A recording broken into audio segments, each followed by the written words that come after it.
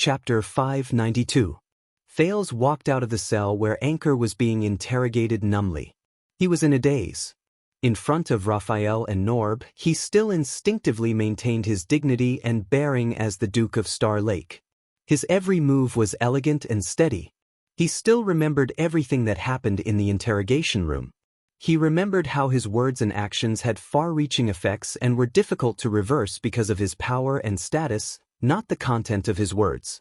This was his luck, but also his curse. But when the two men from the Secret Intelligence Department came forward and respectfully asked the prince, "What did he say to you?" Nothing. Thales only remembered that his voice was calm and composed as always. He was just unwilling and begged to live. Raphael and Norb did not say anything. But the Baron Bone Man's gaze lingered on him a little longer. Norb's expression became more serious as he sized up his surroundings. But that was no longer important. The carriage is about to disperse. What does the prince wish to do? Hold on to your sword. The dying Anchor used all his strength to tear the words out of his throat. They lingered in his mind like maggots, echoing and deafening. Please follow me, Your Highness. The exit is this way. In front of the absent-minded Thales, Norb bowed respectfully in a humble and low-key manner. According to the rules, we cannot return the way we came. But Raphael appeared in front of him and Thales, and glanced at Norb indifferently. I'll just send him out. Norb smiled and nodded without refuting. Behind him, Gomez looked back at the two men, and occasionally stole glances at Thales. But Thales did not care. The teenager could only remember that he politely and humbly thanked Norb and Gomez, and under their respectful and submissive gazes, he left mechanically. You said that you're only in charge of the interrogation today? Raphael scrutinized the calm Norb. Indeed. Looking at the prince's back, Norb smiled and nodded. Raphael glanced at the unconscious Anchor.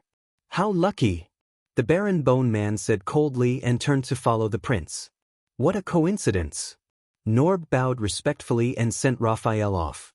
Only when the other man disappeared did his gaze become profound and strange. Very good, the troublesome prince is finally gone. Wiping his sweat, Fatty Gomez tugged at his apron as if he had just finished a big exam, causing his fat to jiggle.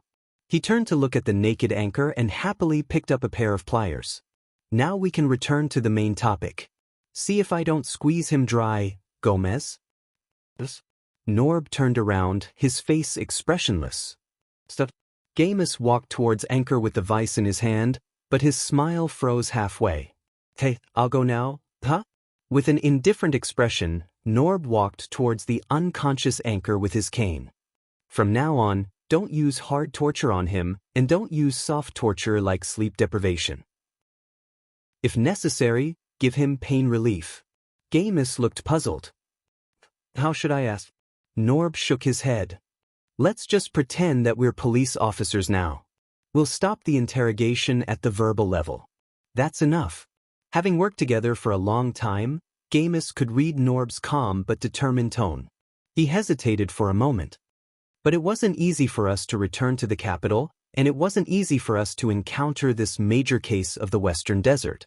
If we don't take this opportunity to render meritorious service, we've already rendered meritorious service. Norb looked at the darkness outside the door, then leaned over to observe their prisoner. His eyes flickered. Just now.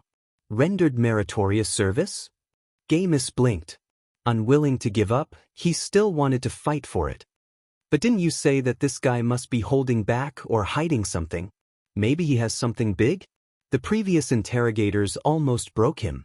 We have to get something out of him before he's completely broken or sent to the gallows, and let Lord Hanson... No, Norb interrupted him again, straightening his back with his cane.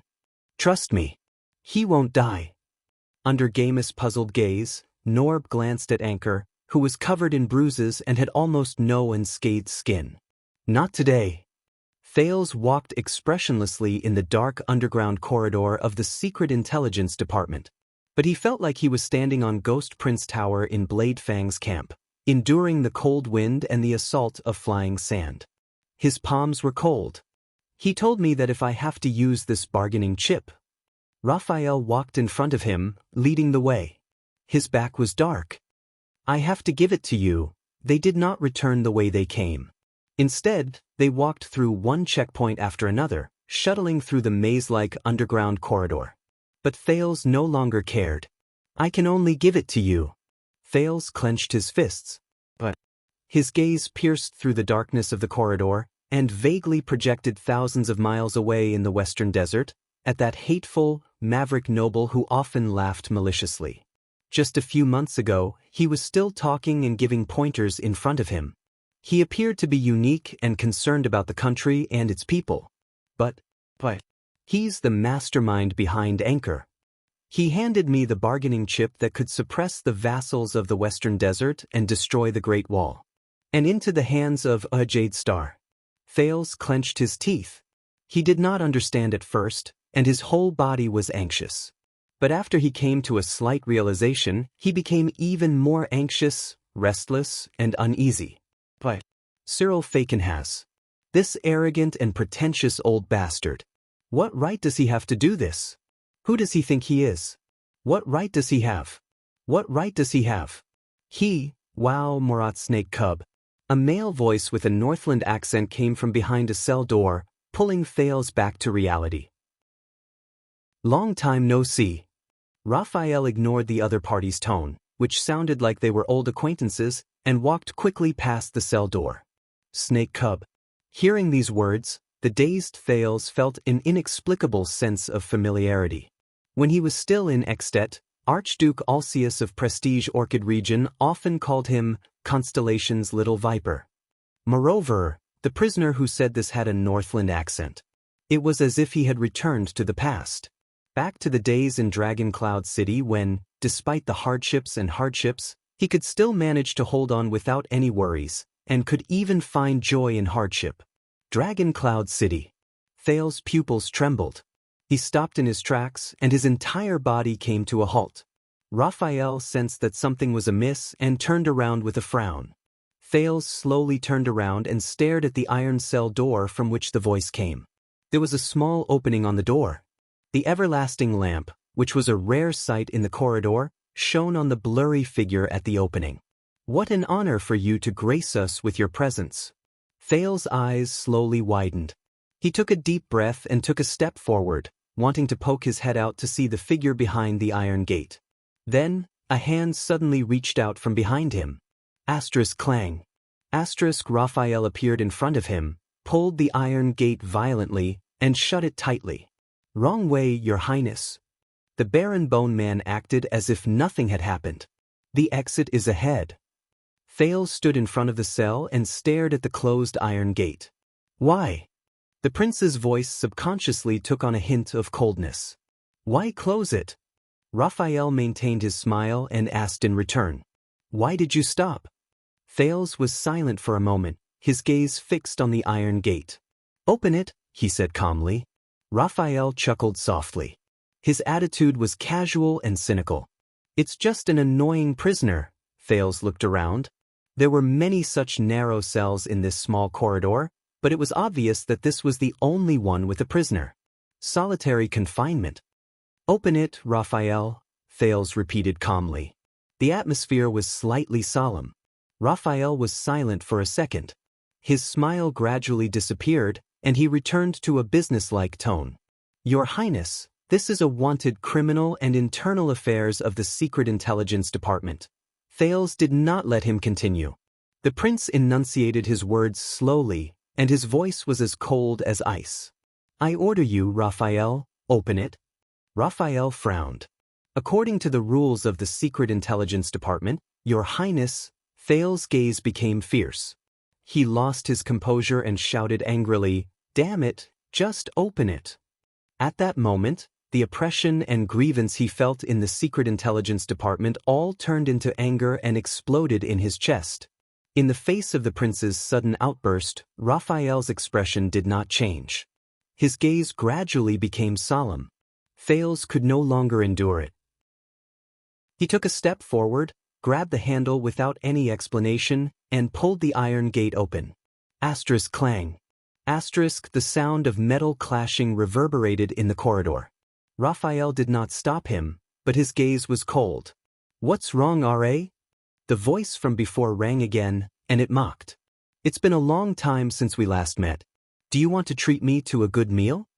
A stubbled face appeared at the gate and cast a cold gaze at Raphael. The moment he saw the other person's face clearly, Thales's eyes widened. "Goo!" Shock and doubt filled Thales's heart at the same time, forcing him to speak involuntarily. "It's you?" Behind the gate, the face full of Far Eastern characteristics froze slightly. The prisoner turned to Thales, looking slightly puzzled. Raphael's expression darkened, and he exhaled in a barely noticeable manner. "That's right."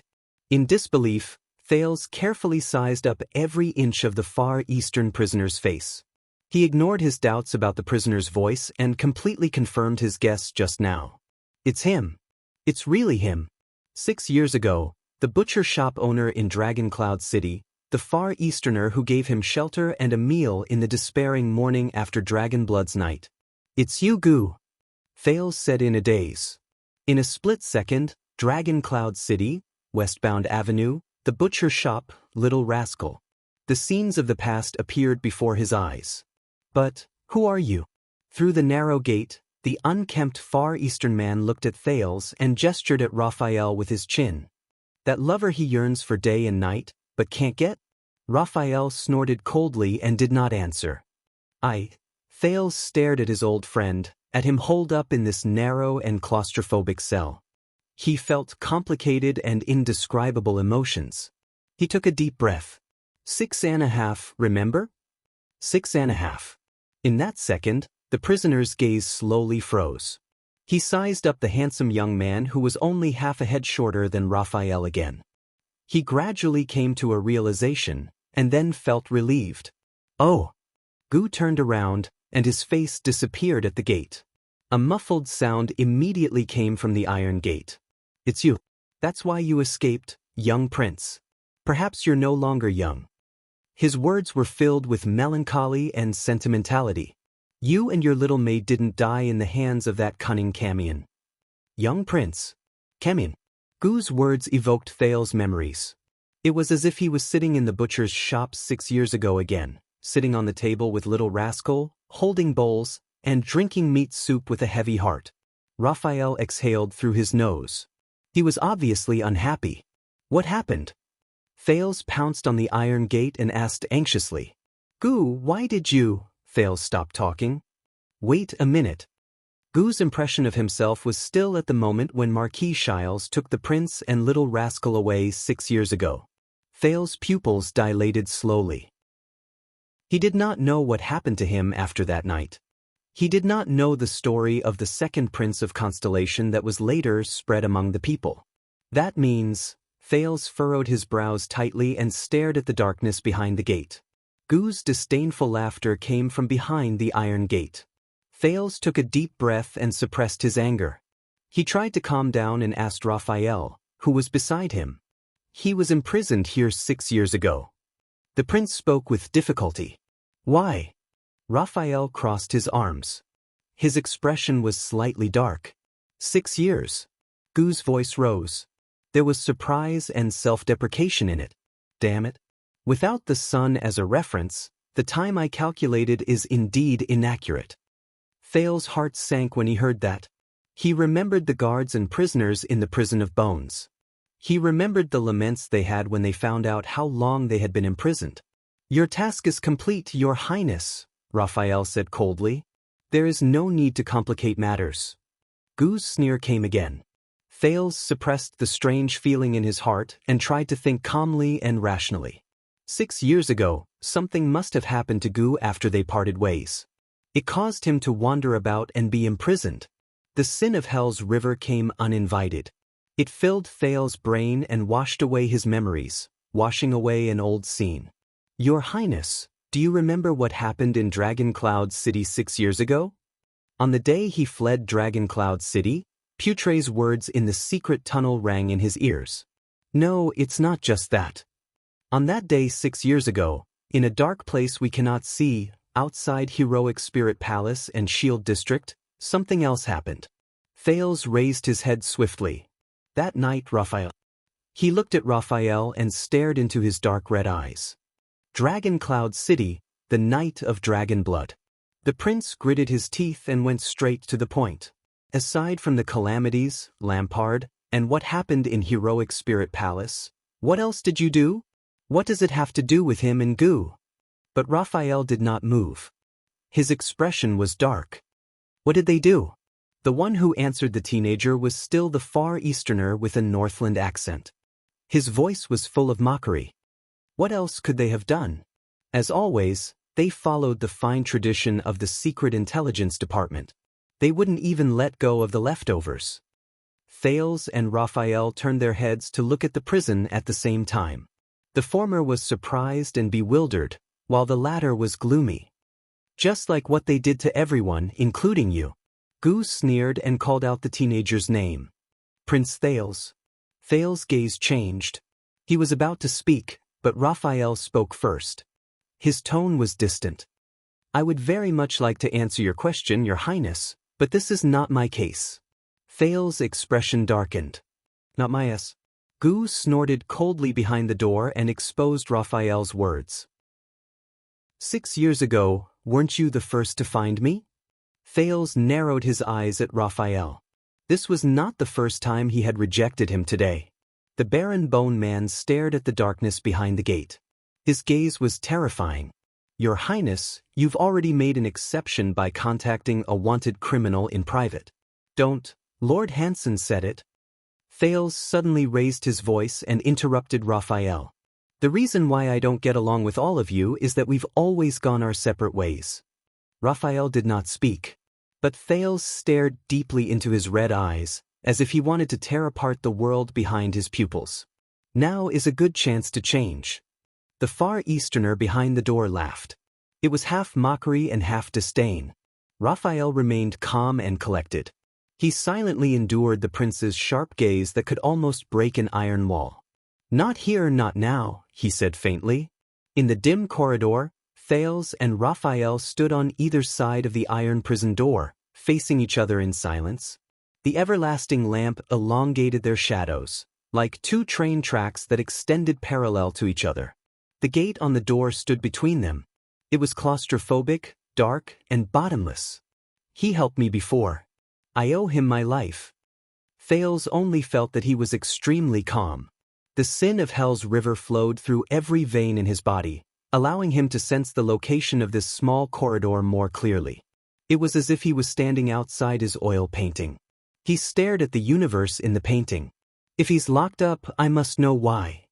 Thales' tone was cold, but it contained a tone that allowed no refusal. That night, that crucial night, that night not only changed the future fates of two countries, but it also determined the political situation of the world. It was also a night where countless secrets were buried and turbulent in the dark. That night made Putre suspicious. He even had to avoid the surveillance of the Secret Intelligence Department and give Thales a warning in private. Obviously, Gu was one of the pieces of the puzzle. The aura on Raphael's body slowly changed. It went from being round and casual to sharp and dangerous, causing Thales to feel a slight stab of pain. At that moment, the person standing in front of him was no longer the young Raphael who rescued him from prison 6 years ago, who then risked his life to go to Heroic Spirit Palace with him.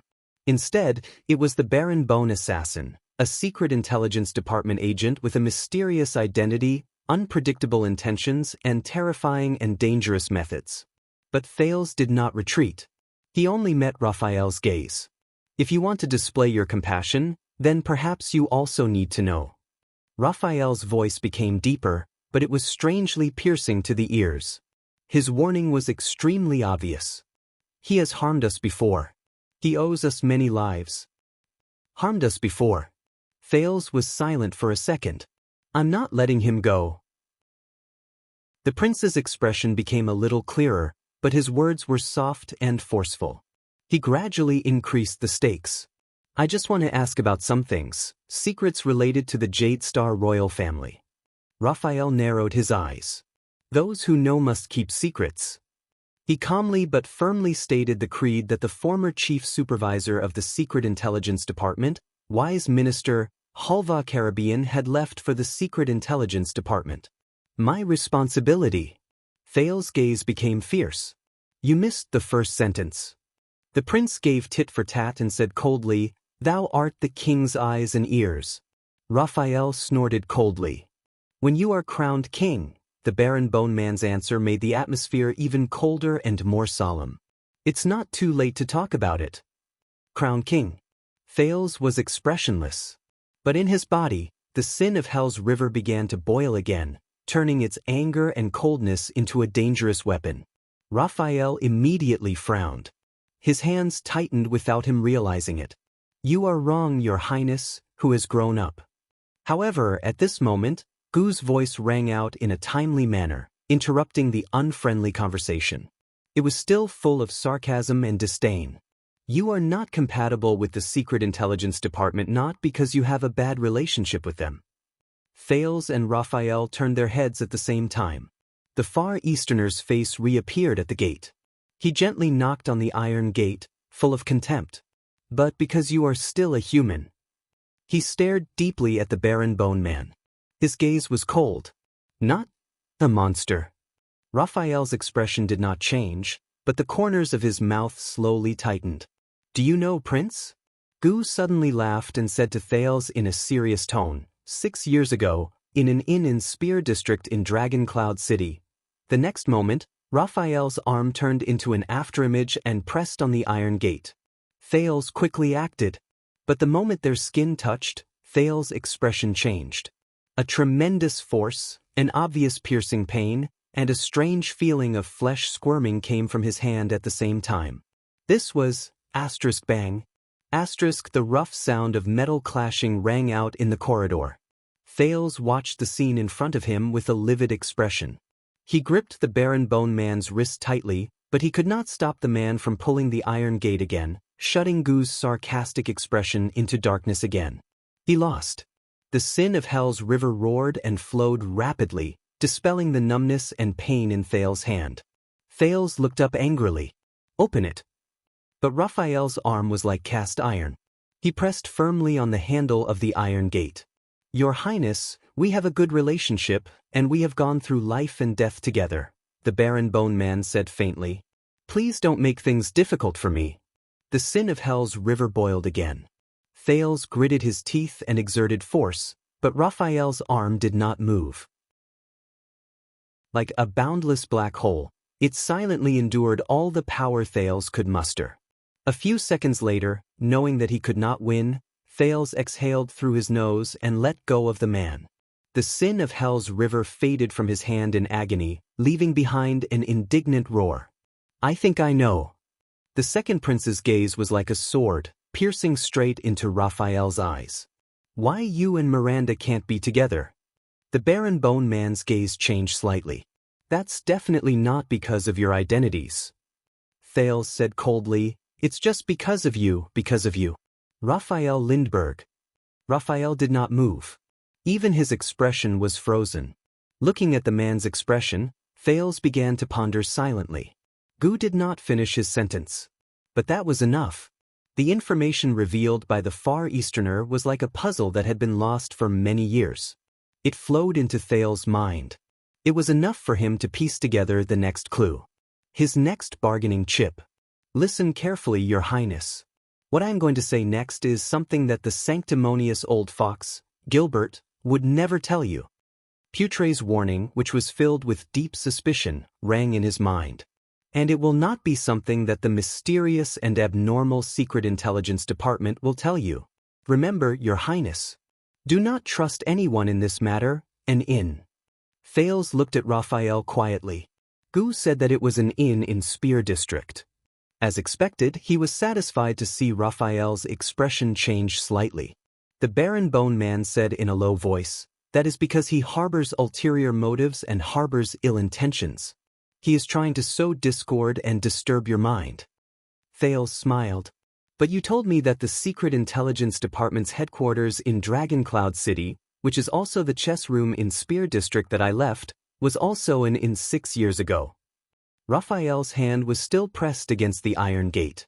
His expression was as cold as ice. "I did not say that." Thales took a step forward and smirked in disdain. "Then you must have forgotten." Raphael's gaze flickered. The handle of the iron gate deformed in his knuckles, and the sound of metal bending could be heard. Thales furrowed his eyebrows. He looked at the barren bone man's fair and delicate hands and remembered the man's stunning appearance when he broke into the prison and took 6 lives with 1 slash. Impossible! Raphael's expression was stiff as he slowly enunciated his words. Where did you hear that from? Thales did not want to think about the man's strength. He met Raphael's dark red eyes again. Karen Booker. When the name came out of Thales' mouth, Raphael's gaze became colder. Thales knew that he had taken the right step. That was the strange part. So, the prince followed up with another attack. He was not only the owner of that inn, but also a special-class intelligence officer from the kingdom's secret intelligence department who had been lurking in Dragoncloud City for 20 years. On that chaotic day, he was killed in a burglary. This time, Raphael was silent for a long while before he spoke softly, enunciating each word clearly. Who told you that? Thales remembered the headquarters of the kingdom's secret intelligence department in Dragoncloud City's Spear District and the secret passage that allowed him to escape. I met Booker when I was in Dragoncloud City. He was a good man, but he would never die in a robbery. Raphael snorted coldly. You were running for your life all day. It's impossible for you to know him. Thales did not back down. I know a lot of people. And you are just too ignorant. This sentence, which he learned from Ricky, made Raphael fall silent for a long time. That doesn't help, Your Highness. Raphael did not dwell on the topic anymore. He shifted his gaze to Gu's cell. Forgive me for not being able to comply with your excessive request. Thales became more and more irritated as he looked at the stubborn barren bone man. He would not cooperate. Just like the kingdom's secret intelligence department, they had never liked the prince, let alone obeyed him. The prince came to this conclusion. But at this moment, Thales remembered the Black Prophet's words. Whether you like me or not is not important. What's important is whether the fact that you don't like me can surpass the established position between you and me and bring about real results under your control. At that moment, Thales stared at the unfriendly barren bone man. He clenched his fists, then slowly relaxed them. Yes, you're right. You can't do it. The Duke of Star Lake lifted his chin slightly, as if he did not care about Thales' behavior. Maybe I should go find Norb. After saying that, Thales turned around without hesitation and went back the way he came. Raphael, who was left behind, stared at the teenager's back. His frown deepened. Thales' movements remained the same, but he deliberately increased his pace. The sound of his footsteps echoed in the dark and depressing corridor. One step after another, it sounded like the beating of war drums. Raphael's gaze froze. 1 second, 2 seconds. The prince's figure slowly blurred in the darkness. In fact, Thales knew that what Raphael was unwilling or unable to do for him, Norb, who had been away from the kingdom's secret intelligence department for many years and had just returned to the capital, might not be able to do it. But the prince shook off the unnecessary baggage in his mind and strode forward. He remembered the most effective way of bargaining that he saw on the streets when he was a beggar. Finally, when Thales counted to the 10th step, Your Highness. Thales' footsteps stopped just in time.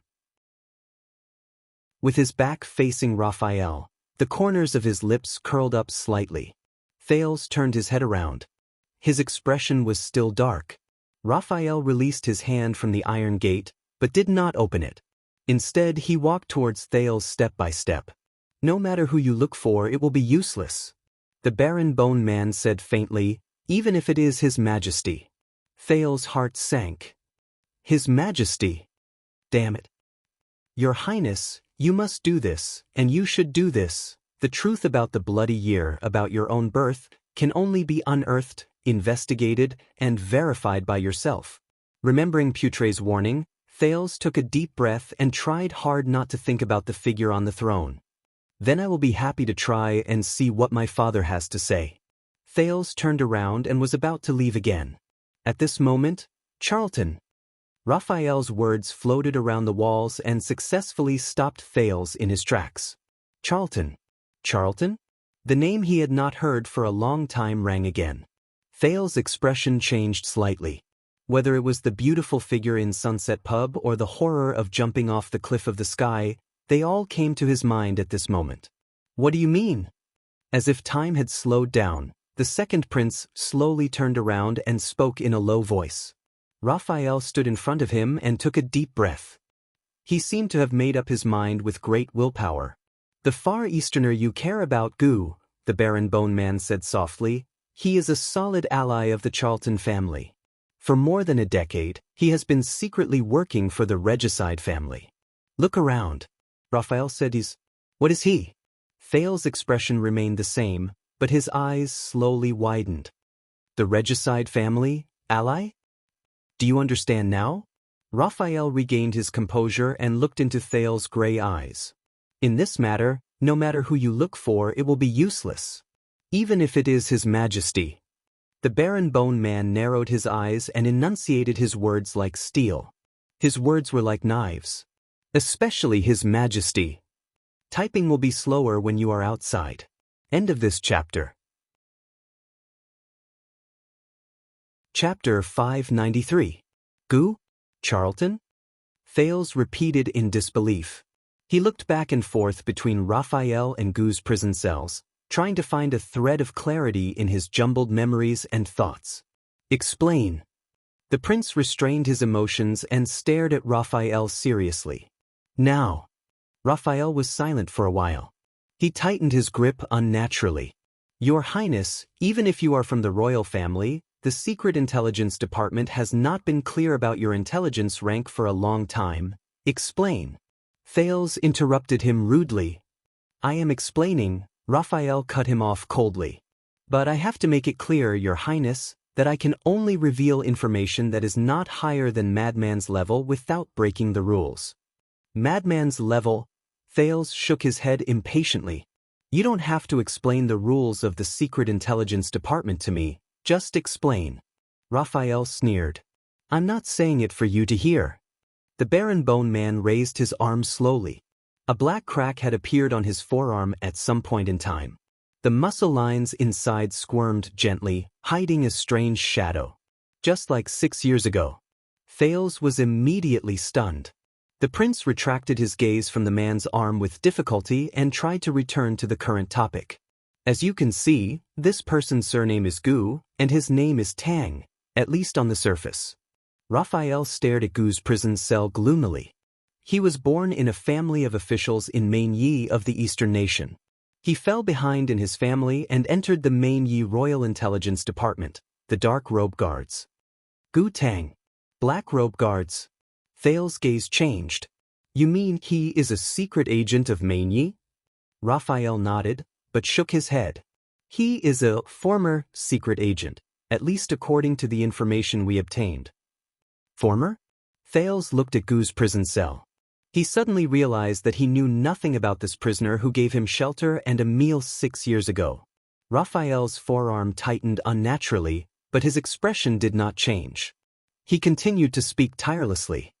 19 years ago in Chilan City, a member of the Chen royal family launched a coup in an attempt to suppress King Yao Hao, who had just ascended to the throne. During this period, the Dark Guard was split into 2 factions. The commander Lin Do, who was loyal to King Yao, won the battle. He took over as the commander of the Dark Guard and cleaned up the mess, killing all the traitors in the guard. Yao Wanghao. Lieutenant Qing. The unfamiliar and distant term crossed the ocean and entered Thales's mind. He could not help but frown. But Raphael obviously had no intention of stopping to explain for the prince. Gu belonged to the faction that stood on the wrong side. He concealed his identity and fled to the Western Peninsula. He worked as a peddler, craftsman, mercenary, and other jobs.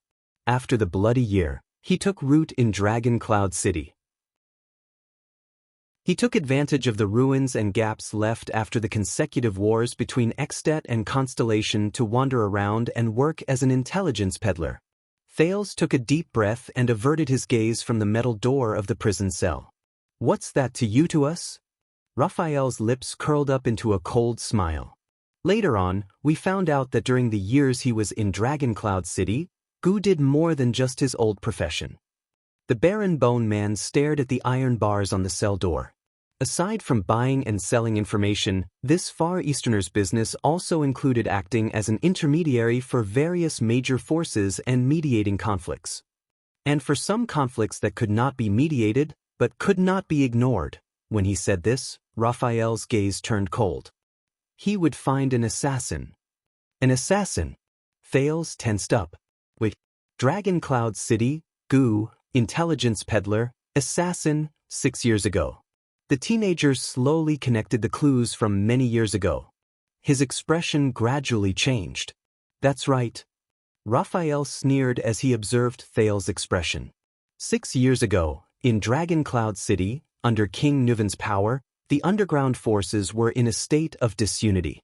Glee Ward controlled the streets, Vlad ran amok in the black market, Camus Union profited from the people's lives, and there were countless other factions.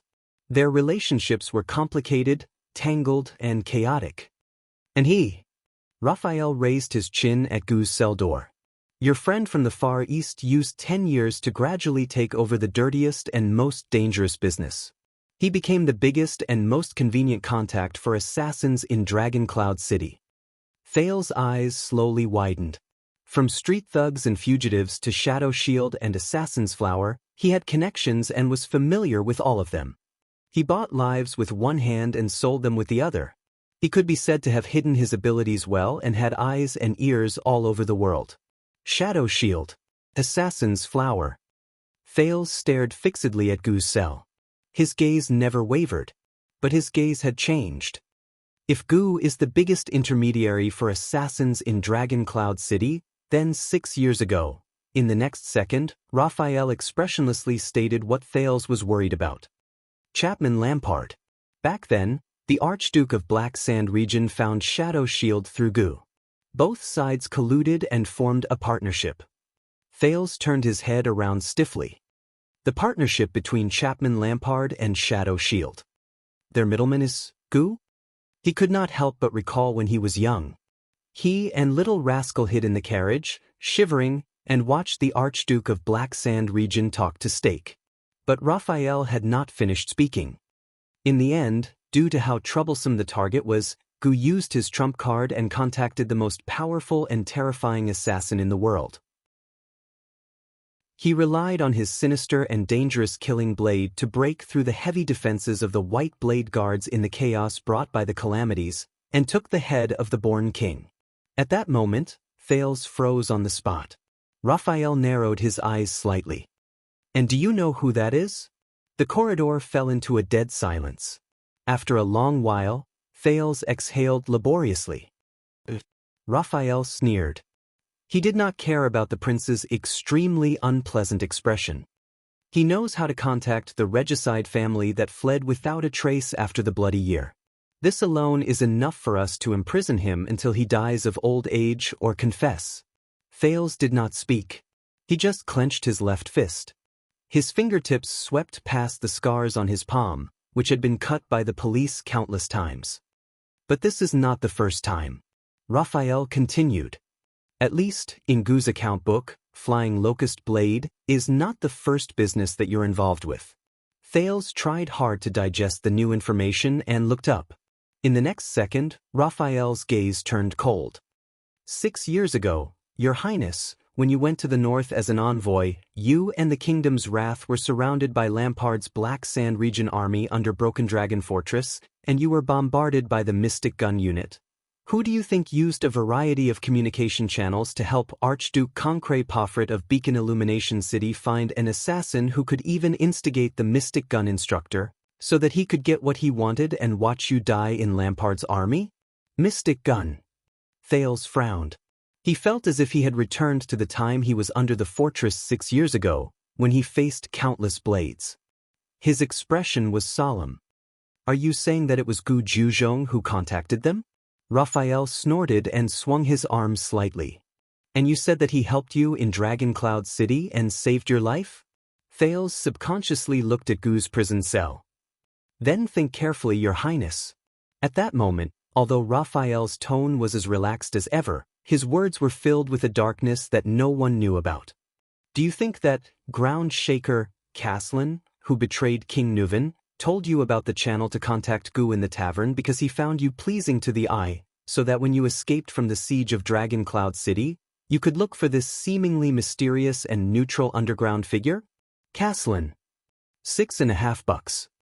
Thale's gaze was fixed on the cell's hatch, but he clenched his fists tighter and tighter. Do you think that there are so many kind Far Easterners in Dragon Cloud City that when a mysterious noble brat knocks on their door during martial law, they will always entertain him with good wine, good food, and a good bed, just because the kid is obedient, cute, smart, and kind? Far Easterners. Entertain. The prince gritted his teeth and tried hard to recall the scene of him and little rascal in Gu's butcher shop that morning. Do you think that things are really so coincidental that when all of Dragon Cloud City is in a mess, a shady intelligence peddler only needs to leave his house for 2 minutes to smoothly bring back the envoy of a country, the Marquis of Goodflow City, Shiles Bamra, who came alone so that he can turn around and give you to Chapman Lampard? Intelligence peddler. Shiles. Raphael's words were as sharp as blades. One after another, they pierced through the defenses in Thale's heart. All these suspicious points, these strange things, these things that seem reasonable but cannot be investigated, have you ever thought about them before you treated him as your savior? At that moment, Thales took a deep breath and suppressed the gradually boiling sin of Hell's River. If all these suspicious points Raphael mentioned are problematic, that means that the things he once thought. Yes, Gu. Raphael spoke coldly, not giving the prince any time to react. He never helped you. On the contrary. He was the one who betrayed you. Thales closed his eyes gently. 6.5. He never helped you. He betrayed you. At that moment, the cell that imprisoned Gu did not seem so eye-catching anymore. The corridor returned to silence. Raphael exhaled and looked at the cell door with a complicated gaze. And he also betrayed us. Thales spent a lot of energy to calm himself down. When he heard that, he slowly opened his eyes and tried to maintain the calmness in his tone. He and the kingdom's secret intelligence department work together? Raphael nodded. Once, yes. The Baron Bone Man stared at Gu's cell door and snorted in disdain. Obviously, whether it's Extet, Constellation, Camus Union, or even Shadow Shield and the Tower of Eradication, this self-proclaimed neutral intelligence peddler is used to working together with everyone. He receives money from many parties and goes around patting his chest. He is smooth and slick in changing hands. Then he reaps the benefits while his clients kill each other. The only difference is that this time, he messed up. Thale's cheeks stiffened. What did he do? Raphael was silent for a few seconds. As you mentioned, Karen Booker was one of the few, wise, intelligence officers in the kingdom's secret intelligence department. His death was a loss we could not afford to bear. And when we abandoned the headquarters in Dragon Cloud City 6 years later, we were more or less affected by this. We had no other choice. Thales exhaled, trying hard to expel the gloom and frustration from his heart. What happened? Raphael shook his head and glanced at Gu's cell. This is also what we want to figure out. From his mouth. Thales stood quietly on the spot. His emotions were complicated. Raphael, on the other hand, sighed and regained his relaxed and indifferent attitude. Just like this, Your Highness.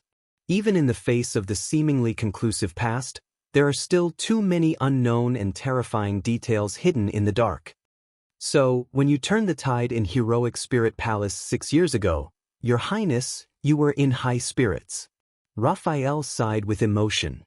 Don't forget that on that day, outside Heroic Spirit Palace, the members of the kingdom's secret intelligence department were also fighting against the enemies in the shadows in the invisible battlefield, even if it was just for a page of paper, a paragraph of text, or a signal to give you and the kingdom a chance to win.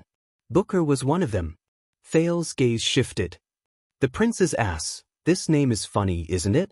Raphael turned around and faced the dark corridor that seemed to have no end. His eyes shone with a faint light. However, all of them were survivors of the Dragon's Blood project that changed the world 6 years ago. After the kingdom's secret intelligence department fought against King Nuven, the secret room, the White Blade Guards, Chapman Lampard, Shadow Shield, Camus Union, and other enemies, they fought against each other to the death. They were the only survivors among the corpses and sacrifices on the ground. Thales raised his head in surprise. And we don't tell you certain information, not because we don't trust you, but because you can't discard your burdens like us, forget yourself, and wholeheartedly devote yourself to the dark and dirty mission to complete the goal. Raphael narrowed his eyes and gestured at Gu's cell. Even if you think, you owe your target your life. In this case, if you insist on knowing only a little, you will only stray further and further, lose the ability to distinguish the truth, and be led by the nose by others. Discard your burdens and forget yourself. Thales frowned slightly. You are not us, Thales. You should live under the sun and the blue sky. Raphael sighed. It was rare that he did not use honorifics, but called the Duke by his name. Let us face the boundless hell. At that moment, his dark red eyes were incomparably sincere. But what Thales remembered was the different faces Raphael showed to the wine merchant Degori, the blacksmith Gibbon, the nobles of Blade Edge Hill, and Belisha in the interrogation room. There was a long silence in the corridor, until the prince spoke again. His voice was hoarse. Then how do I know that the people who lead me by the nose are not you? Raphael froze for a moment. When you truly sit on that seat, Your Highness. Raphael's smile faded. When you truly can decide everything in the world with a word, when you can decide everything in the world with a finger, when you have full control over the goals, missions, operations, budgets, development, and future of the kingdom's secret intelligence department, you will know. Thales listened to this seemingly familiar sentence expressionlessly. But unlike in the past, this time, he did not refute it.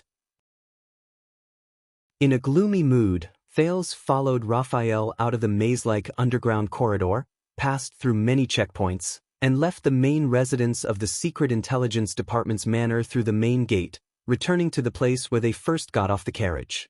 But Raphael frowned. You called for someone to pick you up? Thales, who was in a daze, snapped out of it. What? But the prince was also stunned. There were two carriages parked in front of them. One was the carriage they used to come from Renaissance Palace, but the other, Your Highness. As a familiar shout rose, a short and strong man dressed in the uniform of the royal guards jumped down from the driver's seat of the carriage. It was Commodore, the protector who had once sparred with Thales in Mindy's Hall. Your Highness Thales, you are indeed here. Commodore was drenched in sweat, but when he saw Thales, he still perked up and bowed to greet him.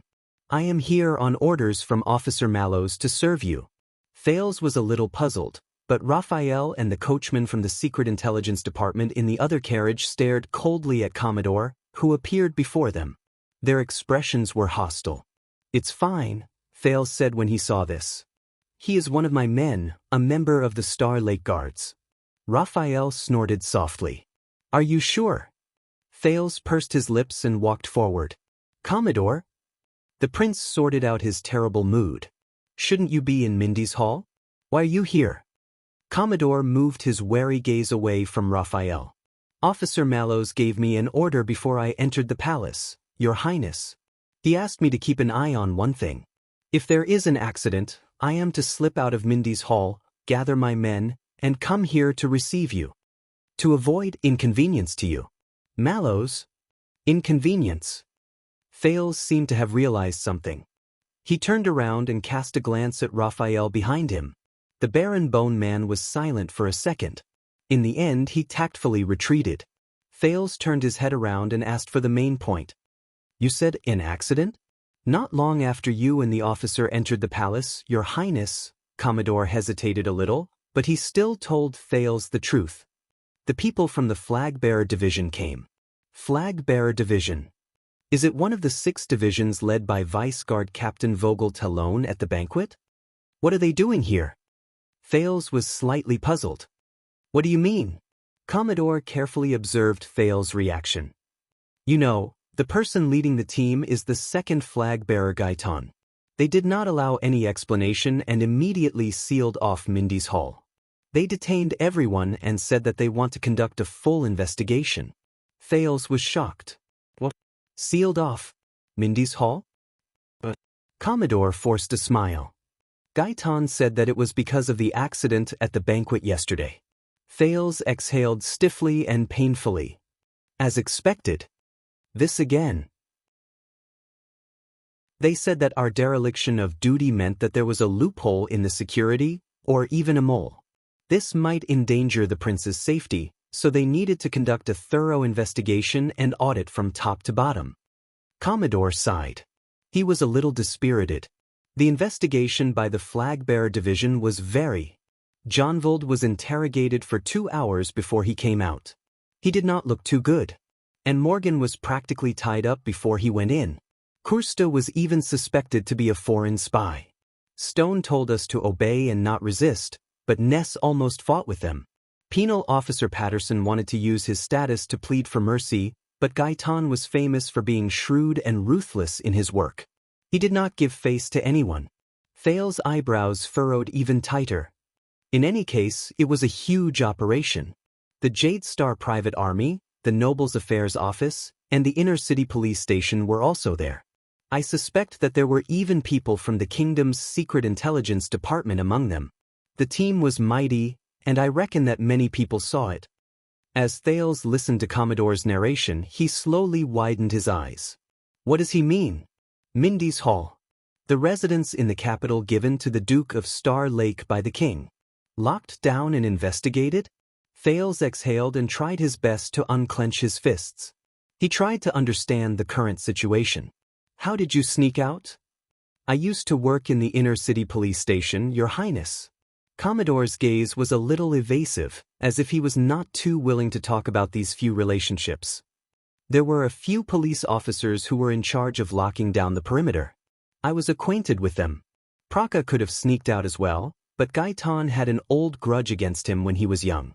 He kept a close eye on him, and I reckon that he would not let him have an easy time. Commodore looked behind the carriage. The only person I could find was Glover. He left in the morning because he was punished to recuperate. The people from the flag-bearer division were very unhappy about this. Thales frowned a little. Glover. Right after he finished speaking, a familiar figure appeared from the other side of the carriage. Your Highness. First-class vanguard of the Star Lake Guards, the strong zombie Glover came before Thales in full armor. His expression was stern. We should immediately return to the city. I keep feeling that there is something on the other side of the carriage staring at us from the forest. It harbors ill intentions. When he saw the vanguard he was the most familiar with, Thales was completely at ease. But he immediately frowned and looked at Glover's back. But your injuries, Glover shook his head. He pulled open his collar and revealed the bandages inside. It's fine. My power of eradication can alleviate pain, and Glover swung his arms, and his eyebrows furrowed in a barely noticeable manner.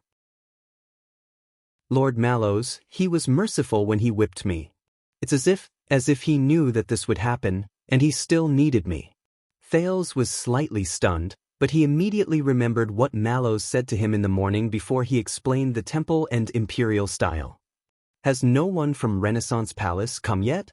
I guarantee you that they will definitely come, sooner or later. Thales suppressed his terrible mood. He understood something and asked, what about Doyle?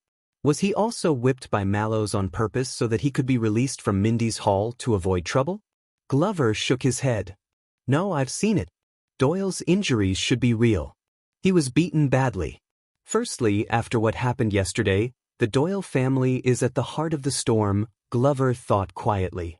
Secondly, Lord Mallows is probably very vengeful. Especially after Doyle called him Tormund Jr. during the banquet while he was drunk. So, Mallows knew that this would happen. Thales' words interrupted Glover's thoughts.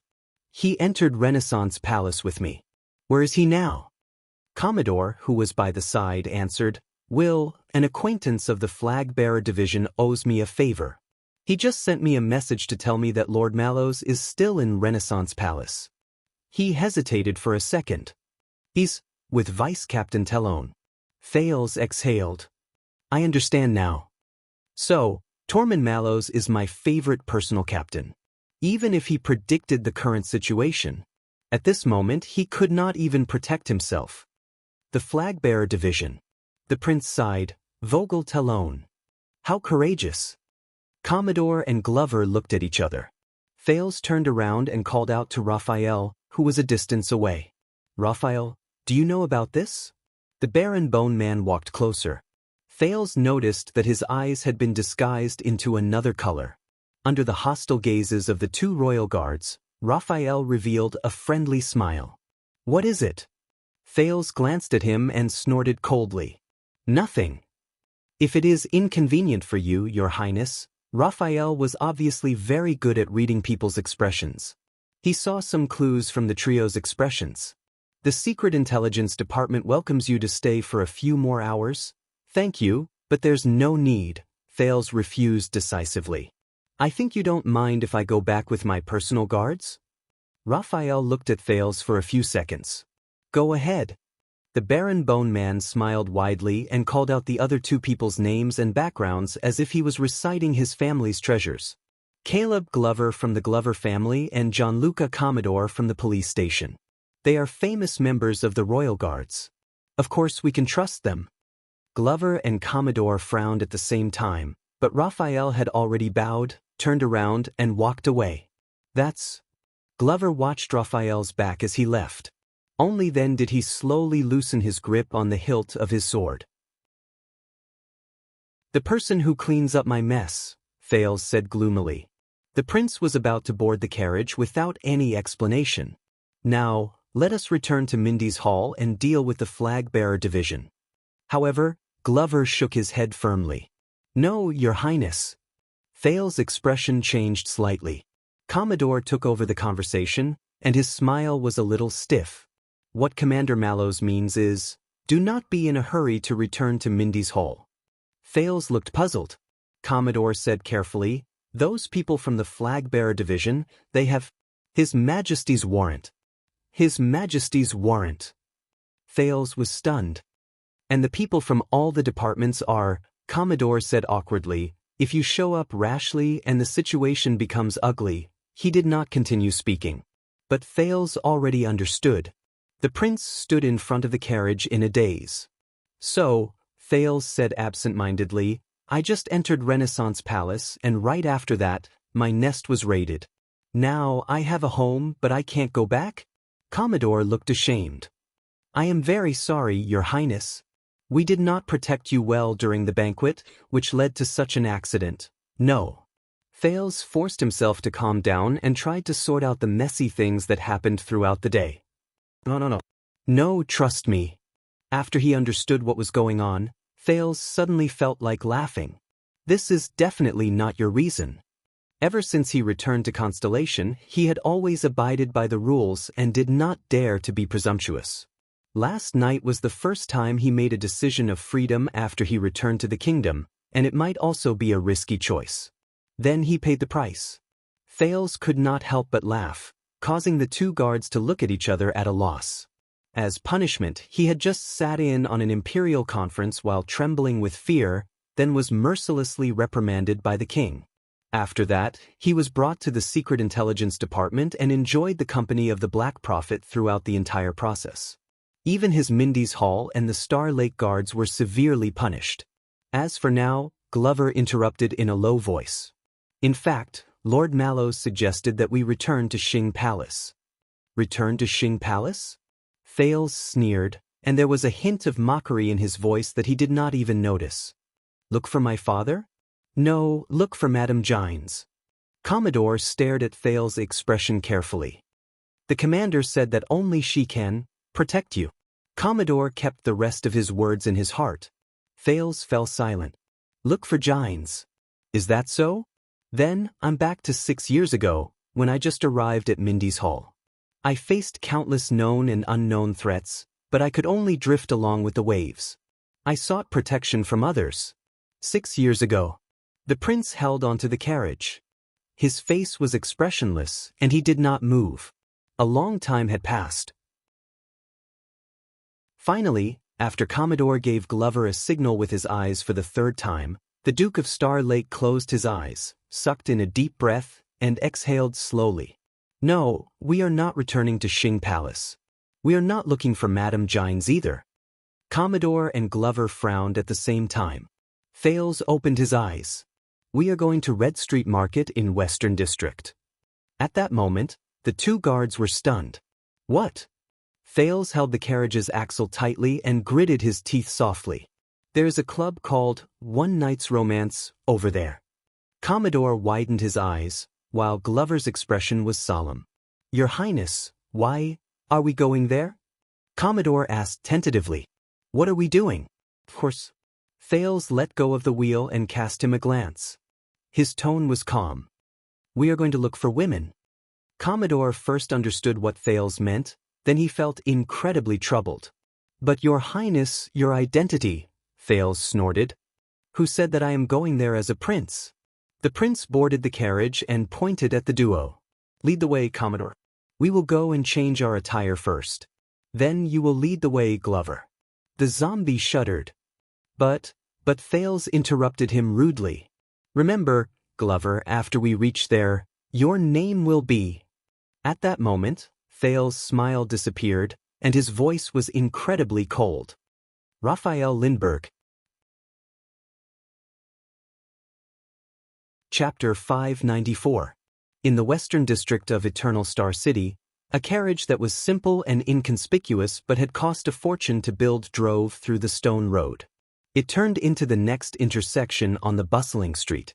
"This is Linha Street. Red Street Market is just down the road. Look, it's right there." Commodore's voice came from the driver's seat through the small window in front of the carriage. However, Fales was not affected in the slightest. "Your Highness, Little Rascal Imperial Conference, Secret Intelligence Department, Anchor." In the bumpy carriage, the prince, who could not return to his home, pondered gloomily. He was not in the mood to admire the view of Eternal Star City streets outside the window. Whether it was Renaissance Palace or the Secret Intelligence Department, whether it was the King or the Black Prophet, depression and unhappiness were his main themes today. But what concerned the youth the most was what Anchor Byral said before he fainted. "Hold on to your sword." Fales subconsciously clenched his fists, but he realized that he was unarmed and his palms were empty. He lowered his head and stared blankly at his left hand. But he could only see the scar on his palm. "Your Highness?" Fales only snapped out of his daze when he suddenly felt a weight on his shoulder. In the carriage, Glover nodded at him and let go of the prince's shoulders. "Are you sure we want to do this? Red Street Market?" Commodore turned his head around from the window outside the carriage. "If Officer Mallows finds out," he had a troubled expression on his face. Glover's expression did not change, but his eyes expressed the same concern. Fales adjusted the collar of his newly changed clothes and sighed. These people. Even if he had the title of Royal Guards or Star Lake Guards, even if he was the second prince come Duke of Star Lake, the second most respected person in the country, however, be it Commodore or Glover, or even Doyle who had the best relationship with him at the moment, they still had doubts about him, right? As for Mallows, "You're right, then." Fales remained silent for a second before he turned his head and shouted towards the empty window. "Do you have any objection, Mallows?" Glover and Commodore were both stunned. "Mallows? What do you think?" He knocked on the wall of the carriage and pretended to listen for a while. "Looks like—" The prince turned his head around and looked at the stiff Glover and the resigned Commodore. He spread his arms in regret. "He has no objections." Glover's eyebrows twitched, but he did not say anything. Commodore could only put on an unnatural smile and turn back to drive the carriage. Their carriage slowly entered the main road of Red Street Market, joining the other carriages and passers-by. Outside the window, it immediately became lively, greetings, hawkers, soliciting customers, cursing, and so on. It drew Fales' attention from the past back to reality. If one did not look at anything else, Red Street Market was probably no different from the other affluent parts of the Western District. Wide main streets, neat houses, alleys that extended in all directions, and crowds of people jostling each other. However, the number of entertainment venues here was unmatched by other places. Taverns, hotels, gambling dens, theaters, street stalls, and roadside shops that specialized in good stuff. Of course, there were also the various clubhouses that Red Street Market lacked. As he stared at the street outside the window, Thales could not help but feel a little dazed. When he was still a child beggar, Thales had snuck into Red Street Market more than once to look for business. Of course, it was in the evening when it was busier and safer. It should be known that beggars were as sensitive to fixed territories as cats and dogs, gangs, and even countries, even if they were just trying to make a living under different gangs. But at that time, the child beggar Thales was mixed in with the crowd. He was either pushed around, bullied, or looked down on. This was the first time he sat in a carriage and strolled around Eternal Star City as a normal citizen, or even a noble guest. Commodore lifted the reins and whipped his whip. His work experience of protecting important people had given him the skills to drive a carriage. He shuttled through the streets, ignoring the small brothels and even the prostitutes in the surrounding area. He went straight to his destination. Along the way, they met many men. Some of them welcomed and sent them off with great enthusiasm, some of them were new arrivals and were at a loss, some of them were impatient when they called out to their friends, some of them were shy and reserved, some of them were dressed simply and furtively, some of them were dressed fashionably and acted elegantly, some of them were rushing around with important matters, and some of them were strolling leisurely and laughing. There were also many women on the street. There were procuresses with fake smiles, women who were busy washing, female workers who were covered in dirt, female servants who were in a hurry, poor girls who dressed up like boys and ran errands all over the street, noble women who came to take their husbands home with anger written all over their faces. There were even noble ladies who sneaked out of their carriages and hid behind handkerchiefs and fans as they looked outside with flushed faces. Thales and his carriage blended into the crowd. It was inconspicuous and did not stop along the way. Soon, it drove into the central area and entered a group of houses with luxurious decorations and shining signboards. "Hey, sisters, we have guests.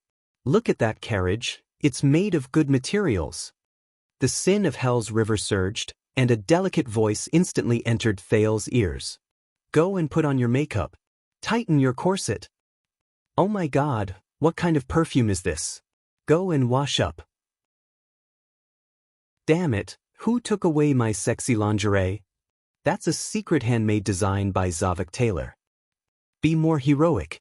Delicate beauties are no longer in fashion nowadays. Everyone likes tough ones." In an instant, the three people in the carriage were like bees who had strayed into a bush of flowers. They bumped into the most eye-catching scenery in the entire Red Street Market, all kinds of beauties. Thales subconsciously gulped. This carriage, it must be some young master who sneaked out. It's too early, it's not even evening yet. Looks like he's in a hurry. They were all over the houses on both sides of the main road, under the porches, on the balconies, in the alleys, behind the windows, hiding in every corner that one could not notice but that was clearly there. Most of them were in the prime of their lives, and they were beautiful and alluring. He must not want others to know that he came at this hour. Let me guess, he's someone who likes to swallow swords. Then let's wake Tony up? No, he served 3 men last night. His front and back are hurting, he can't even walk. Let him sleep for a while. Then I'll tighten the bandages and change into men's clothes? Ah, men's clothes are easy, but do you have a lower part? How do you know I don't have one? Maybe it'll be bigger than his. Then, let me try first? Hey, oh, you're really coming. Let go.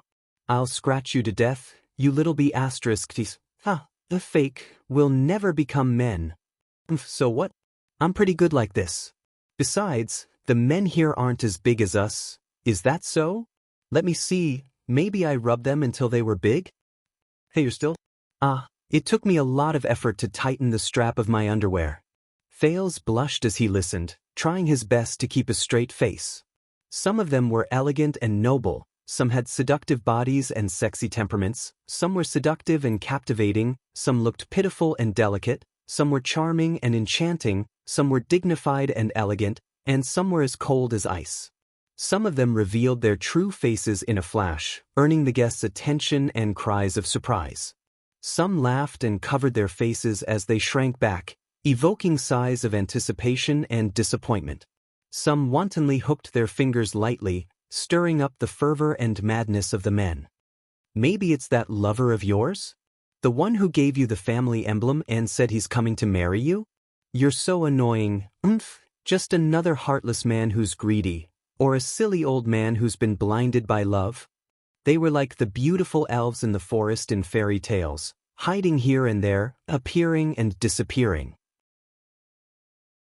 Sometimes they appeared, sometimes they were mysterious, sometimes they were passionate, sometimes they were cold, sometimes they were affectionate, sometimes they were indifferent, sometimes they were pure and holy, and sometimes they were flirtatious, making the hearts of the spectators itch. It made people want to give up everything, follow them, get to the root of the matter, see their true faces, enter the room, and kiss them, *slap. Glover extended his hand out of the driver's seat and slapped Commodore, who had his head raised in a daze and forgot about his business. It also shocked Thales, who had his horizons broadened. Sorry him. Commodore touched the back of his head, which was in pain, and said awkwardly, I've been here a few times. Of course, it's because of official business. I've been here a few times.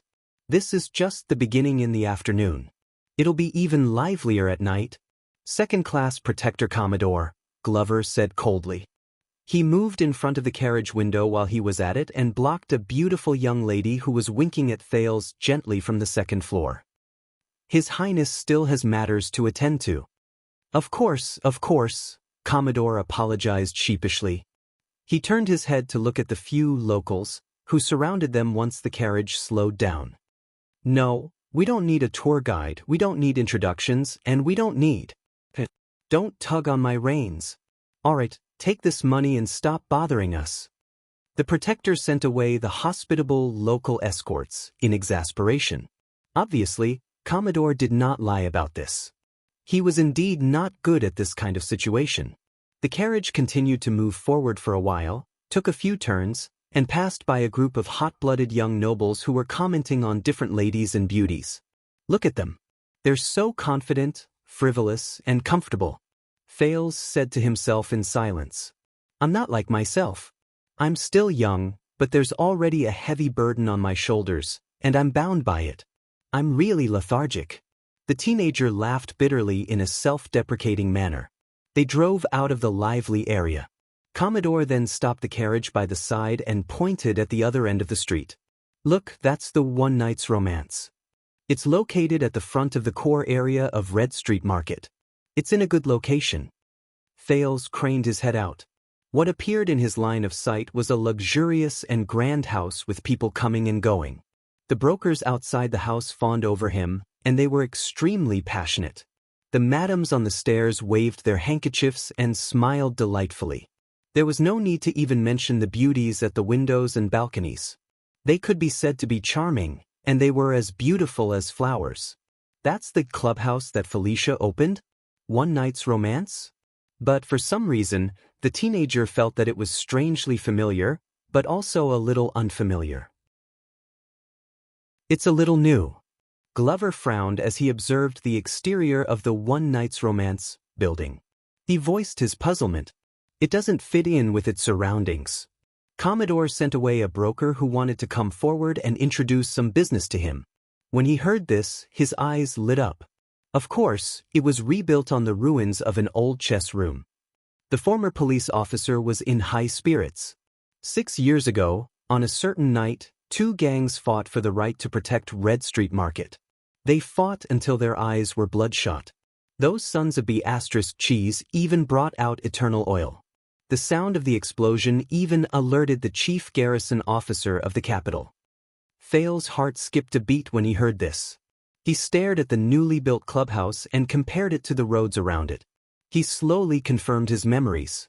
No, 6 years ago, it was not the explosion caused by eternal oil that caused this building to be rebuilt. He supported himself against the wall of the carriage and told himself in his heart. No. Commodore noticed that the prince had an unusual expression on his face. He hesitantly opened his mouth to speak. He spoke hesitantly. Before we get down from the carriage, may I ask why we are here, Your Highness? We can't really be here to look for a woman, right? Glover sized up the situation around him warily, but his ears subconsciously turned towards Thales. It was obvious that he wanted to know the answer as well. Of course not. Thales smiled mysteriously. I just need to confirm something. Something that is not necessary to spread, even if it is to Mallows. Do you understand? The prince stared at Glover in the carriage and Commodore in the driver's seat seriously. Perhaps it was because of their statuses, or perhaps it was because of their aggressive gazes, but both of them looked at each other and nodded in the end. All right, you are the master. I have no right to comment. But if the fact that we came to Red Street Market is known by others. John, trust me, Thales said to Commodore in resignation. You are not the first person to be worried about this. And I have been lectured for an entire day because of this. Commodore hesitated for a long time. In the end, he still buried the words, then, did you not learn your lesson, in his heart. He jumped down from the driver's seat and opened the door for Thales. He then focused on the rather promising task of accompanying the prince to run away from home and seek pleasure. Glover extended his hand in time and pressed down on Thales, who was about to get down from the carriage. We cannot go there directly. It is too obvious, regardless of whether it is His Highness' age or our temperament. The zombie stared at the crowd coming and going on the street warily. We will be recognized. Commodore quirked his eyebrows and put away his expression that said, I am the protector here. Oh, they have already recognized us. Thales was puzzled. Glover looked at him. The former police officer pointed at the street with a habitual expression. I'm not talking about His Highness' status, but this is Red Street Market. All the people on the street, regardless of whether they are child beggars on the street, doormen of clubhouses, coachmen, or helpers in pastry shops, have been living in Red Street Market for a long time. Their eyes are sharp, and they have long recognized that this is a carriage from a wealthy family. Glover's expression was solemn as he thought quietly. But Commodore changed the topic, and he became relaxed. But you do not have to worry too much. Many nobles and children of officials will come here to seek pleasure. Of course, it will be livelier at night. In fact, I am willing to bet that Protector Doyle is definitely more familiar with this place. Thales exhaled. If only Doyle was not whipped. Commodore tried his best to dispel the duo's worries, but Glover still looked wary. He did not let down his guard at all. It was as if after he entered Red Street Market, he turned into a suspicious beast. Thales looked at their expressions, quirked an eyebrow, and nodded. All right, but we might as well keep a low profile.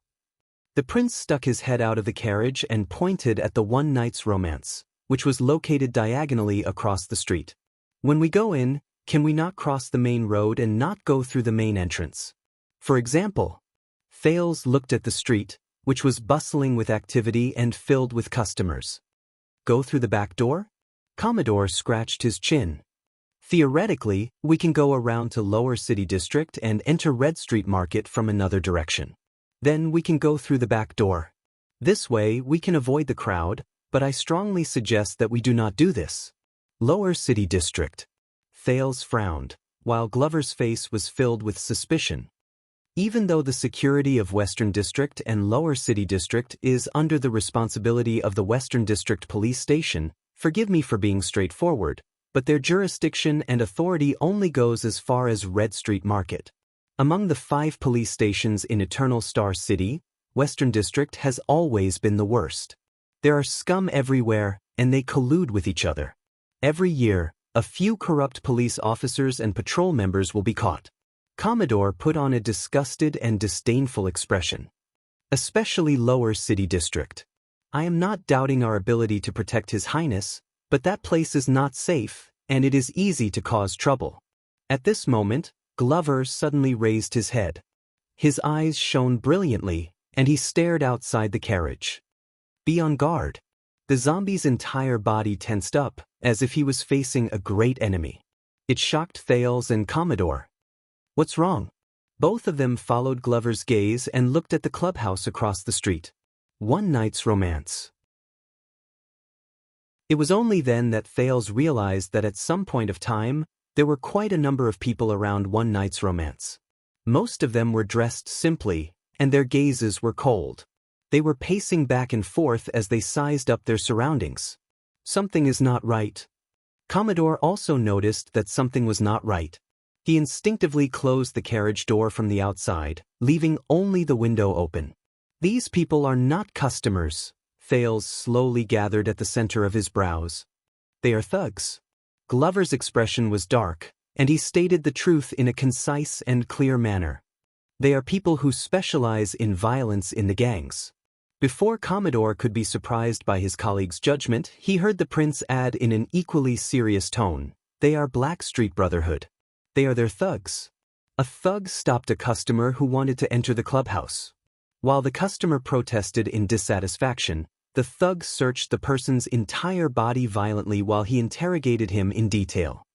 Something happened. Thales cautiously stared at the crowd outside the clubhouse, whom he was once very familiar with. The people inside and outside the carriage were silent for a while. Commodore gulped. Maybe they are here to watch over the business? Honestly, this is normal." "Not just that," Thales' voice rose. Glover and Commodore turned to him at the same time. Thales' gaze moved to the surroundings of the clubhouse, and he became even more serious. "They are not just thugs. Look at the surroundings. The helpers and apprentices in the various shops, the runners and child beggars on the streets, and even the hawkers and peddlers by the roadside. They are not in a normal state." Under Thales' reminder, Glover and Commodore did what they were supposed to do. They carefully observed the situation at the end of the street, and their expressions slowly changed. Commodore returned to the driver's seat and asked with uncertainty, "Are they frightened by the gangs?" Thales shook his head, and he became even more certain of his thoughts. "Because they are also from the Brotherhood." Commodore turned his head around in puzzlement. "What?" Thales searched through his past experience on the streets and made a guess. Out of interest or habit, these people are actually the Brotherhood spies, and they are happy to pass information for them. Obviously, they have also been instructed and reminded to pay attention to the movements around them. Commodore said solemnly, Were they deliberately trained by the Brotherhood to be like this?" "No." Thales shook his head. "Because this is their original appearance. The Blackstreet Brotherhood was not born in the void. Instead, it originated from desperate people who had nowhere else to go. From the very first day, they were deeply rooted in the communities of the people at the bottom of society." Under Commodore and Glover's puzzled gazes, Thales said airily, "In the worst places, if you are in a difficult situation, unable to continue living, miserable, and struggling to survive, the Brotherhood is one of the ways out for you. There is no need for disguise or cover-up. Everyone lives their own lives. When there is a need, you will consciously and tacitly inform the members with the black ribbon tied around their arms and provide them with convenience." When he thought of the past, Thales became slightly absent-minded. Glover and Commodore exchanged a surprised glance. They were rather surprised by the prince's knowledge. "Jean, you said that one night of amorous encounters was established after the gangs fought against each other?" Thales asked cautiously. "Yes. 6 years ago, the scumbags from the Brotherhood and Blood Bottle Gang fought each other. They brought disaster to Red Street Market, causing the important people to not be able to visit the brothel." Commodore suppressed his questions and vigilantly observed the thugs who were gradually increasing in number. "I heard that the Western City Police Station intervened and forced them to stop fighting. 6 years ago. Red Street Market. The Brotherhood and Blood Bottle Gang. Stop fighting." Thales' frown deepened. "Your Highness, what should we do? Are we still going?" Thales raised a finger and gestured for them to be quiet. "Let's wait and see." While the two were puzzled, the teenager took a deep breath, closed his eyes, and summoned the sin of Hell's River. He instantly activated Hell's senses, especially focusing on his ears and hearing. Soon, footsteps, collisions, friction, moans, coquettish laughter, curses. Messy and disorderly noises came from the opposite corner of the street. At the same time, they assaulted Thales' senses. But after experiencing the journey in the desert, Thales, who had grown a lot, skillfully adjusted the range of the sin of Hell's River. Like calming an untamed beast, he did not let his overly sensitive senses hinder him. At the same time, he filtered out useless noises. Only the most crucial conversations were left. Did Blood Bottle Gang do this? The voice of a thug from the Brotherhood traveled into his ears. There was indignation and eagerness in his voice. I don't know, but if Leorc finds out, I really want to see his expression. I heard that all the sleepless have been transferred here. Thales turned his head slightly and searched for other focal points. Very soon he found the truth. Who dares to kidnap people in our territory? Is it a cop? It's possible, but I heard that the big cop in Western City has an agreement with us. Boss Morris is back. I heard that he is very angry. He personally brought people to Fantasy Blade and Red Viper to ask for the person. No, Blood Bottle Gang refuses to admit it. The situation is very ugly. Damn it, are they going to fight again?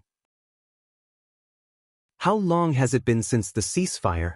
Thales slowly grasped the key information. It could also be done by foreigners who don't know the ropes.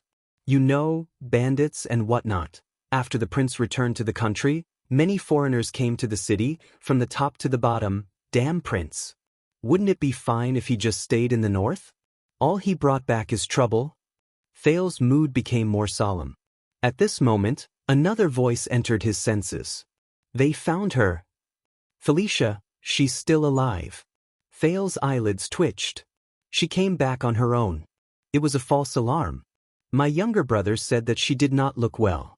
The moment she came back, she kept asking to see Lady Lance. No matter who did this, they do not want us to have an easy time. Kidnapping. Felicia. Thales opened his eyes. I think I know what is going on. They are pissed off. Under the strange gazes of his two subordinates, Thales looked at the signboard of Amorous Night and sighed in his heart. Then your highness with... Commodore asked tentatively. Thales looked at the team of thugs surrounding Amorous Night and shook his head in disappointment. No. Obviously, when the kingdom's secret intelligence department kidnapped Felicia from this place, they did not consider keeping a low profile at all. The Brotherhood has been poked. At least, they can forget about getting close today. At least, they can't get close in a low profile. In his disappointment, Thales leaned against the carriage. More conversations traveled into his ears. I am Redmore. Boss Morris has ordered us, sleepless ones, to guard the territory of Red Street Market for the next few days. Reduce the number of customers received by half. Strengthen the sentries. Pay attention and see if there is anyone following us these few days. Wait, how long has the carriage at the corner of the street been parked there? Let's go and take a look. Thales wanted to hear more, until he came to a realization with a jolt. They're talking about us. This is bad. When Glover saw quite a number of thugs walking towards them warily and suspiciously, his expression changed. He knocked on the driver's seat. Protector Commodore, I think they have noticed us. Get ready to run. Commodore was shocked. He looked at the thugs from the Brotherhood who were getting closer and calmly dug out his pockets. It's okay. I brought my previous police officer badge as long as... No, Glover interrupted him. His tone was firm and solemn. Those are the Brotherhood, not Blood Bottle Gang.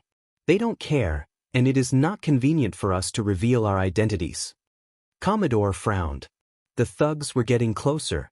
Quite a number of people looked at Commodore, who was wearing a cloak and hiding himself in the driver's seat. Glover is right. We cannot be held back here. Let's go immediately. Thales made his final decision. We'll talk about it another day. At that moment, hey! At the other end of the street, among the thugs who were getting closer and closer, the leader called Redmore spoke to their carriage. Guess over there, aren't you coming over to play? Commodore and Thales' expressions changed slightly. Do you know that one-night stands are on sale today? As Redmore spoke, he made a gesture. The thugs around them quietly spread out and surrounded them. This is bad. Thales mumbled. In the next second, Glover resolutely opened the door on the other side and climbed out of the carriage. He moved to the driver's seat without touching the ground and squeezed Commodore to the side. Let me do it. Commodore was still hesitating. But Glover pulled the reins without warning and shouted angrily, Sit tight. As the horses neighed, the carriage instantly started moving. Asterisk thud, thud, thud. Thales did not have time to react. He staggered and crashed against the wall behind him. He quickly extended his hands to support himself. The thug's pursuit and Redmore's exasperated shouts came from outside the carriage. Damn, I knew there was something wrong with it. Glover, who was driving the carriage, had a cold expression on his face. He hurriedly urged the horse, and the carriage sped out of the street and continued to accelerate. Vanguard Glover. Ouch, my nose. Slow down, His Highness is still in the carriage. Commodore's pained cry came from the driver's seat. It was obvious that he had hit his nose while he was speeding. The wheels rolled on the stone road and jolted back and forth.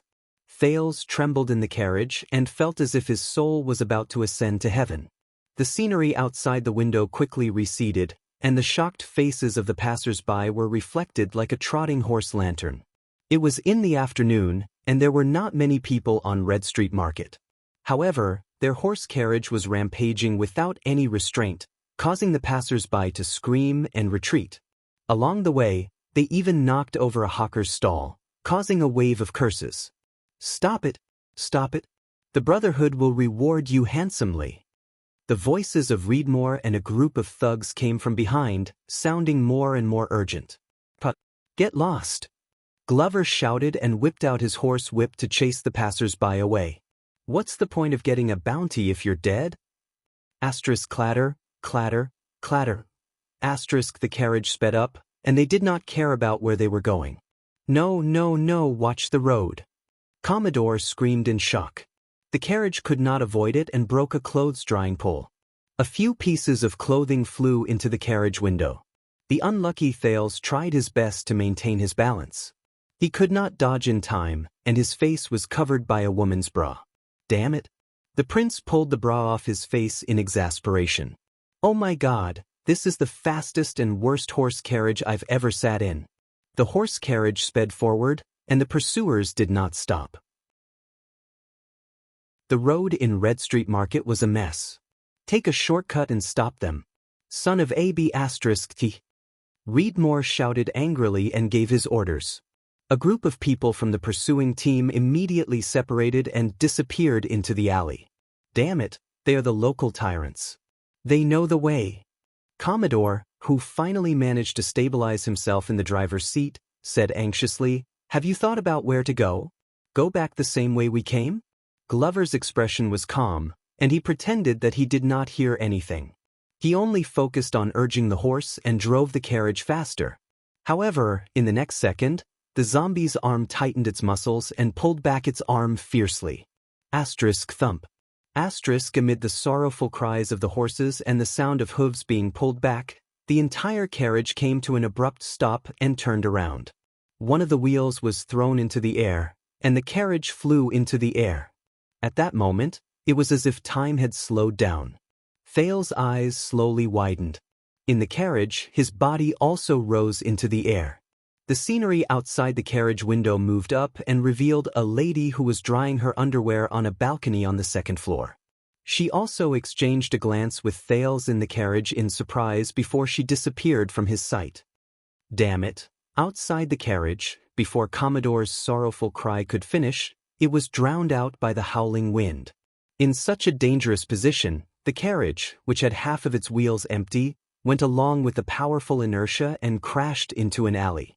Commodore was not the only one who was unlucky. Bang! Thales spun 180 degrees in the air before he crashed into the carriage at the back. "Giddy up!" Glover shouted angrily again. Rumble. The half of the wheels in the air landed on the ground again. It trembled and sped up again. Damn it!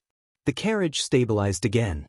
The prince crawled up from the sofa in the carriage in agony and cursed in his heart. Forget that this is not a carriage to the clubhouse, but he still wants to speed up to make the turn? Those who don't know might think that you're going to catch a thief.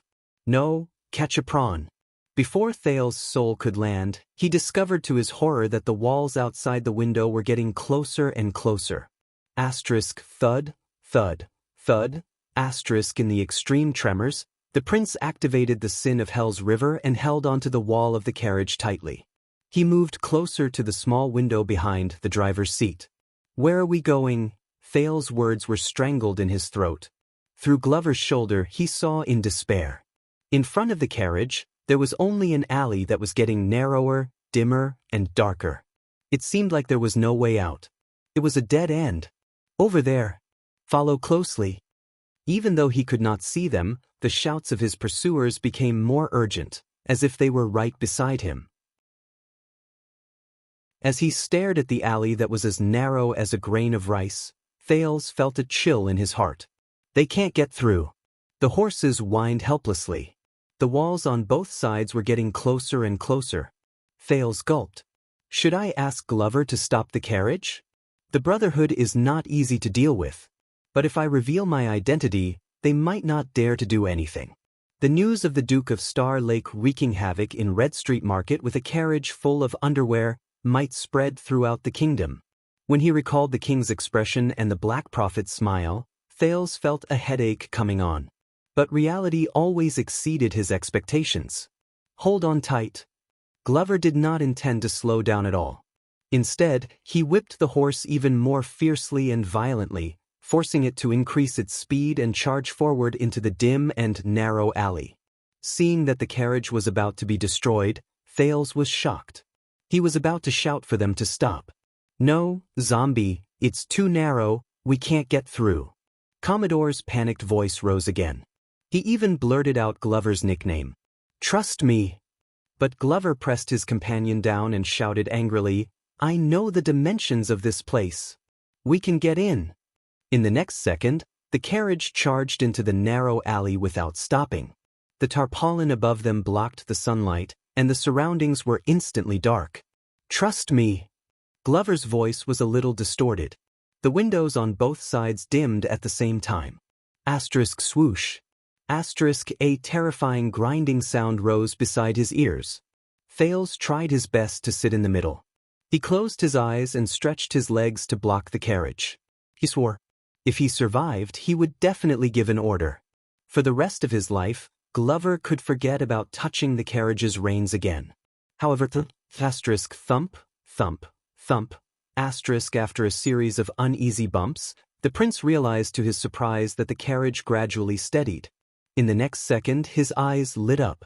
Sunlight appeared outside the window again. The horse panted and pulled the carriage out of the alley in pain. It then drove into the main road.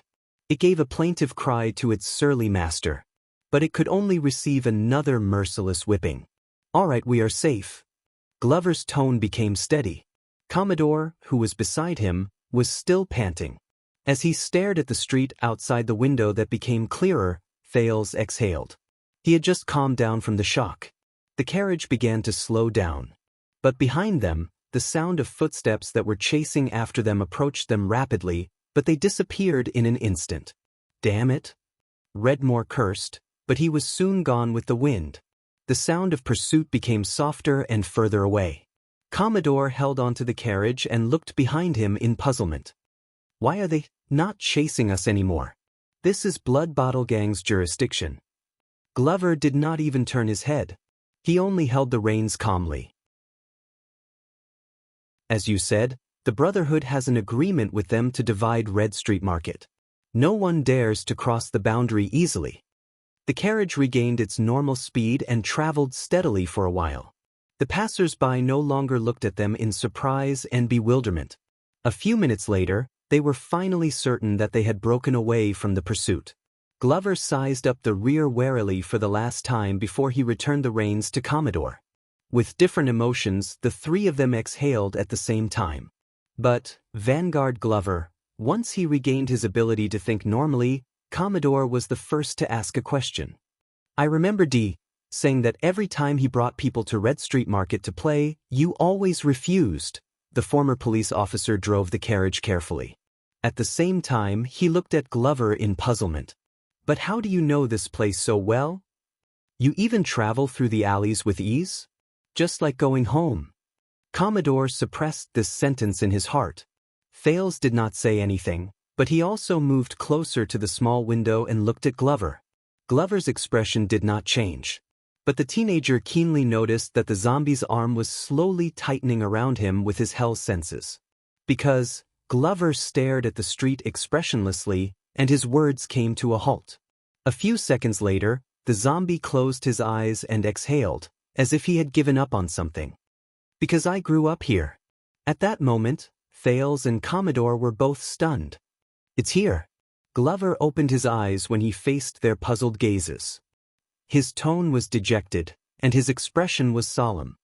Red Street Market. At that second, Glover stared at the main road of Red Street Market quietly. His gaze was subtle, and the meaning behind it was difficult for others to understand. The sound of horse hooves continued, and the wheels of the carriage did not stop.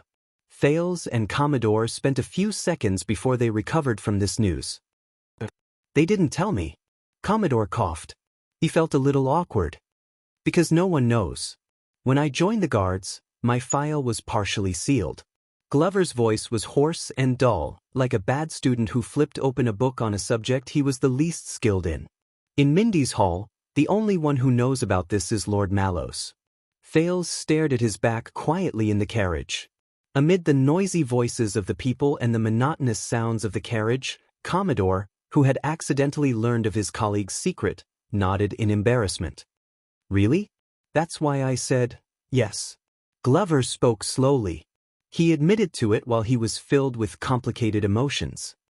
A long, long time ago, I once lived here, on the streets of Red Street Market. I was a member of Blood Bottle Gang. He exuded a rotten and dark presence as he said hoarsely, "Child beggar." At that moment, Thales shuddered. Child beggar. Glover, child beggar? In the carriage, the prince was in a daze and did not speak. Child beggar. Commodore was shocked and bewildered. His gaze moved back and forth between the surrounding streets and Glover, who was covered in darkness.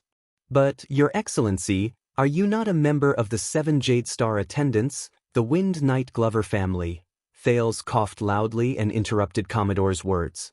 The two people outside the carriage turned their heads at the same time. I think we have alerted some people.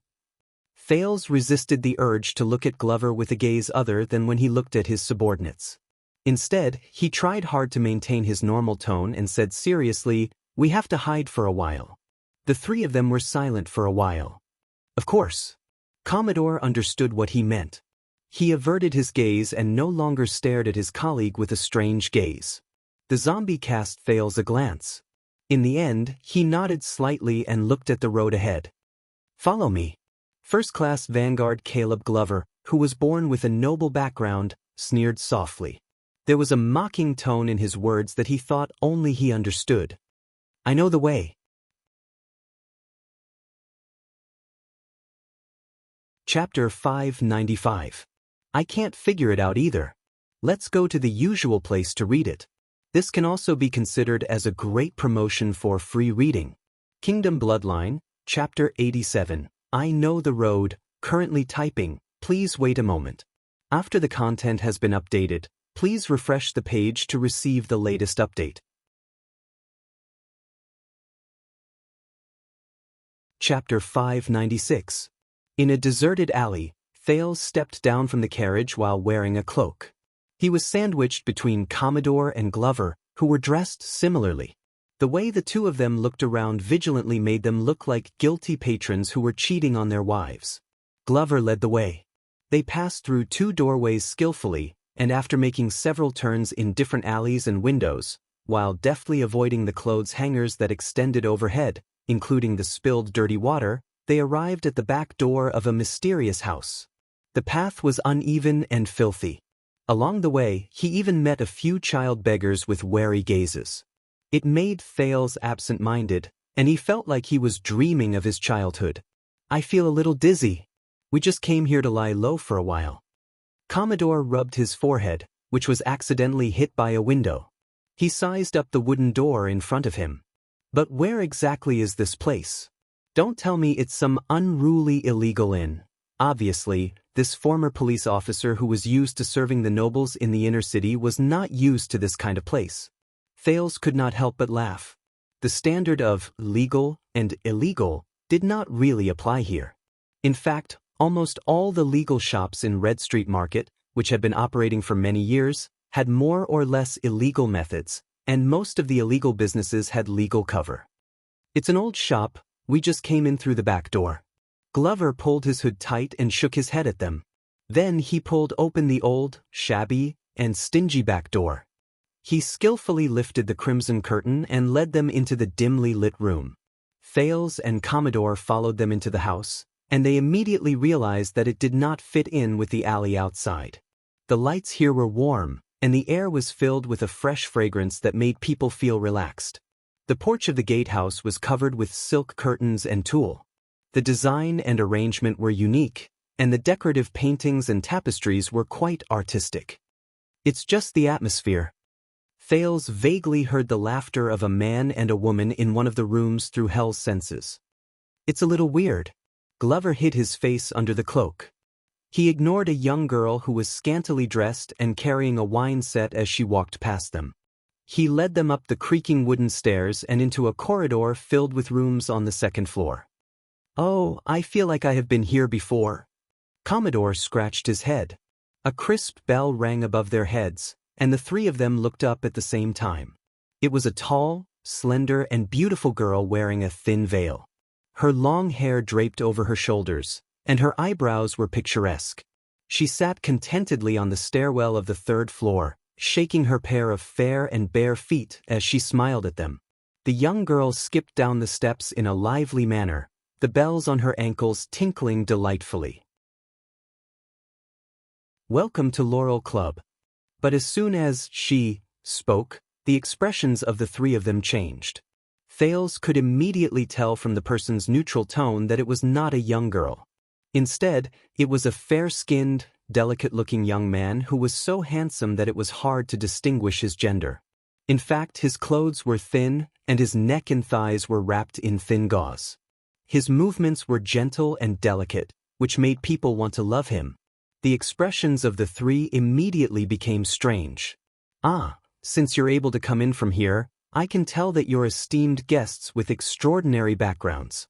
The teenager smiled in a friendly manner. He was a little bashful and shy. "Your humble servant Qianqian is at your service." The young man casually flipped his hair, exuding a wonderful charm. Glover looked around for a while before he frowned. "Where's Aunt Ellie?" The pretty teenager named Qianqian blinked playfully and circled around the three of them. She swayed her hips, and her figure was alluring. "Unfortunately, she passed away a few weeks ago." "Don't worry, it's definitely not syphilis. We are a legitimate club, and we have strict and regular medical checks." Glover's expression became gloomy. Commodore cast a glance at the prince and his colleagues.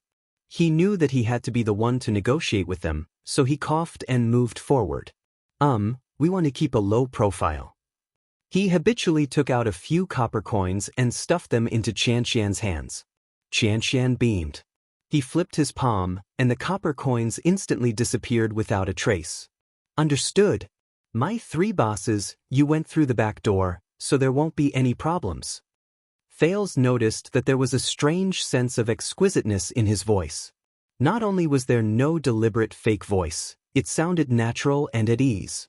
In addition, the teenager's every movement was charming, and in an instant, his gender was somewhat blurred. "So, how many of you are there? What services do you want?" Qianqian stopped circling them. He curled his fingers and started to play with a corner of the thin veil. His gaze landed on Thales, who appeared to be the most low-profile and delicate among them. "We are a famous and time-honored club. We have role-playing, plot reenactments, bondage abuse, group sports. We have everything. By the way, the Northern style is very popular in the capital recently. We happen to have a new girl or boy." Commodore gulped and looked at Thales with a troubled expression. "Actually, we just need a place to rest." Glover pushed Commodore away. His face was expressionless, and his tone was cold. "We want Lillian services." The zombie moved his feet and blocked Thales. "Three of you? You want Sister Lillian?" The delicate and gentle teenager furrowed his eyebrows slightly. While he pondered, he poked his cheeks. There was a different kind of cuteness to him. He stood on tiptoe and looked at the short and sturdy Commodore and Thales, who had his head lowered. When Glover saw this, he blocked the prince again. He tugged at the scarf around his neck. Perhaps you need a few more young ladies or young men. When he said this, Qianqian blushed slightly and blinked shyly. You know, I can also. No. Glover stiffly interrupted Qianqian, who was intentionally or unintentionally revealing his fair neck. As long as it's Lillian. When she saw that the other party was not interested in her, Qianqian looked disappointed. Hey, Lady Lillian is our top hostess. A thought appeared in his head. He twisted his body and squeezed in front of Thales. We are very busy right now. Why don't I introduce Olivia and Cosette to you? But Glover pressed down on Qianqian's shoulder as she moved closer to Thales. Qianqian let out a soft, ah. He pressed against Glover's iron wrist, and his gaze was resentful. The zombie's expression froze. He subconsciously let go of Qianqian and said coldly, I may not have been here for a long time, but I know the rules. Bring us to Lillian, or just call Grandmother Laurel. Let's see what she has to say. Qianqian looked aggrieved. All right. Lillian it is. She's so fierce. She keeps mentioning Grandmother Laurel. How should I address her? It's none of your business, Glover was about to refuse, but Thales nudged his waist gently. Thales coughed under his cloak and walked in front of Glover. His name is Raphael Lindbergh. Commodore and Glover looked at each other. Qianqian quirked an eyebrow.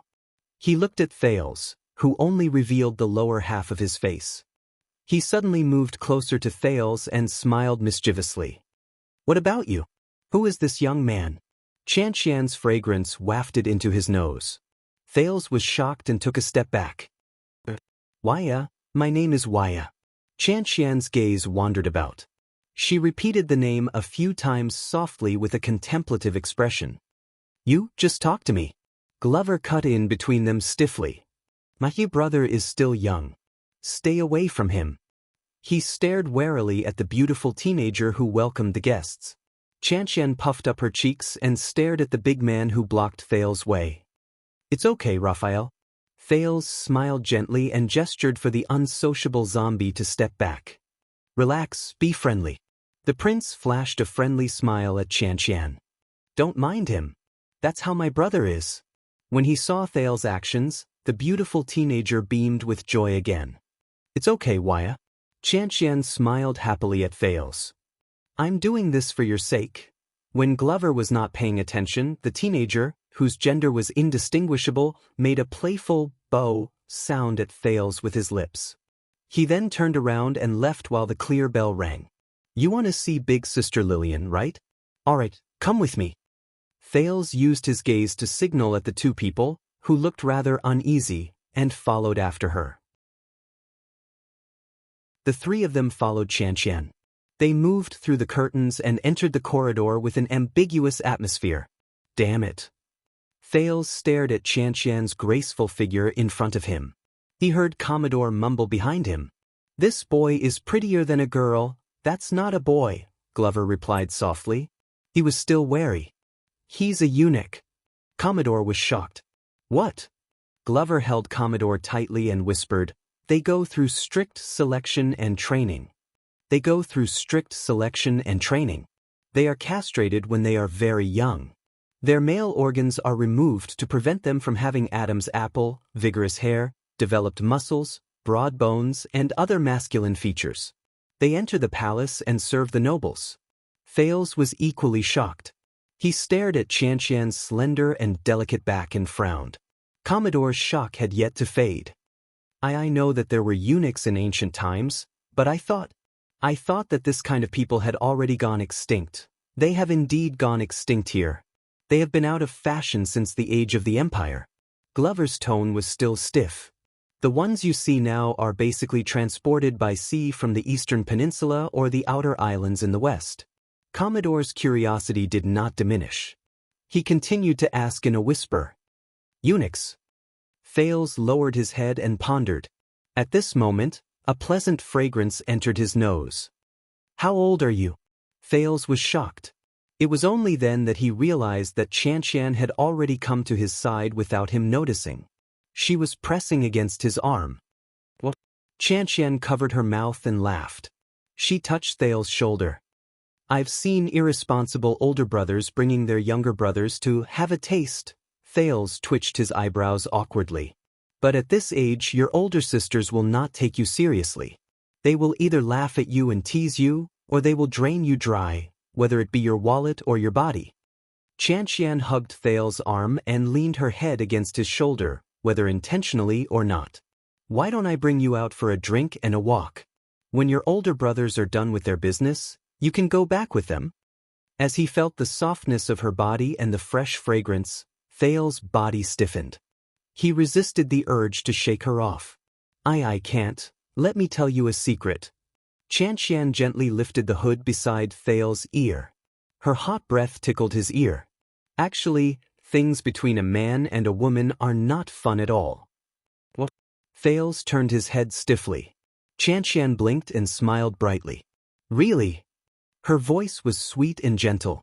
When men come to Red Street Market, Qianxian glanced behind her in disdain and tightened her grip on Thales' arm. It's not because it's comfortable, and it's not because they want to do it. Qianxian snorted softly and pouted. They come here to do it because they can't find anyone else to do it, or they want to prove something by doing it. They want to create an atmosphere or achieve something, just like your brother brought you here. Thales blinked. So? Qianxian stared into his eyes in a serious manner. That's not fun. What's more, you have to be with 2 other men, even if they are your older brothers. Thales' expression became more and more awkward. Looking at the other party's embarrassed look, the beautiful teenager burst into laughter. How do you know about things between a man and a woman? Thales tried hard to think of a way to escape and retorted casually. You're not. Qianxian's face turned pale. She lowered her head and bit her lip. Thales felt the hand that was holding him tremble. Looking at Qianxian's disappointed expression, the prince reacted. Sorry, I mean no harm, but Qianxian suddenly raised her head and broke into a smile. I know you didn't do it on purpose. The gentle and beautiful teenager revealed a cunning look. You're different from them. Qianxian paused for a second and smugly whispered in his ear. You're still a virgin. Thales was instantly petrified. Qianxian tugged at his arm and continued to move forward. But let me tell you, it's your first time doing it with a woman. That's nothing. The teenager stuck close to Thales, and the fragrance of his body filled Thales' nose. It's your first time doing it with a man, or even someone who isn't a man and a woman. That's what I call interesting.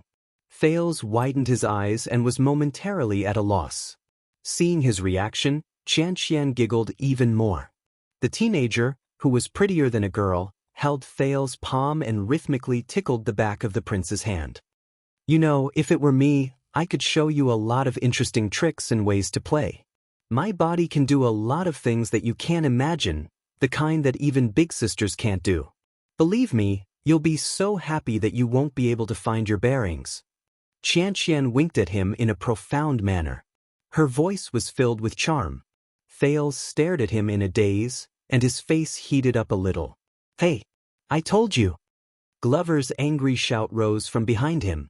He finally noticed Qianxian, who had appeared beside Thales without him noticing. Stay away from my little brother. The zombie extended his hand and pulled Thales back to his side.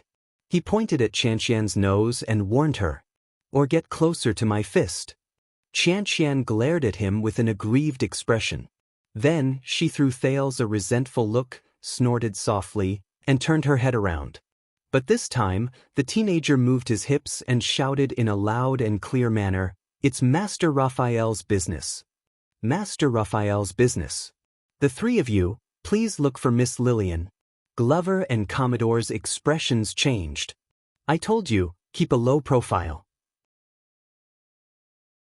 Commodore hurriedly rushed forward, but when he thought of the other party's identity, he only extended his hand halfway before he trembled and lowered it. Qianxian snorted delicately and walked casually in the corridor. She said loudly in an unconcerned manner, Oh, sorry. Master Raphael wants to keep a low profile. Glover was enraged. He was about to say something, but Thales pulled him back and stopped him from arguing with Qianxian. It's okay. Thales smiled stiffly. Qianxian, You just need to lead the way. Commodore coughed and stopped provoking the coquettish eunuch teenager. He turned his head around and whispered to Glover.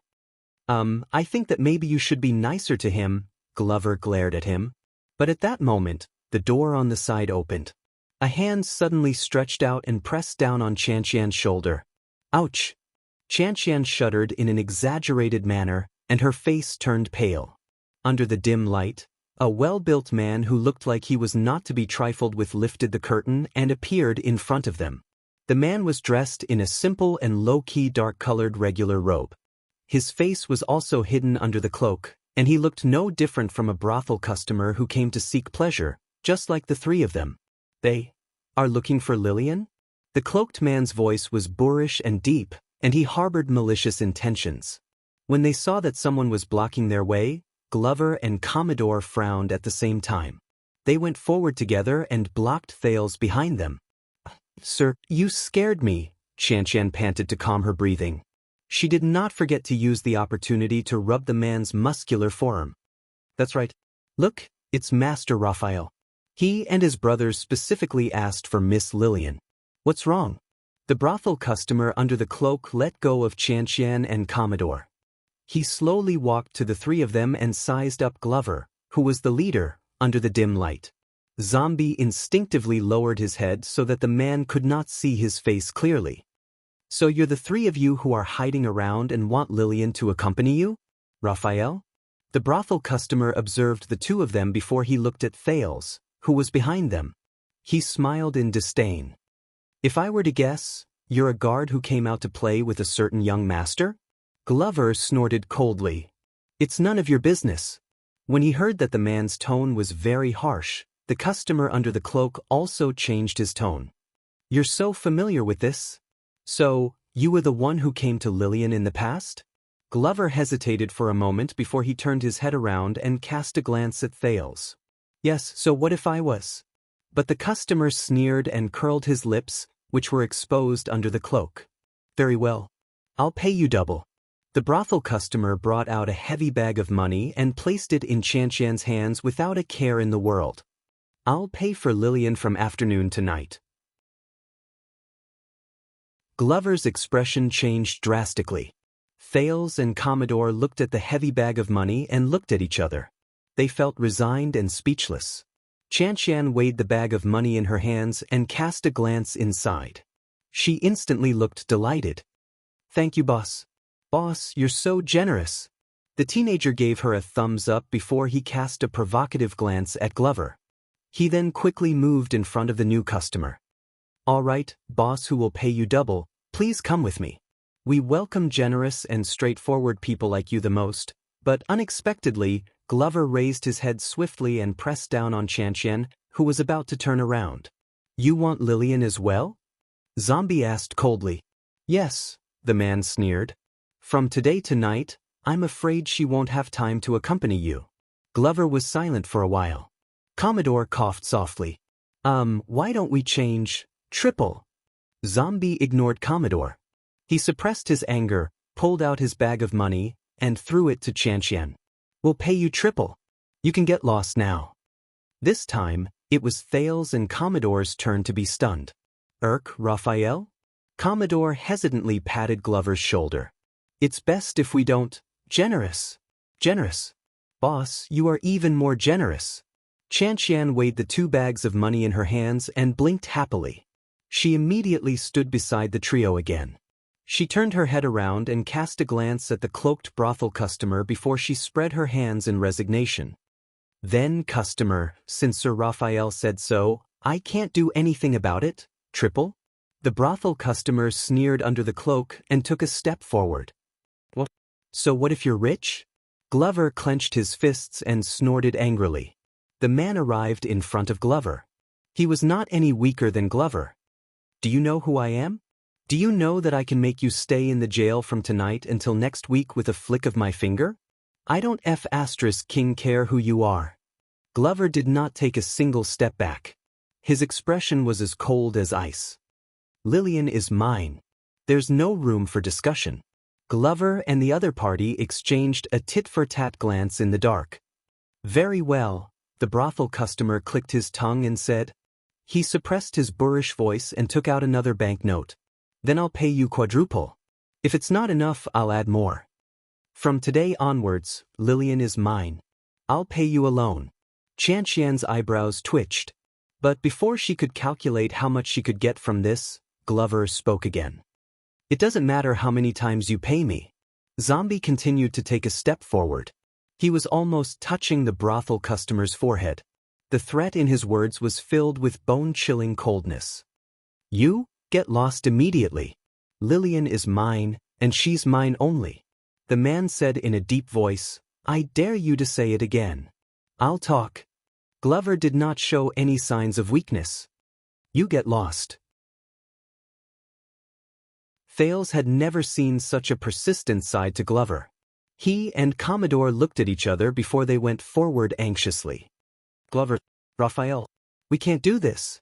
But Glover seemed to be in a rage. He turned a deaf ear to them. When Qianqian saw that the situation was about to go out of control, he quickly raised his voice in an attempt to get more people to come over, even though he was used to seeing customers fighting for a man's favor. Faves. Mr. Lindbergh? You can't say that. Laurel Club has its rules. All those who come are customers. But he was immediately interrupted. The brothel customer looked up coldly and revealed a chin that was as sharp as a knife. He said, What's your name? Lindbergh. Glover laughed angrily. Raphael. The zombie exuded an ominous presence, and there was a fierce glare in his eyes. Raphael Lindbergh. Do you have a problem with that? The brothel customer turned his head slightly. His aura also changed. I have no problem with that. It's just that the person with this name happens to be working for a cop.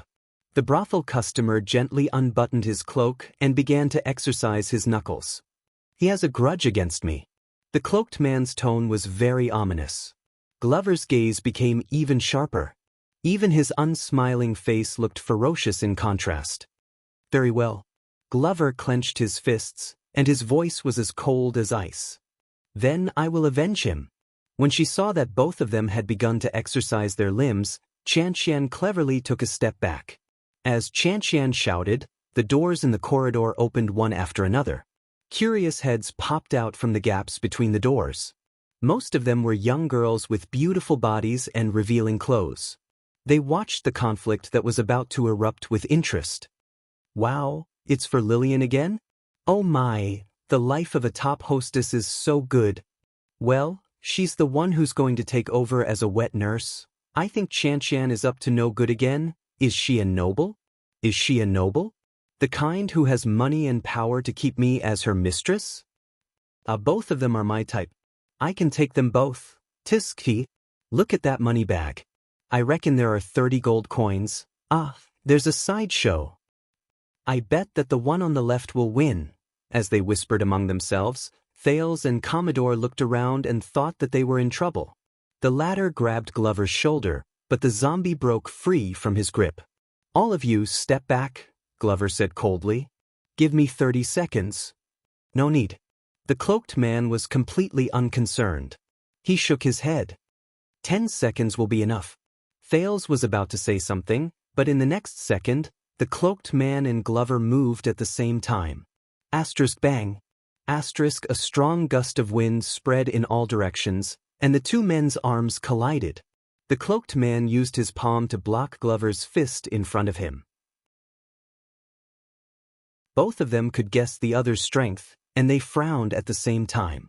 Commodore only had time to pull Thales back. He was exasperated. Damn it, looks like he's trained. The cloaked man sensed his opponent's strength, and his arm trembled slightly as they wrestled. You served in the army before? Glover, who had attacked, had a ferocious look on his face. His gaze was fierce. He gritted his teeth and said, On your mother's bed. The cloaked man's gaze changed. Both fists retreated at the same time before they collided. Asterisk thud. Asterisk this was the first time Thales saw Glover use force. The Vanguard's fists and kicks advocated offense. They were ruthless, direct, and shockingly powerful. His fists were imbued with the power of eradication, and wherever they went, a strong gust of wind would blow, causing people's expressions to change. But his opponent was obviously not a weakling either. The cloaked man faced the fierce punches, but he did not avoid them. He fought with his fists, and he did not seem to be at a disadvantage at all. Both of them attacked without holding back. They did not care about the fists that landed on their bodies either. They seemed to have made up their minds to attack each other until the end. Oh no, this is also a superclass fighter, and his power of eradication is the type that leans towards offense. Commodore protected Thales, and he was extremely anxious. How are we going to end this? Thales also had a headache. They were only here to avoid the Brotherhood's search, but they did not expect to run into Glover, who was known to be taciturn and unsociable, fighting with someone over a girl. The two brawny men made quite a commotion when they fought. The spectators behind the doors on both sides of the corridor watched with great interest, and they occasionally commented, "Oh my! They're fighting again. Come and see. Where's Blood Bottle Gang? Are they just going to ignore us after receiving protection fees? Tinker. Were you Tinker? Manage the order. Grandmother Laurel is going to have a headache again. Ah, don't, that's my favorite curtain. Asterisk thud. Asterisk the fist hit the man, and a dull thud rose. Lillian is mine. Glover grabbed the man's arm and slammed him against the wall. He gritted his teeth. You, stay away from her. Asterisk bang. Asterisk the cloaked man charged back and pushed Glover to the other side of the corridor. Hee hee, are you one of those rich nobles who came to look for Lillian? Bah, are you even worthy? Asterisk thud. Asterisk a loud sound rose. Glover threw a hook at the man, and he staggered backwards. He roared in anger. You cannot come and look for her again. The man coughed up a few drops of blood. He turned around and pushed Glover to the ground. Asterisk crash. Asterisk, I should be the one saying that. Both of them fell to the ground. The man tried his best to grab Glover's neck, but the latter tried his best not to let him lock his neck. Lillian is free. She can follow whoever she wants. Glover flipped over and counterattacked. He pinned his opponent under his body. Nonsense, are you going to get lost or not? Within a few minutes, both of them were truly enraged, and they completely forgot about themselves. They fought with their fists and kicks to the fight on the ground, and they used their skills to lock hands to wrestle with each other. Thales frowned secretly as he watched. Commodore slapped his thigh while he watched by the side. Damn it, this is not over. He turned around and looked at Thales, who was frowning. Your Highness, stay where you are. I have to handle this. Thales watched the two people who were locked in a stalemate with their fists flying everywhere. He asked in puzzlement, Are you sure? Commodore removed his cloak and smiled in a relaxed manner. It's nothing.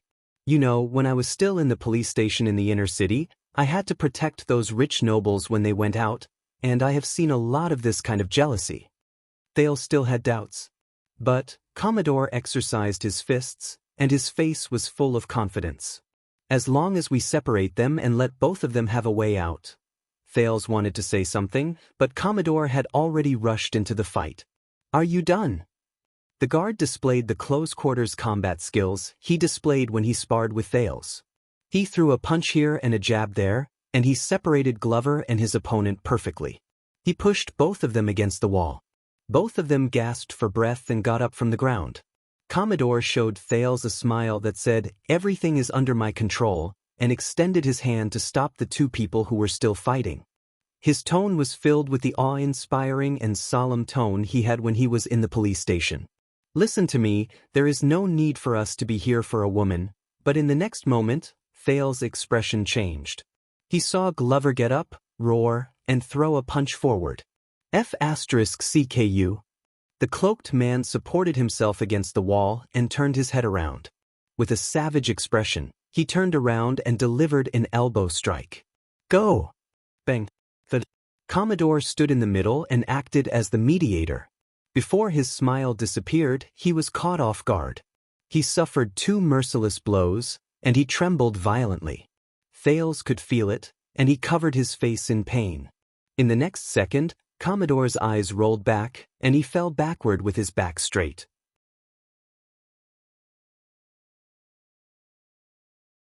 Chapter 597. When they saw that it was a third person who was fighting, the two people who were fighting came back to their senses and were stunned. F***ck, didn't I tell you to step back? This was the exasperated Glover. You don't look like much. This was the cloaked patron who was gloating. Their gazes met again, and anger rose in their hearts. Without waiting for Thales to speak, Glover pounced on him again. F***ck. The cloaked patron did not want to be outdone. He returned the favor with a punch. F***ck too.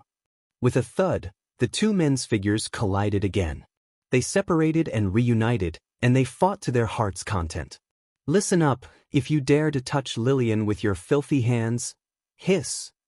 Does it hurt? Hee, if you harass her again, this is hard. I have never lost a fight since I was young. I have never fought before, because no one dares to fight me. I have killed more people than the girls you have slept with. What? The girls I have slept with are ***. Thales looked at Commodore, who was unconscious on the ground, and the two people who were happily fighting with each other.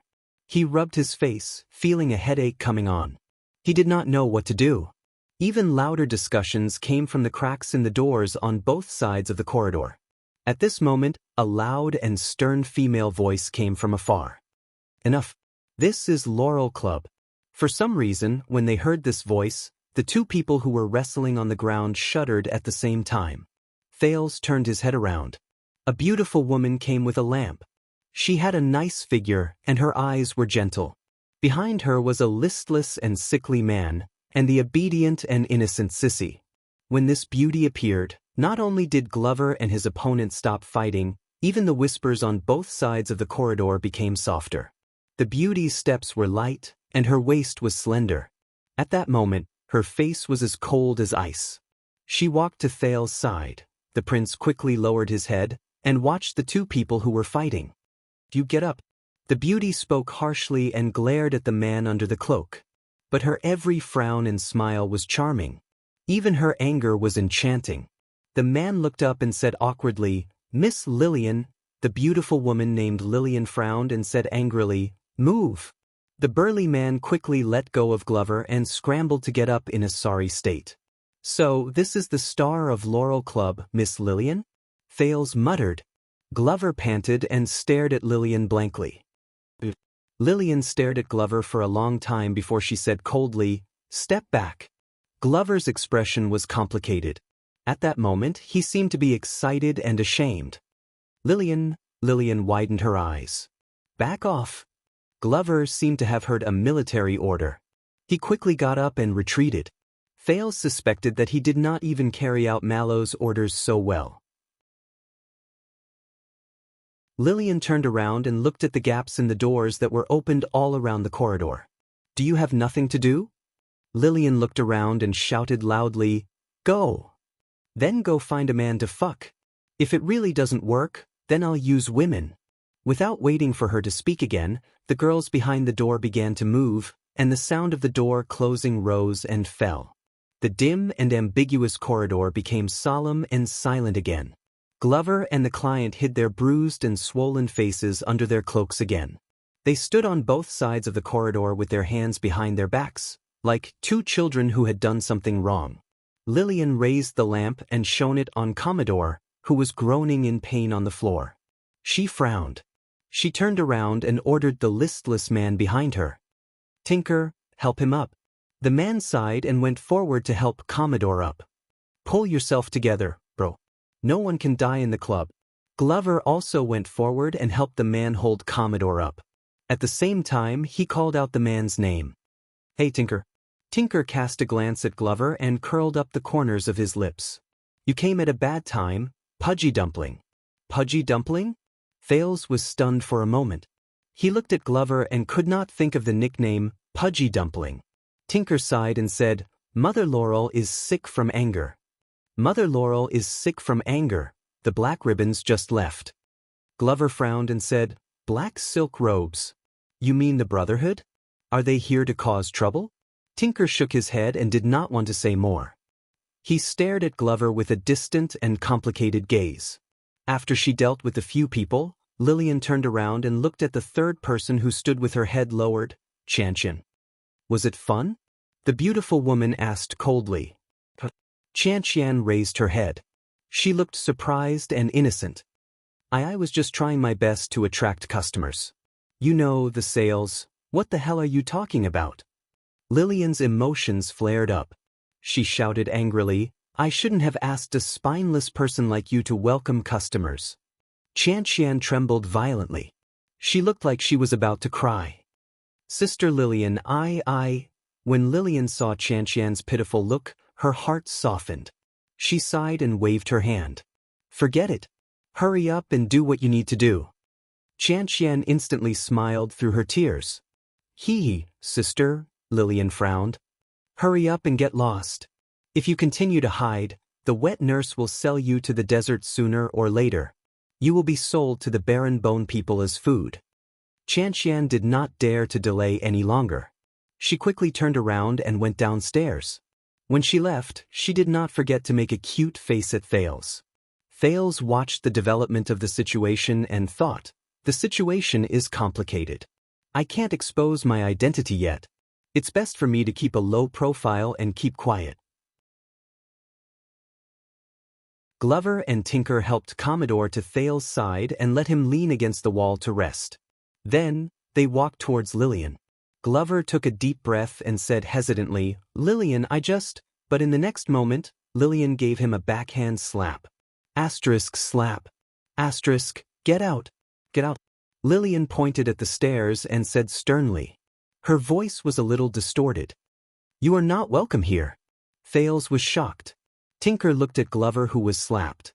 He wanted to say something, but he still shut his mouth. Glover touched the side of his face that was slapped. He looked at Lillian in a daze, but he did not get angry. Glover did not dare to look at Lillian.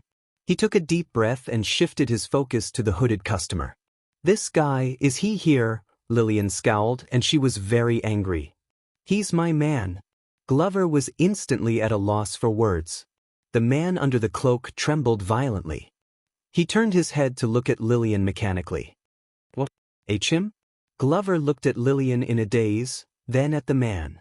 He was greatly shocked. Yes, you still don't know, right? He's a regular customer. The club's top hostess, Lady Lillian, hugged the man's arm. She stroked it gently while she deliberately sneered at Glover. He's so long, so hard, and so durable. I like him very much. Every night, I'll make him feel so good. But Thales could feel that the man became a little stiff under Lillian's touch. Yes, I'm her man. Under Lillian's threatening gaze, the hooded customer mechanically allowed the woman to wrap his arm around his shoulder. Glover lowered his head and clenched his fists tightly. They trembled slightly under the cloak. He took a deep breath. I'm not here to cause trouble. Tinker sighed by the side. If you better be. You've already caused enough trouble. Glover's body stiffened. He subconsciously walked forward. His gaze was eager and guilty. Lillian, Tinker, I'm just here, she said it. The hooded customer next to Lillian quietly broke free from the top hostess. He pressed down on Glover's shoulder and pushed him back. You're not welcome here. But this time, Glover was absent-minded. He was not deliberately fighting back and was defenseless. His back hit the wall when the hooded person pushed him. It affected the whip wound on his back. Glover sucked in a cold breath and hissed through gritted teeth. Lillian's expression changed. Tinker also noticed this and asked in confusion, Fat Dumpling, are you hurt? Glover took a deep breath and shook his head. The hooded customer rubbed his fists proudly. You overestimate yourself. Next time, you better find a suitable pseudonym.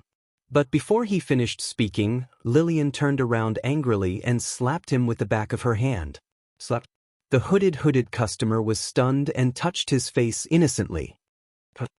Thales furrowed his eyebrows. Why did you hit him so hard? Lillian pointed at the panting Glover and glared at the hooded man angrily. The hooded man looked at Glover. He was instantly aggrieved and confused.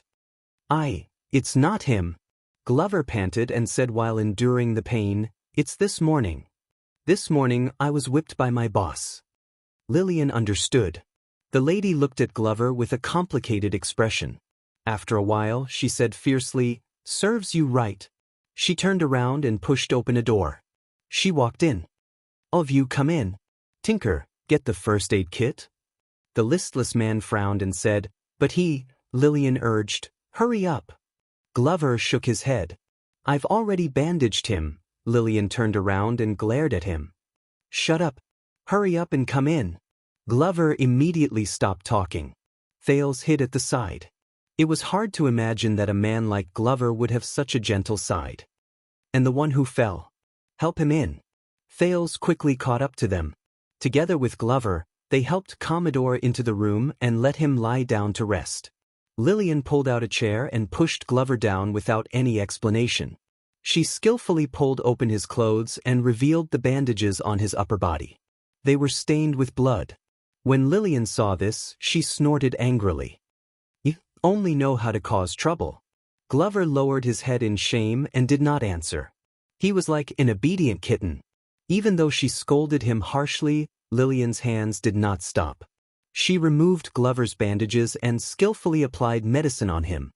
"Damn it." The hooded client entered the room as well. He rubbed his red and swollen chin while he looked at the blood on Glover's body. He said in surprise, "Did you fight with me while you were injured?" "That's not important." When Glover saw that it was the hooded client, he snorted angrily and refused to show weakness. "Even if my head is chopped off, I can still beat you up." The hooded client snorted softly. "I'd like to see how stubborn you can be until, are you done with your nonsense?" Both of them shut up at the same time.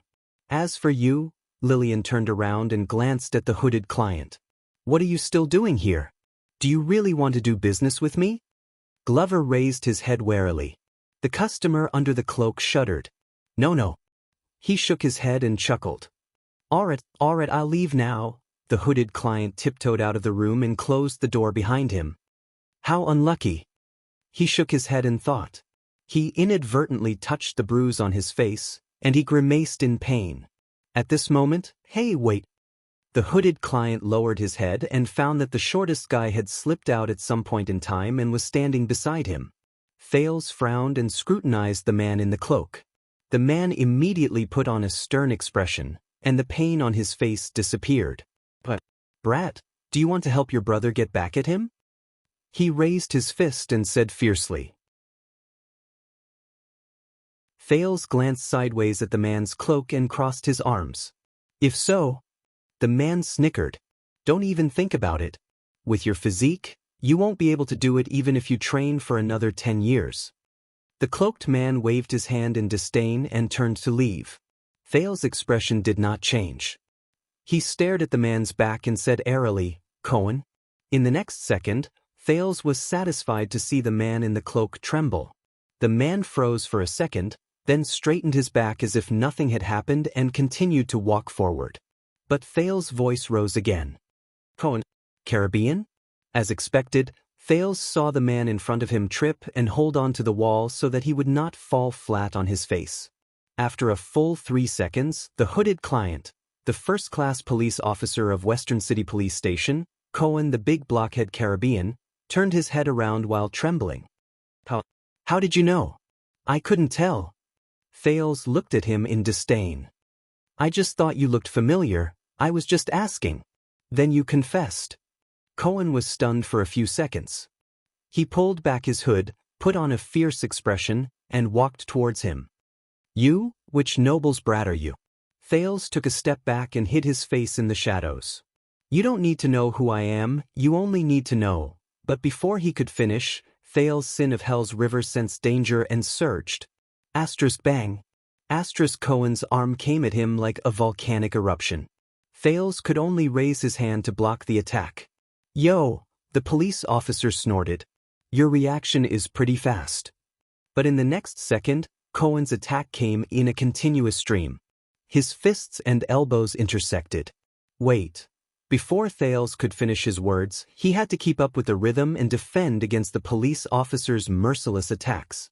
Fists, elbows, legs, muscles collided, and the suffocating wind generated by the punches. Thales could be considered to have experienced what Glover felt just now. Cohen's attacks were like a surging tide, and each wave was stronger than the last. He could only try his best to defend and had no time to counterattack. The sin of Hell's river roared madly, and it made Cohen's body shine with the sparkling but seemingly endless power of eradication in his body. Within a few seconds, Thales and Cohen exchanged a few blows, and he knew that things were not looking good. This was the first time Thales fought against Cohen, and it was also the first time he felt his opponent's majestic and mighty power of eradication. It was endless and endless. It was hard and forceful, swift and rapid, and difficult to defend against. It was so overwhelming that Thales could not breathe. You think you can threaten me just because you know who I am? Threaten the kingdom's police officer? Cohen sneered. You think too much. Thales could not stop his defense at all. He was practically suffocating. Even though he looked stupid and dazed, Cohen's movements were skillful and his strength was astonishing. He suppressed Thales to the point where he could not fight back and could only moan in pain after each exchange. If it was before he entered the Great Desert, he would probably have been defeated in 1 or 2 rounds. Strange, Thales thought as he defended painfully. According to Waya, wasn't this blockhead always very weak in Extet, and the one who was beaten up badly by everyone he met? Why is it not like that at all when we fight? Waya, you lied to me. Let me tell you. Cohen watched Thales struggle miserably under his hands. He could not help but say smugly, when I was commanding the Northland and beating up the Northland barbarians, who knows where you were?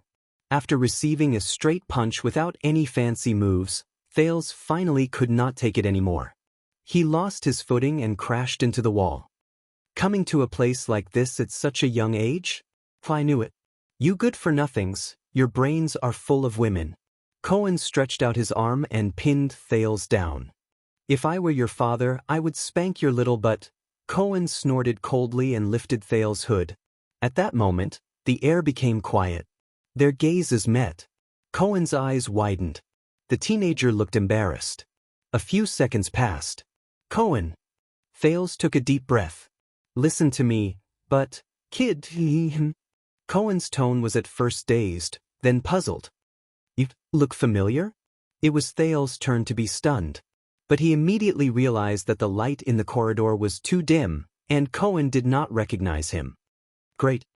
Thales broke free from Cohen's hand and prepared to put on his cloak again.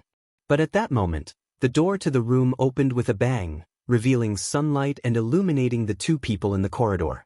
The moment he saw the teenager's face, Cohen's eyes widened. Hey, I need to go to the toilet. Pudgy Dumpling wants you to go in. Tinker's head appeared at the door. But when he saw the posture of the 2 people hugging each other, he raised his eyebrows and immediately changed his words.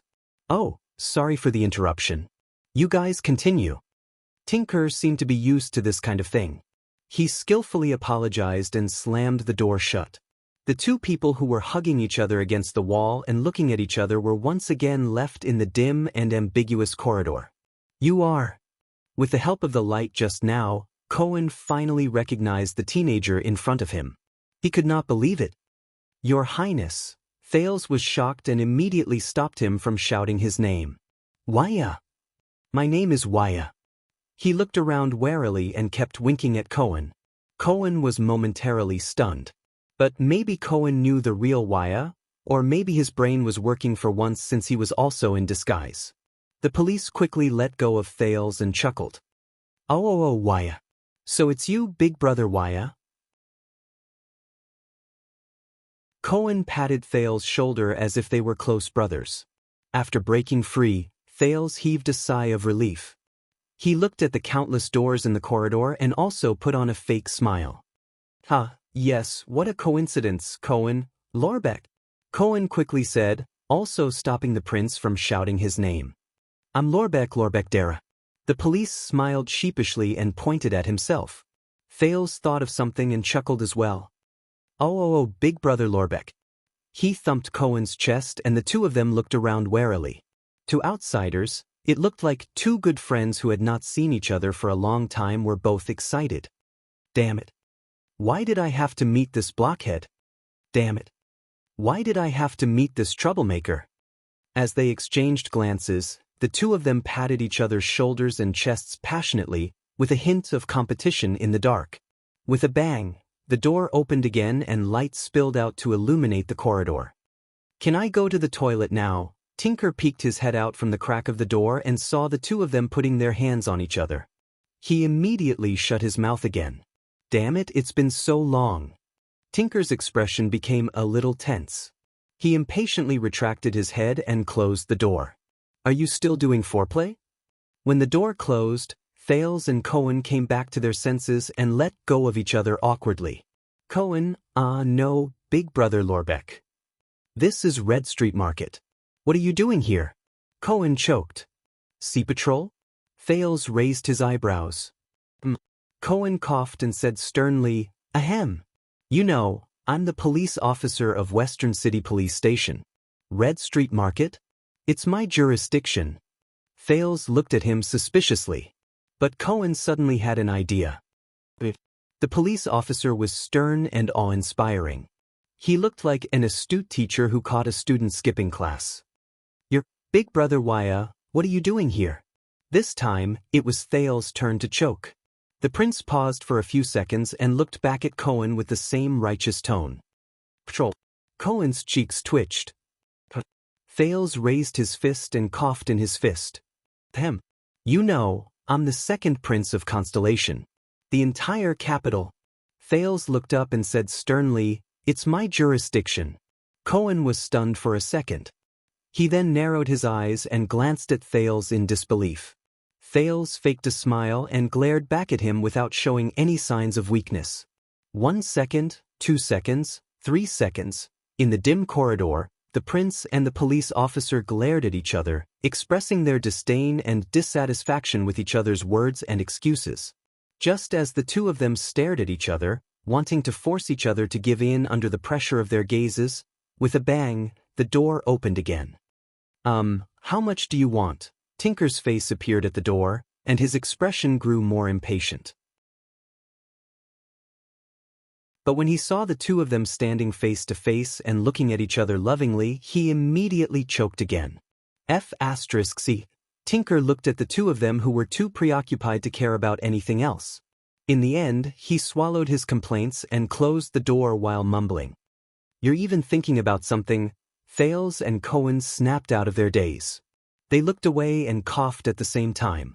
But right after they coughed, the two of them looked up at the same time and explained. You know, the police station occasionally needs to collect information. The prince also needs to inspect the people occasionally. The two of them spoke their own words. Their voices were mixed together, and they basically did not pay attention to what the other was saying. They could only judge the progress of the conversation through each other's expressions. But fortunately, they were particularly in sync in this aspect and stopped at the same point. Then, our meeting this time, Cohen said tentatively. Thales heard him and understood. There's no need to spread it?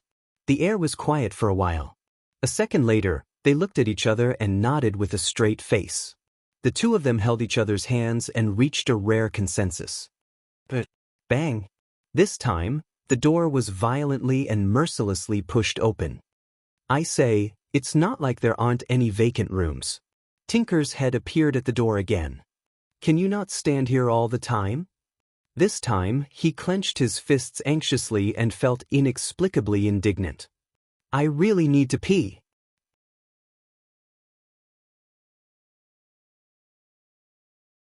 Chapter 598. When Thales returned to the room, Lillian had already applied medicine on Glover and wrapped him in bandages again. What is he doing here? Lillian's hands did not stop moving. She frowned at the confused Thales, then looked at Glover. Is this your bodyguard mission again? Take care of some noble young master? Including when he went whoring? Glover glanced at Thales and nodded with a subtle expression. Thales coughed. Nice to meet you, Miss Lillian. I am the second prince. Under Glover's terrified gaze and Lillian's puzzled gaze, Thales added his words in time and said with a smile. My attendant. W.I. Casso. Thales put on a fake smile and rubbed his hands together as he stood in the corner. Glover heaved a sigh of relief and lowered his head to drink some water. Wow, the prince's attendant. Lillian raised her eyebrows and inadvertently exuded 1,000 kinds of flirtatious charm. You seem very powerful. Have you come here to play? Thales waved his hand and squeezed himself into a corner. He tried his best to look harmless. No, I just came over to take a look. Lillian sized up his figure and face, her beautiful eyes sparkling. The prince's attendant. The woman smiled charmingly. So, little brother Waya, your daily job is to feed that prince a cock? Glover spat out a mouthful of water beside the table. Thales' expression froze as well. Chi, ha ha ha. Thales' face contorted as he tried his best to ease his embarrassment. Madam, you are so humorous. Lillian arched her eyebrows and glanced at Glover. So, Fat Dumpling brought you here to have sex? Glover's expression froze. Thales waved his hand awkwardly again. Me? No. But Lillian ignored him. She touched her lips seductively and thought for a moment. Let me see. No, at his age and in such a condition, greedy whores like Cosette and Olivia would fuck him to death. Lillian's eyes lit up. There was something else in her eyes as she looked at the young man. Why don't I take the order myself and give you a massage? Thales was stunned. Bang. No. Before Glover could wipe the water from his mouth, he subconsciously slapped the table. No. When he saw Glover's anxious, pained, and indignant, and even slightly warning gaze, Thales' heart skipped a beat, and he chuckled. You've misunderstood, Miss Lillian. I'm really not here to. Lillian came to a realization and felt a little awkward. Oh, I understand. You're not looking for a girl to satisfy your cravings. Thales breathed a sigh of relief and smiled sheepishly. Yes, I'm not, but Lillian rolled her eyes and smiled. Don't worry, we also have male technicians here. Thales' smile froze. Whether you like a muscular man, a haggard young man, a middle-aged eccentric uncle, or an old man. Thales' expression changed again, and he waved his hands madly. No, I don't want a man either. You don't like men either? Lillian was taken aback and sized him up again. The hostess of the club looked out the door and finally sighed. Trust me, young master. Lillian looked at Thales with a strange expression. Qian is beautiful and understands men's needs, but he's not easy to deal with. If you're infatuated with him, you'll suffer. Qian? Thales was stunned at first, then he reacted. Thales' face was flushed red. He tried his best to skip the word prostitute. I'm really not here to do business with you. Glover, who had a strange expression for a long time, reminded Thales in a low voice. Lillian. A few seconds later, the hostess of Laurel Clubhouse giggled when she saw Thales' embarrassment. I know. Lillian crossed her arms. Her upper body swayed in a seductive arc, but she exuded a capable and experienced air. I just wanted to see if you really don't know the ropes, or if you're just shy. Thales froze again and stared at her in a daze. Lillian sized him up again, clicked her tongue, and shook her head. Both. She covered her mouth and laughed. Ha, a fledgling. Thales' face darkened. He really wanted to explain that he really wasn't, but after Lillian was done teasing him, her expression turned cold. Now, if you're done, you can get lost. When Glover heard this, he hesitated. Lillian, I didn't mean to. Yes. You didn't mean to. Lillian interrupted him harshly. Once again, she showed her uncompromising manner. You said the same thing last time. Glover's voice froze, and he immediately became listless. Thales gulped. He subconsciously shrank further into the corner to avoid this lover's quarrel. But Lillian was not done yet. Anger and pain appeared in her eyes. But the burns, cuts, and whip marks on my body, the humiliation, and the marks are still there. Just as they were talking, this gentle and fierce girl actually didn't care about the taboo and lifted up her thin shirt.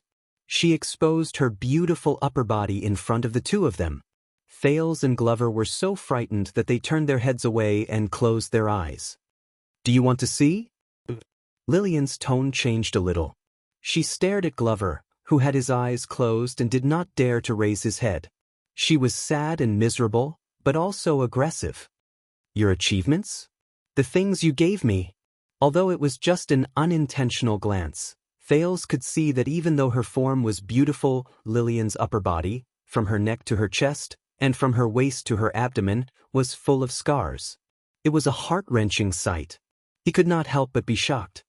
What kind of grudge did Glover and his soulmate accumulate for them to have such a strange relationship? The sound of clothes being put on could be heard in the air. Open your eyes, Lillian said coldly. I'm done putting on my clothes. I'm sorry, Lillian.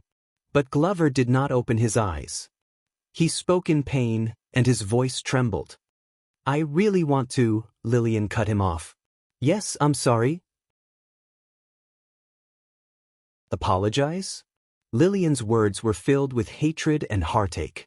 It was complicated and subtle. This is the only thing you can say in the past and in the future. She put on her clothes, sneered, and looked elsewhere. She was like a lover whose heart had died a long time ago. Every King time. When she said that, Glover's face instantly turned pale. He swayed violently, as though he had suffered a heavy blow. Thales stood quietly in the corner. He did not dare to say a word. This was not his battlefield. A few seconds later, facing the heartless Lillian, Glover stood up dejectedly. I understand. He pressed the table with difficulty and turned to the door. He even ignored Thales. I'm leaving now. At that moment, wait. Lillian's cold voice traveled into his ears again. Glover's body froze on the spot. Leave after your blood dries up. Lillian stared at the bandages on his body with a complicated expression. They will scare away the guests. Lillian's footsteps rang in the air. She walked towards the door. Glover did not move. He did not even dare to turn his head to look at her, let alone speak. What are you looking at? Lillian noticed Thales watching from the side. Her gaze became fierce, and she pretended to tear open her clothes. My asterisk? Thales was shocked and quickly lowered his head. Lillian stared at him for a second before she giggled. She pushed the door open and left in a charming manner. Oomph, fledgling. The sound of the door closing was heard. In the room with ambiguous decorations, Thales and Glover breathed a sigh of relief at the same time. The former leaned against the wall, while the latter swayed and sat down on the chair. One of them was deep in thought, while the other was dejected. Glover? Thales asked tentatively. Yes, Your Highness, why? The dejected Glover only realized that there was no one else in the room when he was halfway through his reply. He switched back to using the honorific title. The conversation stopped there. Both of them were silent for a while. It seemed like Lillian's influence had not disappeared. In the end, Thales sighed and broke the silence. How is Commodore?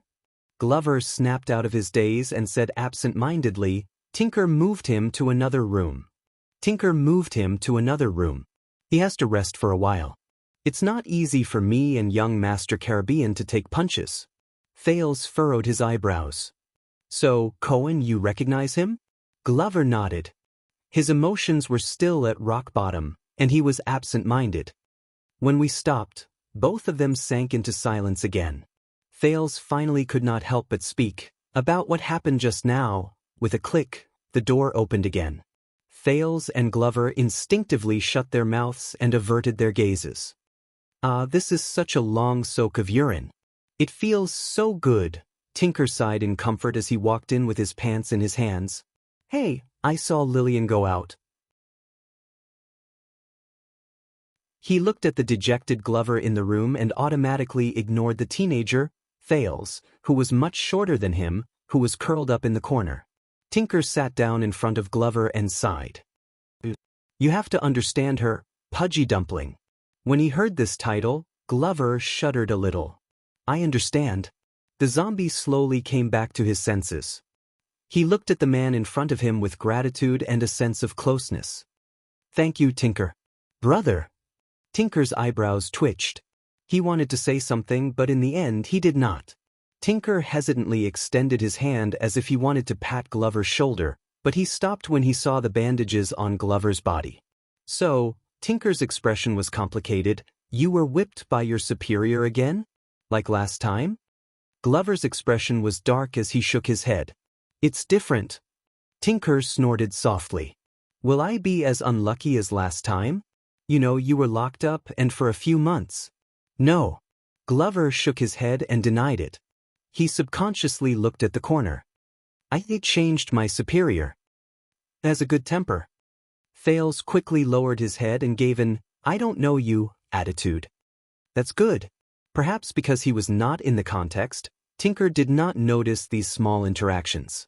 Instead, he sighed with emotion. Lillian almost went crazy during those days. When he heard this name, Glover was touched and he shuddered again. The two men sat opposite each other in silence. I don't understand. A few seconds later, Glover, who seemed to have regained some of his composure, remembered something and became indignant. That cop outside. Glover stopped talking and glanced at Thales. He changed to a formal title. I mean police officer. Tinker shook his head nonchalantly. Aha! Glover retracted his doubtful gaze. He's not Lillian's man? Tinker chuckled and shook his head. Lillian said that he's a good man, too good. So good that he can't be her man. Glover was silent for a while in the face of these profound words. Not her man. That means you're just working with the cop? Tinker sneered. Working together? That stupid cop? With that little bit of brain of his? Beside him, Thales raised his eyebrows. He felt sorry for Cohen's reputation for a second. It's because he thinks we're working with him. It makes him feel a sense of accomplishment, so he will protect us. Tinker said sarcastically, Lillian has known him for a long time. I have to say, that guy is quite useful at times. He glanced at Glover for a second.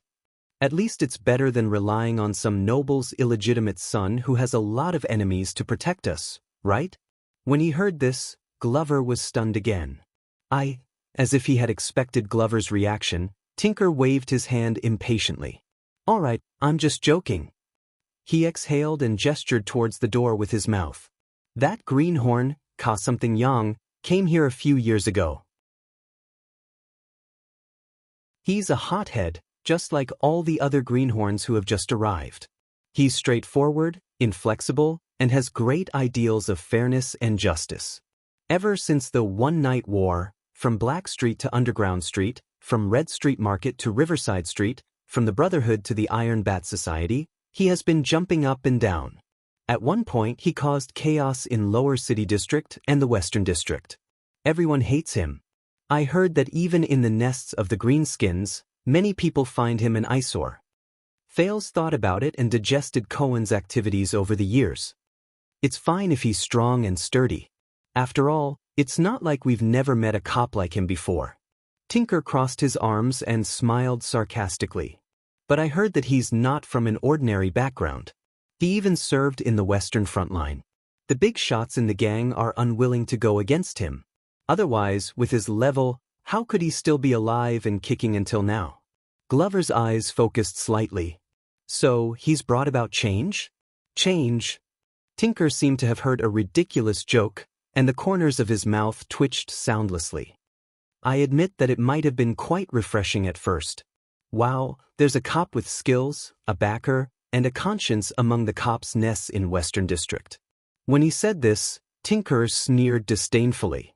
But as everyone, be it us or the Black Silk Gang, gradually figured out how to deal with this idiot, we bribed the people around him, figured out his principles, saw his habit of enforcing the law, and acted according to the situation. We even cut off his enthusiasm from both ends. We hid the people he wanted to capture in advance, and bribed the cops to release the people he captured. We gave him false information, set him up, and made him suffer. A few years passed. Tinker's mood became more and more dejected, and his sarcasm became more deliberate. As it turns out, he's no different from the black-hearted cops of the past. He clicked his tongue in disdain and shook his head. At most, he's a little more cheerful. Thales sighed in his heart. He could tell that Tinker, who had a close relationship with Glover and Lillian, seemed to be a member of Blood Bottle Gang. If Glover was really a child beggar of Blood Bottle Gang as he said, then their relationship could be understood. Thales found it a little strange. Why does Tinker have such complicated emotions when he talks about Cohen? Glover was silent for a while before he snorted angrily. I have a friend who was right. That cop has a problem with his brain. You'd better not interact with him. Tinker laughed again. But unexpectedly, this time, he shook his head. It has nothing to do with his brain. Tinker sighed softly. Red Street Market, Black Street, the Underground Street, the Grand Bazaar, the sewers, and even Star Plaza and Renaissance Palace. Every brick, every wall, every blade of grass, and every tree in Eternal Star City has been exposed to the sun and rain for hundreds of years. Nothing has changed. It will not change either. Glover frowned and looked at him. It's as if someone used invisible glue to glue everything in Eternal Star City together. It's strong and sticky, Tinker said absent-mindedly. No matter how the wind and rain batter it, whether it's exposed to the sun or the rain, it will not move. When he heard this, Thales was momentarily stunned. And a guy who only has ideals and morals, even if he's the smartest scholar, the strongest warrior, or the most powerful king in the world, much less a silly cop. Tinker looked desolate and helpless. He smiled indifferently. It's the same. Nothing can change. Thales was dazed for a moment. Only has ideals and morals. Nothing can change. Just like this damn world we live in. Tinker leaned against the table. His mood was downcast. It never changes. It won't.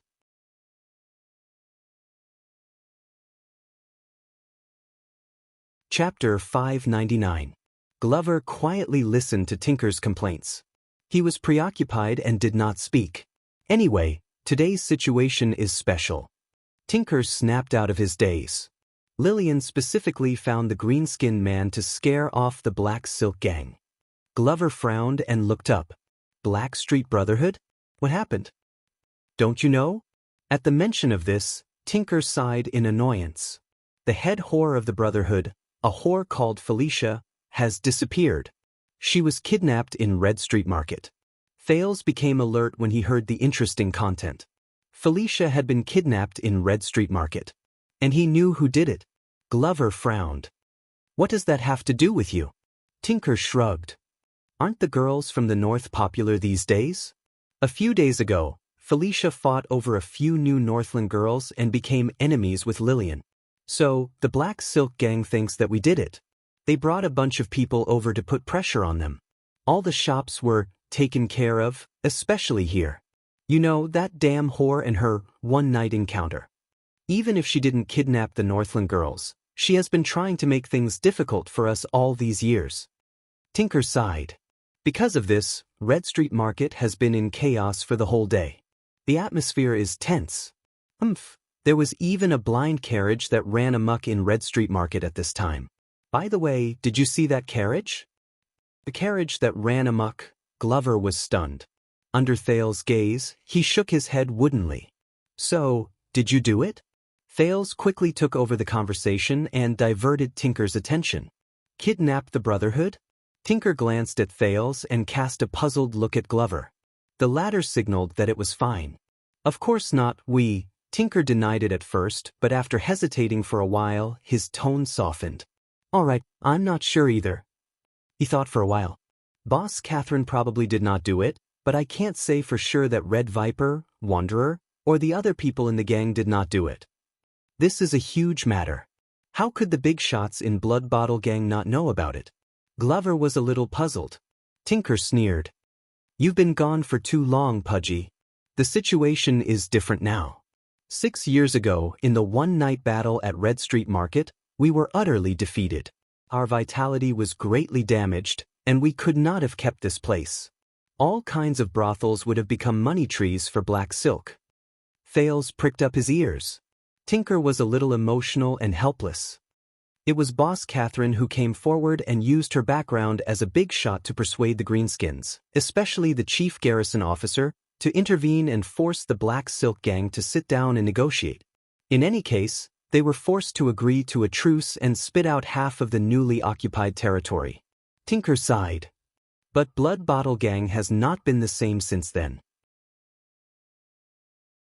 The strongest 12 with potential are either dead or scattered. Almost none of them are left, and the big shot mystic behind the scenes that the gang has always claimed to have never been seen, Boss Catherine, is the most popular and has inherited most of the territory. However, she chose to negotiate a truce with the Black Silk Gang and has to bear a lot of criticism. Red Viper is not willing to accept it and advocates to reclaim his interests. However, he has made enemies everywhere with his little manpower and power. I can only say that it's good that he didn't help but make things worse. In addition, Wonder Forger has returned from Blade Edge Hill. He has a group of people under him, and he always wants a piece of the pie. However, he doesn't have any good connections. The other new hills are either useless or still immature and not good enough. So, we are like a sheet of loose sand. We do not have our orders, and we fight incessantly. We keep losing our businesses, territories, and power. On the other hand, the Black Silk Gang work together and prosper. Hard Fist Senza, Ironheart Rhoda, Lance, Alpha Wolf Fiso, Ripper Anton, Fatty Morris. Over the past few years, every boss has become stronger. Did you notice that we don't even mention the legends of Black Sword and the 3 great assassins anymore? As Thales listened to this news, he was shocked to realize that after he left, the underground world of Eternal Star City and even Constellation had been turned upside down and was no longer what it used to be. Tinker spread his hands. You can see from the comparison between One Night's Romance and Laurel Club that our business is deteriorating day by day. We can't make ends meet, and we're just struggling to hang in there. A few days ago, when we were snatching the Northern Girls, we couldn't win against that vixen, Felicia. Glover stared at the lights in the room in silence. He did not know what to think. Tinker's tone changed. But first, there's the business discord between the Northern Girls. Then, there's the kidnapping of people in Red Street Market, which is on the border between the 2 countries. Then, there's the kidnapper's carriage that crossed the border to stir up trouble. Hey, how can there be such a coincidence? Every single one of these incidents is a sore spot for us and the Black Silk Gang. Glover and Thales looked at each other expressionlessly. Tinker continued to complain, that's not all. You know that Blood Bottle Gang started off by selling moonshine. As a result, over the past few months, the raw materials for brewing wine, the business of storing wine, and the business of selling wine have all been in a state of depression.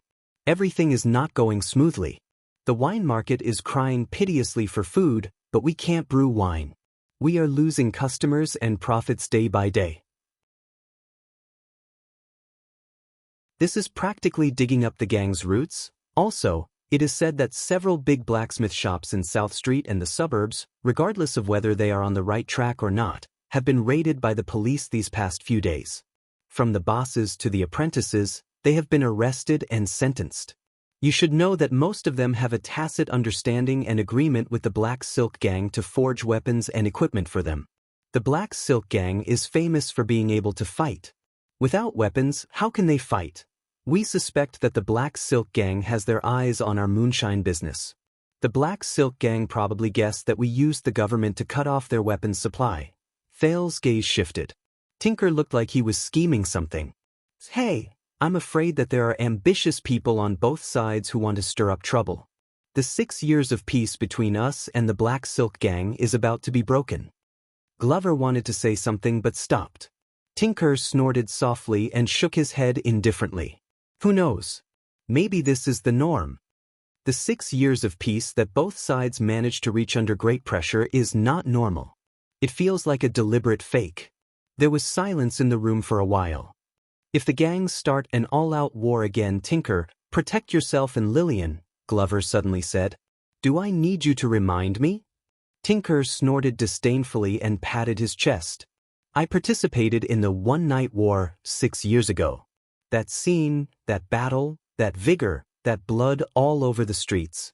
F***ck, I don't want to do it a second time in my life.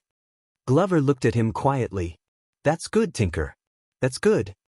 When he heard Glover say this, Tinker felt a little unnatural, but an undisguised shout came from the corridor and freed him from the awkwardness.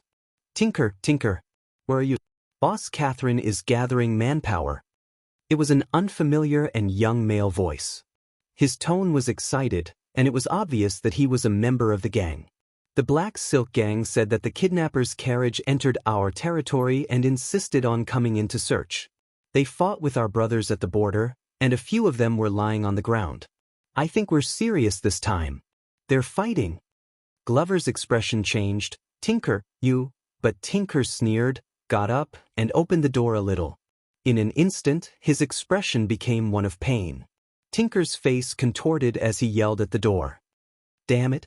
I have diarrhea. My legs are weak. I can't go anymore. An indignant reply came from the corridor. Are you kidding me? Diarrhea again? A few years ago, you were still one of the strongest 12 in the gang. Tinker's voice became urgent. But I can't take it anymore. I have to go to the toilet again. Talk to you later. Tinker closed the door and sat back in his chair. He no longer cared about the gang member who dragged him into a gang fight. On the other hand, Glover and Thales were stunned by what they saw. What's wrong? Tinker was a little dissatisfied with their gazes. He explained, I really have diarrhea. I always say that when Boss Catherine comes to check on me, he touched his stomach and his expression changed. Oh no, I've finished my laxative. Tinker was a little distressed. I have to buy a few more packs later. Glover and Thales both looked at him with complicated gazes. That's good, Tinker. Glover inhaled and understood some of Tinker's strategy. That's good, Tinker. But the zombie immediately raised his head seriously. Tinker, if you and Lillian need my help, forget it. Tinker waved his hand nonchalantly. You know what I mean, right? With your current identity and our current state, helping is equivalent to harming others. Wasn't the lesson last time enough? Glover was instantly stunned. Tinker was silent for a while, but he still stood up slowly. You and your young master should leave once you've rested enough. Tinker pointed at the inconspicuous Thales and patted Glover's strong arm. There was an indescribable emotion hidden in his eyes. As for your unconscious brother, if it's not convenient for you, we will hire a carriage to send him to your place. Glover looked back at him, slightly confused. Thank you, I'll pay for the carriage. Also, I've been transferred, and my salary has increased. If you need money urgently, this sentence seemed to have hit a nerve. Tinker's expression changed drastically, and his tone became anxious. Hey, we don't need your stinking money. Especially your family's. Glover seemed to have realized something, and his face turned pale as well. I know. This was the first time Thales saw the zombie so distressed and aggrieved. He was evasive, and there was shame on his face. I'm sorry. Tinker stared at Glover for a while before he sighed in the end. F***C. Tinker moved his gaze away in displeasure. Stop saying sorry. You're making me sick. But Glover was silent for a second before he replied in a daze. I'm sorry. Tinker clicked his tongue in pain, shook his head, and gave up on correcting Glover. He walked towards the door. Also, Tinker's back was facing them. He pressed his palm against the doorknob, and his tone was hesitant. You better not come here anymore. Glover's breathing froze. Tinker's mood was equally gloomy. He seemed to have made up his mind about something. I'm saying if your enemies find out, you can't protect us. Glover was silent for a few seconds before he spoke with difficulty. I know. Can't protect us. As he looked at Glover's expression, Thales suddenly had an epiphany. He remembered something. The zombie took a few deep breaths. I know. Thank you, brother. Tinker did not turn around. He just exhaled as well. We are no longer brothers, Pudgy Dumpling. Not brothers. Glover was stunned for a moment. Since you have escaped from this **T pit, then go and live the life you deserve. Tinker gently pulled the door open. His tone was desolate. You're no longer one of us. Lillian, that's what she hopes too. No longer one of us. Thales saw Glover's arm tremble at that moment. But before the latter could speak, Tinker walked out of the room, leaving only the tightly shut door behind him. Glover stared at the door in a daze. He could not snap out of his daze for a long time. After a few seconds, Thales felt that the atmosphere was about right. He then moved gently from the corner to the table and coughed. Glover? Glover snapped out of his daze and lowered his head in shame. I am very sorry, Your Highness. I should not have attacked that police officer. As for Lillian and Tinker, they do not know your identity. Please forgive them. Thales stared at him carefully and smiled faintly. You know, I thought Lady Lillian was your lover at first, just like everyone else did. Glover's body stiffened. Thales sighed and moved the chair in front of him. So, do you have anything to explain to me about that lady? Glover raised his head with difficulty and stared at the prince in a daze. Thales looked around and tried his best to speak in a calm tone.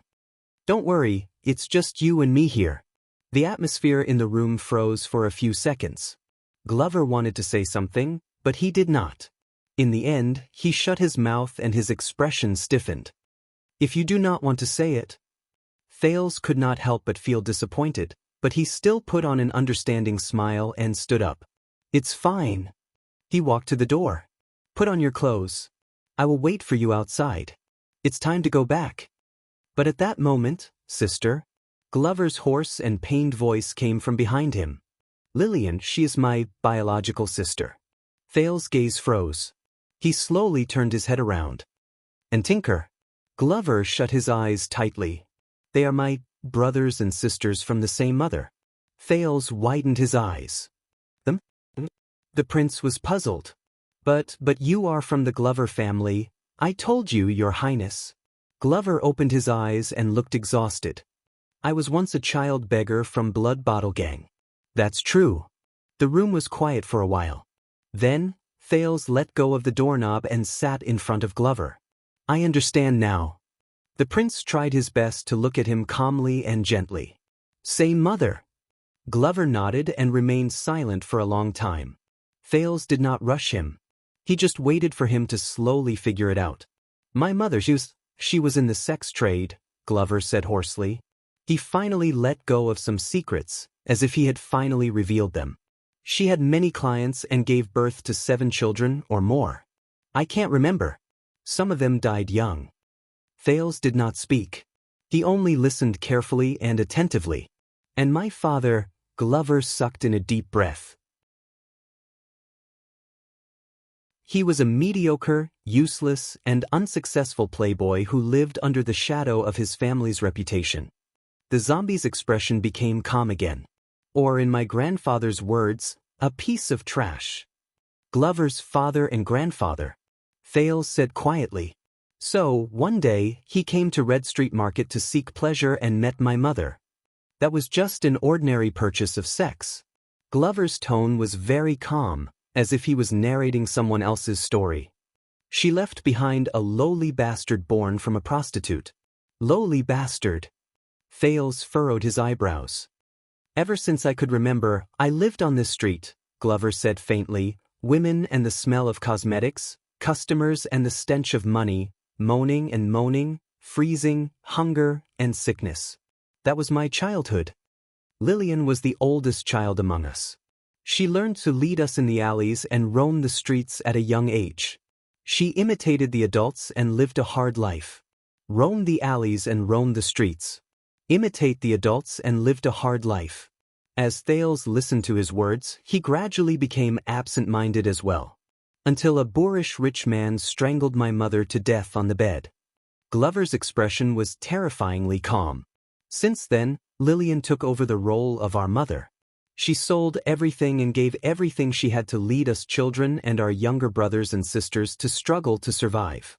We went hungry, we ate until we were full, we suffered until we endured. Struggled to survive. Thales subconsciously clenched his fists.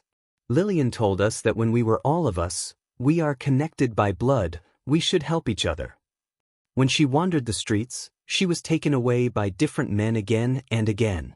Then she came back with pitiful copper coins and food. Sometimes she was even in pain. Glover's eyes showed pain, and the bandages on his body turned red again. We are brothers and sisters. That is the most important thing, she always said. She laughed and cried. Thales stared at the lamp on the table without any expression on his face. Those days were not easy. Glover paused for a while. Scabies slugs? 2 of our siblings died of typhoid. Vaughn was caught during a failed theft attempt. After he was carried back, he did not make it. Died of typhoid, was caught stealing, did not make it. Thales heard the beating in his chest become faster and faster. Until Grandmother Laurel took us in.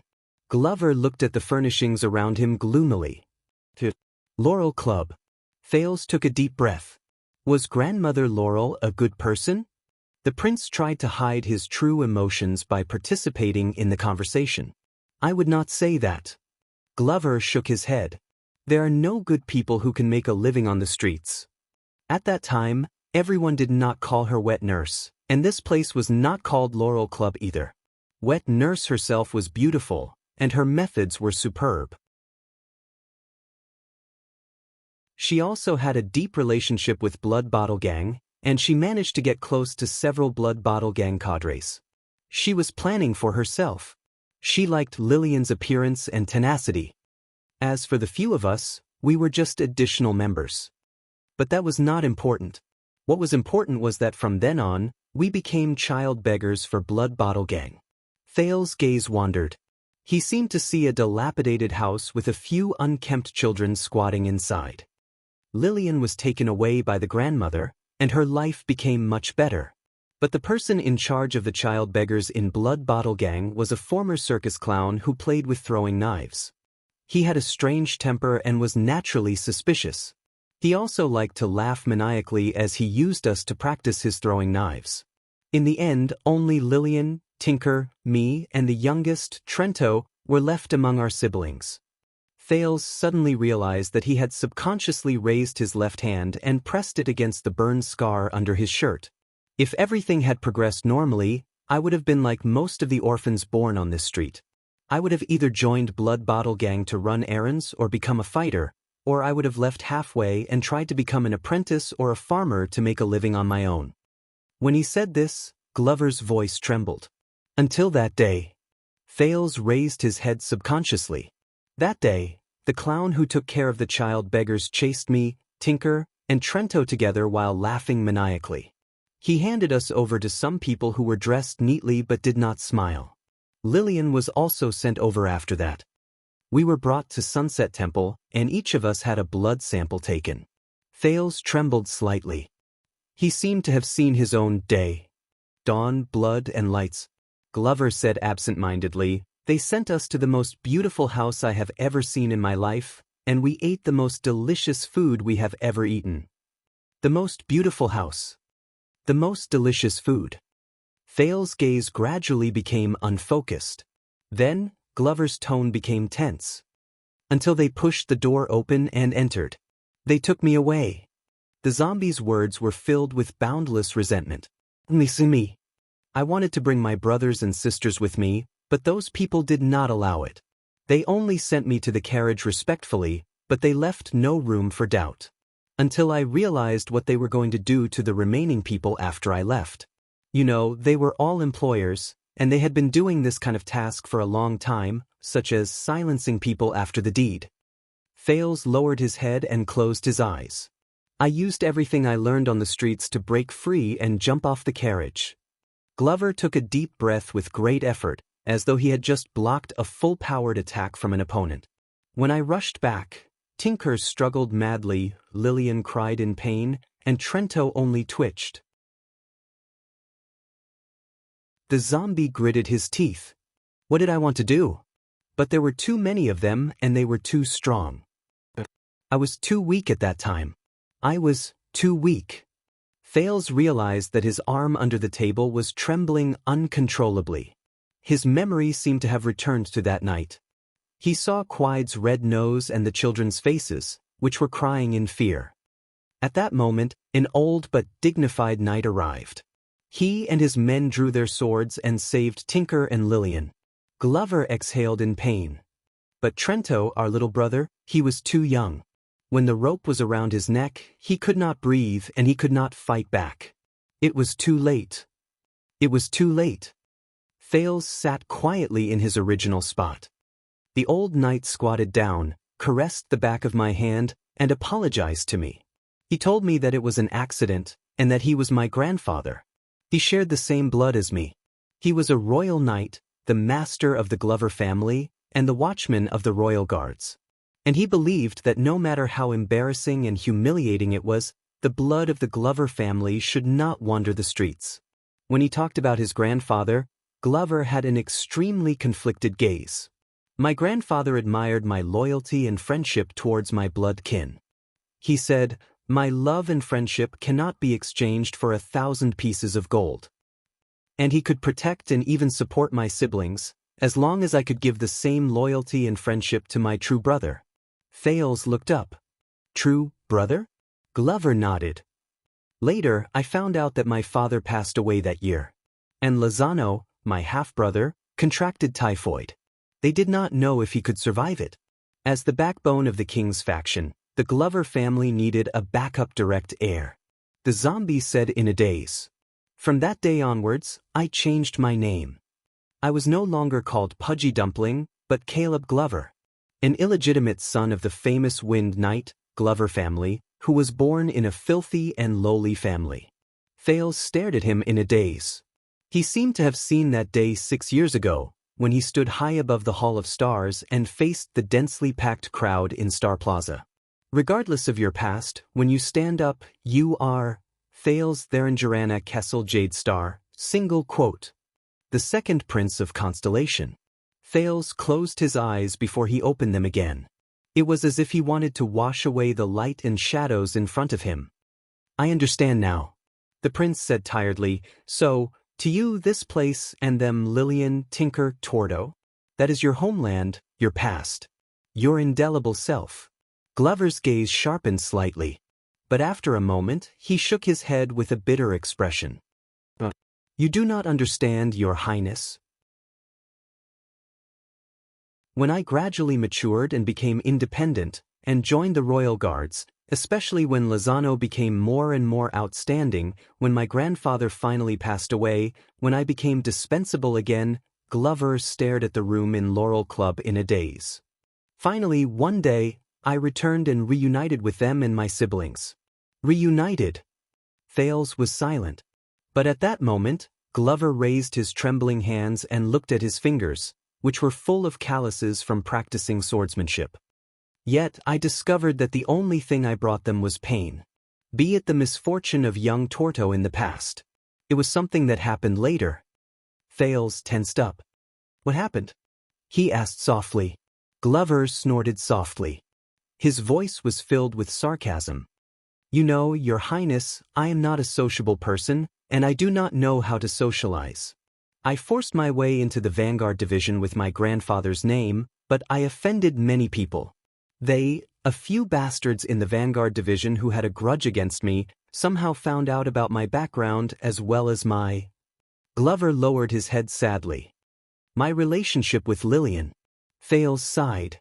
"So, after I fought with them again, that night, those bastards came here in groups." Glover's voice was low. "They used an unprecedented amount of money to kidnap Lillian." His voice began to tremble. They locked her in a house." Thales' heart was heavy. He pursed his lips. "A coward's move." Glover ignored him. "When Tinker knocked on my door in the middle of the night, covered in wounds, I had to go to the Glover family's mansion and do what I did not want to do the most, seek help from Lozano and find the best doctor for the dying Lillian." The zombie had to pause to adjust his emotions. The room became quiet. Thales was silent for a while before he spoke again. "Those people in the royal guards, those bastards, who are they?" "It doesn't matter anymore." Glover shook his head with a gloomy expression. "It's already been solved." "Solved?" Glover snorted mockingly. Hatred and determination appeared in his eyes. "You know, those bastards were certain that I would not dare to take the risk and attack her. They proudly showed off to me and told me how they tortured her that night." Thales remembered the terrifying wounds on Lillian's body just now, and he was speechless. Glover gulped and gritted his teeth. "I couldn't control myself." Thales nodded. "Just like today?" Glover closed his eyes. "I'm sorry. I committed a great taboo by attacking a colleague, and I caused great trouble. Lozano used his connections, looked for laws, and tried his best, but he could only barely save my life. Glover opened his eyes. There was no light in them, only a deep numbness. Until one day, a person came to the guard's confinement well. He told me that he was the new watchman of the Royal Guards, and he needed a new subordinate. So I walked out of the confinement well, followed Lord Mallows, and went to Western Desert. I see. The two of them were silent again for a while until Thales spoke. Glover. But the zombie seemed to have suddenly woken up. He interrupted the prince without caring about anything else. So I know. Glover grabbed the bandages on his body tightly. His face was contorted. A long time ago, at the moment I was taken away by my grandfather, everything changed. Thales stared at him quietly, and he suddenly understood what it meant to empathize. We Lillian, Tinker. Glover exhaled in pain. He felt resentful but also relieved. We can't go back. Forever. At that moment, many scenes and words flashed in Thales' mind. Child beggars. Siblings. The day my fate was changed. A new life. An old burden. In his days, the prince heard Gilbert's words. Perhaps the day you find them is the day you cause their deaths. In the next second, Thales took a deep breath and snapped out of his memories. Glover. The prince's voice rose steadily, and there was a tone that allowed no room for doubt. Can you still walk? The zombie looked up in confusion. Your Highness? Thales stared at the door expressionlessly. No one knew what he was thinking. I want to go somewhere. Glover was stunned for a second before he reacted. Your Highness, Commodore is not here. I am alone, and we do not have enough manpower, Thales smiled. He did not wait for him to finish and spoke to the door. Lorbeck? Big Brother Lorbeck? It was quiet outside the door. There was no response. Glover looked puzzled. Thales felt a little embarrassed, so he raised his voice. Lorbeck the blockhead Dara. There was still no response. The atmosphere suddenly became very awkward. Then, Thales took a deep breath, put his hands in front of his mouth, and formed a trumpet shape. He shouted angrily, Cohen Nema Caribbean. There was a thud outside the door, as if someone had suddenly bumped into the door. Glover's expression changed. He suppressed the displeasure in his heart and stared at the door gloomily. As expected, the next moment the door opened. Police Cohen's bruised and swollen face was revealed through the crack. His face was full of fear and puzzlement. What? Big Brother Waya, Thales interrupted him. Get ready. Follow me to a place. Cohen was stunned. Downtown. Downtown. Both Glover and Cohen were stunned. After a few seconds, the police officer cautiously opened his mouth. But that is Blackstreet Brotherhood's territory. Thales' gaze turned cold. Are you afraid? Sir Caribbean, the first-class police officer of Western City Police Station? Cohen paused. He was a little indignant, but he was still hesitant. That's not it. Just that, forgive me for reminding you, the Brotherhood and Blood Bottle Gang have been showing signs of tension recently. Thales narrowed his eyes. Are you afraid? No, no, no. Cohen hurriedly shook his head. I mean, although I am very strong, and although the big brother sitting there is only a little weaker than me, Glover snorted in disdain, if I were to barge into the Brotherhood's lair, are you afraid? Of course not. I have been to downtown a few times, but the roads there are not easy to walk on. It is very easy to get lost. Once you get lost, you will only get lost until the sky turns dark. Are you afraid? No, but you are a prince after all. If you accidentally bump into something, are you afraid? No, no. Also, I am on leave today.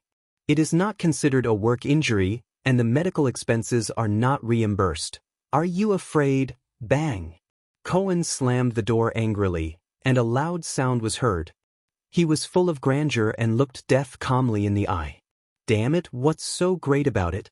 Let's go! The police officer gritted his teeth and roared in a Western Desert accent. I'm not afraid of your balls.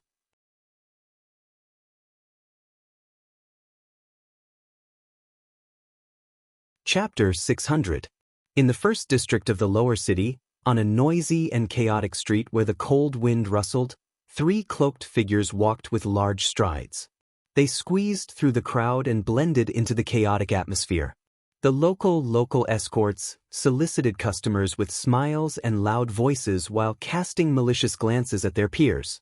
The owner of the lost property and the thief ran after each other over a frightening distance, causing passers-by to complain. Idlers and tramps sprawled out on the dirty roadside, waiting for hired business to cover their 3 meals for the day. Panting porters and peddlers who transported goods numbly piled their goods in front of the shop doors, ignoring the curses of the shopkeepers.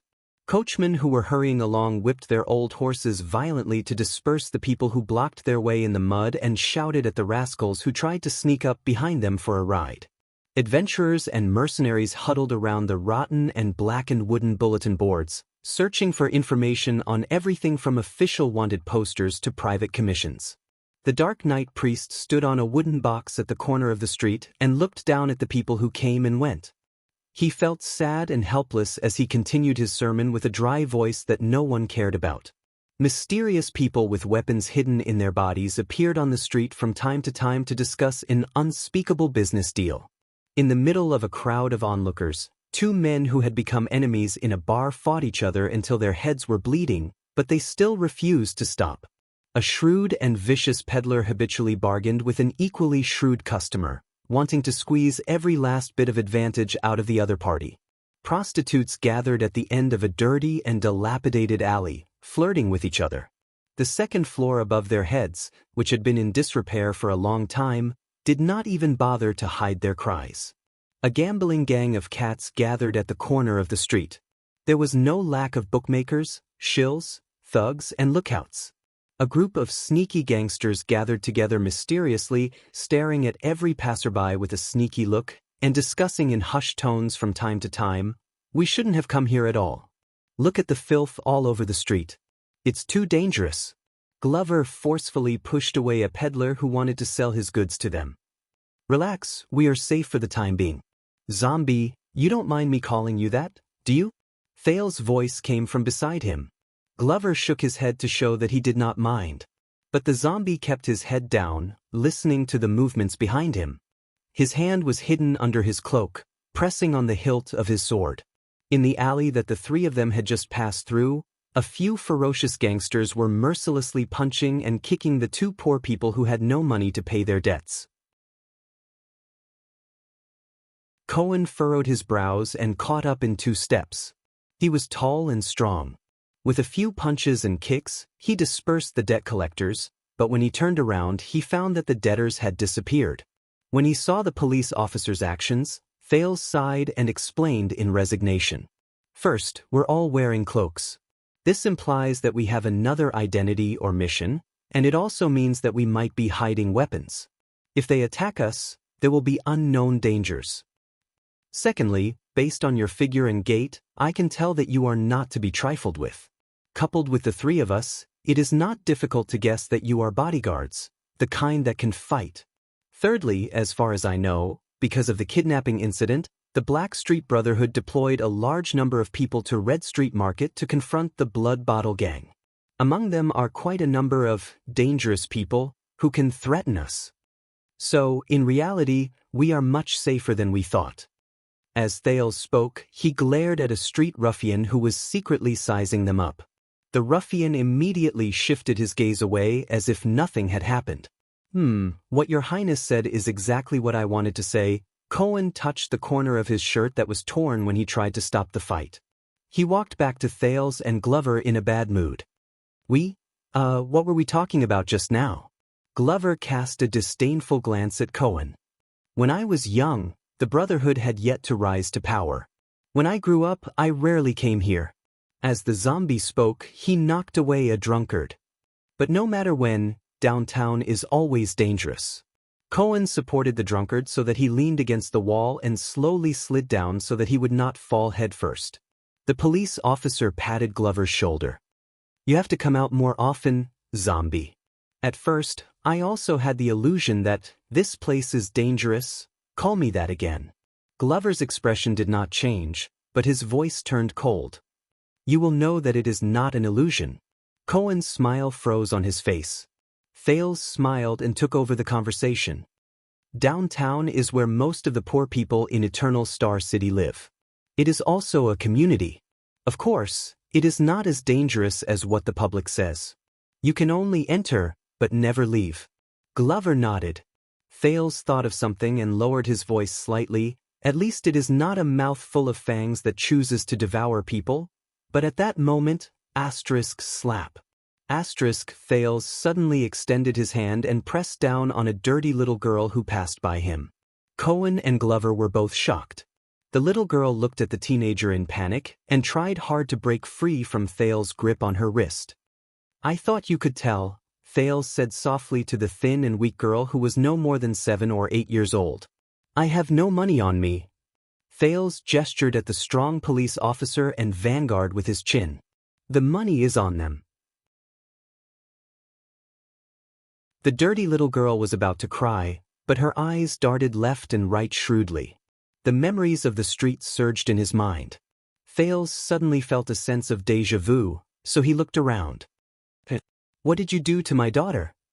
Sure enough, a middle-aged woman whose makeup was as thick as a paint plate and whose clothes were as messy as a drying pole rushed out from the alley where prostitutes gathered. She screamed with a sharp and harsh country accent and pointed at Thales while she cursed, "You're the one who did this to me. Everyone, come and take a look. Someone is bullying a little girl on the street. How shameless! How shameless!" The passers-by immediately turned their heads and jeered. Let me tell you, Elisa is my baby. Her father is a famous hero on this street. If you don't give me an explanation, don't even think about. The woman with heavy makeup raised her head and saw 2 tall and muscular men in cloaks standing beside Thales. They were Cohen and Glover. Her voice immediately became softer, and she instantly forced a smile. Misunderstanding. The woman lowered her head and scolded her daughter fiercely. I knew that you, little brat, wouldn't know your place. What did you take from them this time, huh? How many times has your mother taught you? No matter how much you want it, you can't just take other people's things. This is the most basic morality of a person. Hand it over. Apologize to your brother. Don't worry, she didn't take anything. Thales smiled faintly and let go of his right hand. The girl named Elisa cried and threw herself into her mother's arms. She did not forget to give Thales a fierce look that was the same as her mother's. What's wrong, my dear? As if it was a play, a sloppy hooligan walked over with a fierce voice.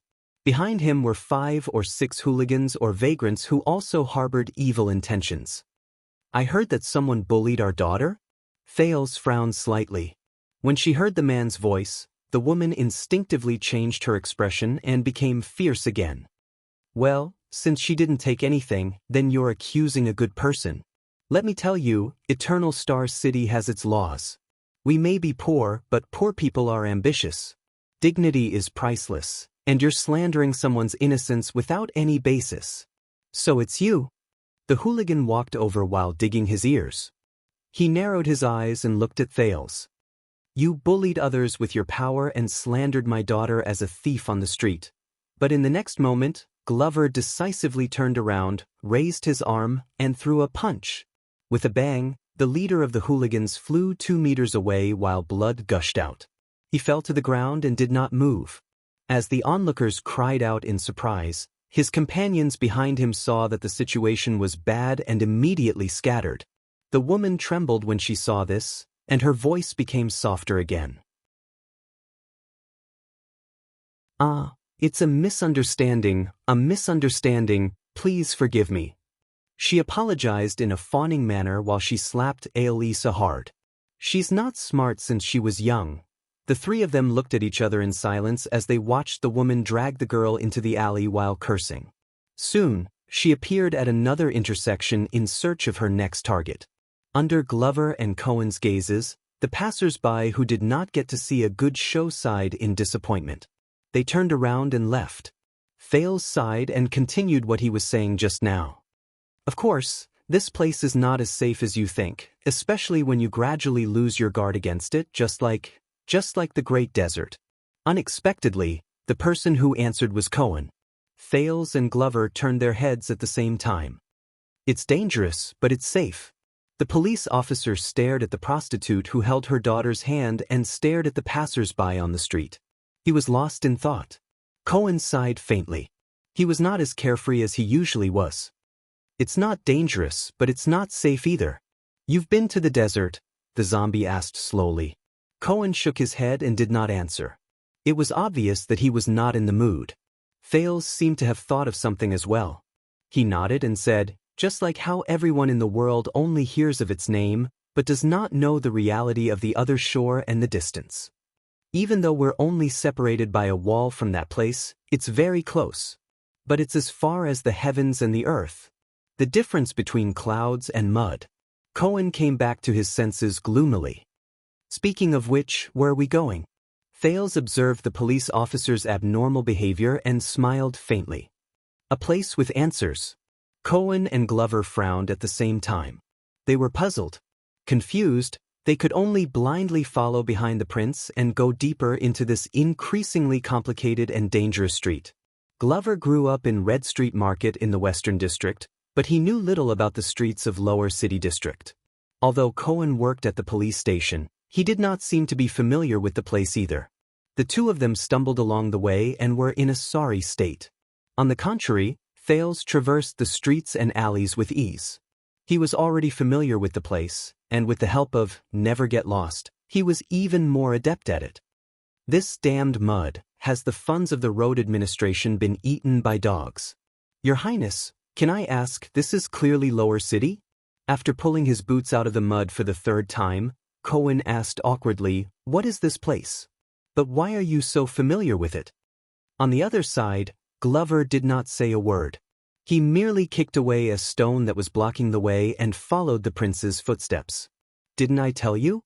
Fales lied without batting an eyelid. The Jade Star royal family is blessed and protected by the gods. They will never get lost. Huh? Blessed? Protected? Never get lost? Cohen scratched his head. So, my old man is lying to me again? When I was young, he clearly told me that the Jade Star royal family is shouldering an eternal curse. So, follow me closely, don't get lost. Fales somehow remembered the journey in the black track. He flapped his cloak and strode forward. Some paths are like life. Once you fall behind, you can never go back. Glover seemed to have remembered something, but the taciturn him only pulled his cloak tighter. So, you said that we should come here to find answers? Lower City District. Cohen stared at his feet carefully, guarding against the road that was as bad as Blade Fang's camp. Fales nodded. To be honest, my day has been full of ups and downs. Hope and darkness alternated, success and setbacks went hand in hand, pleasant surprises mixed together, and sorrow and joy intertwined. Fales walked forward and passed through a few doorways in a familiar manner. He said faintly, just like the past few months, the past 6 years, the past, my entire life. Glover and Cohen were stunned. Tell me, have you ever seen a despairing person whose hope is dashed and he has nowhere else to go? Have you ever seen a numb and despairing person who abandoned everything? The teenager walked forward and looked at the dirty and noisy streets. The corners of his lips curled up. Cohen's eyes darted around. I have seen quite a few, Glover frowned. There have been, both of their voices rose and fell at the same time. They could not help but stop talking and glance at each other. Fales urged absent-mindedly. In the Great Desert, Cohen continued. The Western Front, Glover said at the same time. Cohen and Glover looked at each other again. Both of them were filled with indignation, as if they were saying, how dare you interrupt me? I was in the Purge campaign. During the Desert War, the two of them, who were already at odds with each other, stopped again and glared at each other fiercely. Hey, have you had enough? Don't interrupt me again, both of you. Fales finally could not take it anymore. Do you need me to get a room so that both of you can continue to be lovey-dovey? The police and Vanguard finally stopped talking. They snorted coldly and turned away. As expected of Doyle's follower. This was Cohen, who felt good about himself. As expected of Doyle's relative. This was Glover, who was disdainful. In the Doyle mansion in Eastern City District, Doyle, who was lying on the bed eating fruits, flipping through pornographic albums, and recuperating from his injuries, sneezed loudly. Baron Doyle and his wife, who were outside the door, were so shocked that they rushed into the room again. "My poor son. Where was I?" Thales exhaled and said unhappily. "Despairing people," Glover and Cohen said at the same time again. The two of them frowned and looked at each other. Thales nodded and looked at the chaos on the street. He seemed to be deep in thought. "Now, seeing these people in Lower City District makes me feel like I'm still living in a normal world, and not in some other people's circle." Some other people, Cohen and Glover started thinking at the same time, but they had different answers. But Thales did not expect their answers. He just continued to wander in his own memory. Have you ever seen a person who treats rudeness and violence as a personality, and treats sarcasm as a witty remark? Cohen sighed. "When I was young," Glover snorted coldly, "in the family, both of them, who had spoken at the same time for the umpteenth time, stopped talking at the same time." Their expressions froze. Thales looked at them suspiciously. "Are you sure you don't want to get a room?" Cohen and Glover pursed their lips and decided not to speak even if they had to die. Thales sighed softly. "I miss Waya and Ralph." The prince continued to sigh. "There are also people who pretend to be profound and reserved and treat speculation, suspicion, and jealousy as daily social interaction. There are also people who treat tacit unspoken rules as a matter of course, and say one thing but mean another as a rule of conduct. People who treat hypocrisy and pretentiousness as proper etiquette and ambiguity as watertight. Unfortunately, I've met all of these people over the past few days." Thales let out a long sigh. "Maybe we'll meet again in the future. And all of them have their eyes on me. Whether it's hope or coercion, scrutinizing or disdainful, they're hoping to find answers from me, to answer questions they can't answer." Thales' eyes dimmed. "But they're wrong." The prince pushed aside a clothes-drying pole and walked down a flight of stairs. "I have no answer. At least, I don't have the answer they want. I don't even have the answer I want." Thales stepped on the muddy road in his memory, just like it was many years ago. Nothing seemed to have changed. The prince's emotions affected Glover and Cohen. Both of them were deep in thought, and they were silent.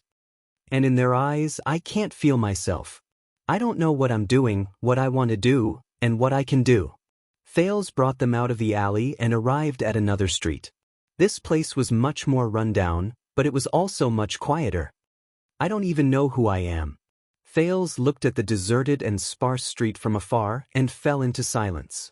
"You're of noble blood, and you're exceptionally intelligent," Glover said stiffly. "Naturally, you have a heavy responsibility, and you're far more powerful than ordinary people." Cohen snapped out of his daze and became anxious when he heard that. I think so too." The zombie cast him a sidelong glance. Thales looked back at them and smiled. "Yes, it's all right, fate will prepare everything for you. That's what my father once said." Thales stared at the uneven ground under his feet and walked forward again. In the past 6 years, this sentence has always been very useful. Especially when I'm still in the north. At that time, I didn't have the chance to hesitate. Thales furrowed his eyebrows and thought of the Raven of Death laughing forlornly. I could no longer hesitate, but Thales suddenly raised his head. But the teenager avoided an alley where thieves gathered. What if fate is also lazy and lazy? Glover and Cohen both frowned. If even fate refuses to show me its true form and only presents me with an empty mirror, then I can only see my helpless face in it.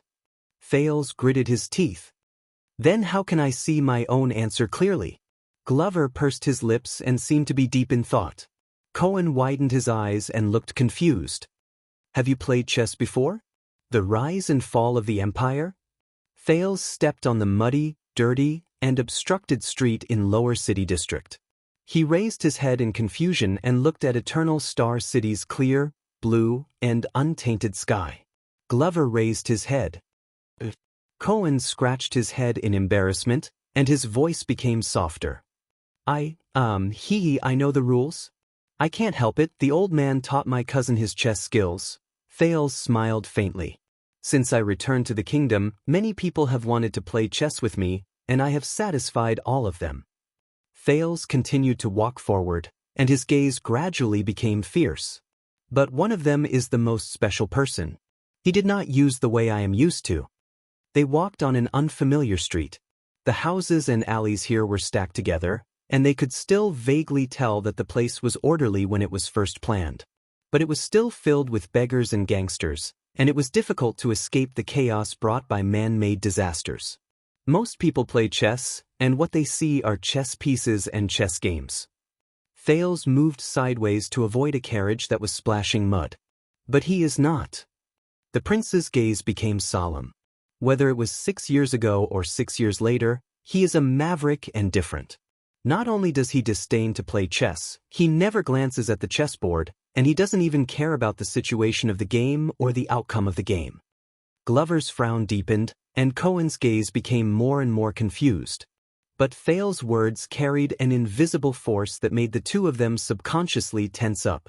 Because in his eyes, there are only chess players, big or small, and there is no distinction between superiority and inferiority. They are all solitary, contemplative, and do whatever they want. Thales clenched his fists. He knows, or rather, he is certain, the prince gritted his teeth. The one who makes choices on the chessboard is always the chess player. The legendary wing, Anchor Birel, Zayn Covendier, and even the shadow on the throne in Renaissance Palace all flashed across Thales' mind at this moment. Every chess player who makes different choices and becomes who they are, is always traceable. Thales took a deep breath. And he grasped all of these. He only looks at the chess player, and only treats the chess player as chess pieces. He probably believes that as long as he captures the chess player, he can play any game he wants. Just like how a king is not respected by his bloodline, Thales gently pressed his hand on his chest. But the bloodline is honored by the king. Glover and Cohen were silent. One was solemn, and the other was confused. Thales gradually sorted out his thoughts, and his tone was fearful. He is an opponent I have never seen before. His playing style can't even be described and evaluated as brilliant or inferior.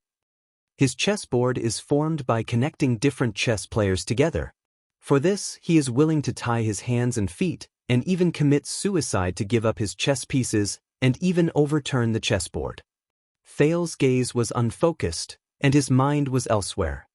Just like some players know how to operate, some play operations, some know techniques, and some look at the big picture, but Thales sighed.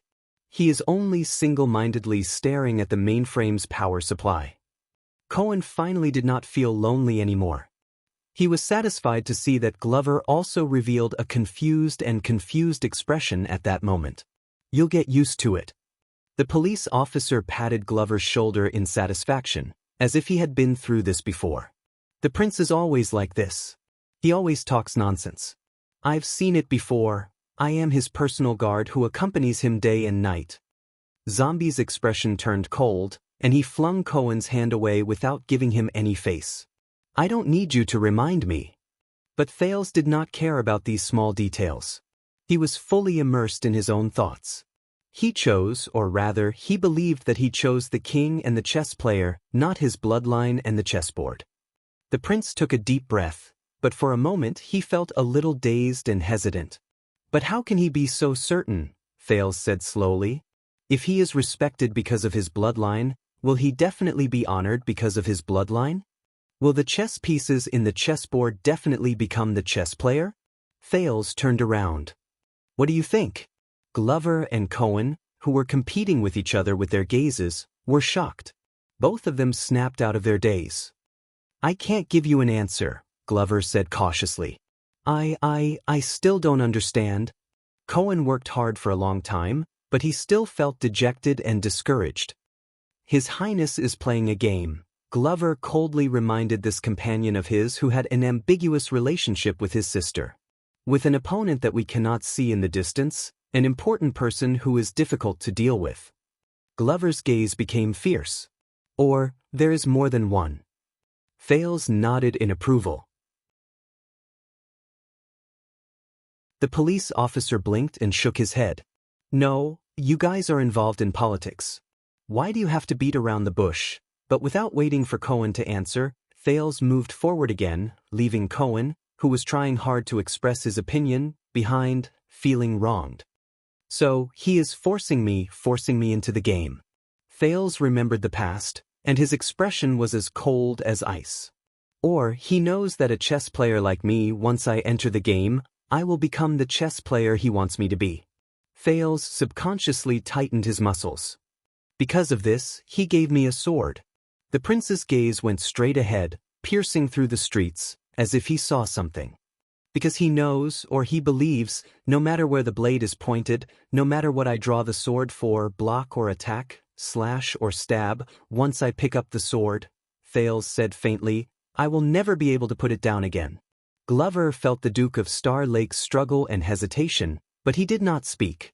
But Cohen tried hard to blink. Where are you going? What are you doing? Sword Egger. Cohen's gaze was profound at first, then lost. I'm sorry, I still don't quite understand. It's okay, Cohen. Thales snapped out of his daze and exhaled. It's a good thing that you don't understand. The prince looked at him with a complicated expression. It means that you are very happy. Don't worry. But unexpectedly, the police officer shook his head decisively. No, Your Highness. Although I know you are secretly scolding me, Master Zadie told me that when you do not know whether to raise your sword, Cohen hesitated for a moment, but still said firmly, it is time to ask your heart of the sword. Thales was stunned. What? The heart of the sword, Cohen said solemnly and seriously. In the Tower of Eradication, without this thing, you cannot graduate. Glover crossed his arms and sneered. It's that stupid Towers theory again. Cohen glared at Glover in dissatisfaction, but in the end he did not clash with Glover. Instead, he turned around and asked Thales, this is the Tower of Eradication's general view on the power of eradication. The power of eradication is not a tool, but a self.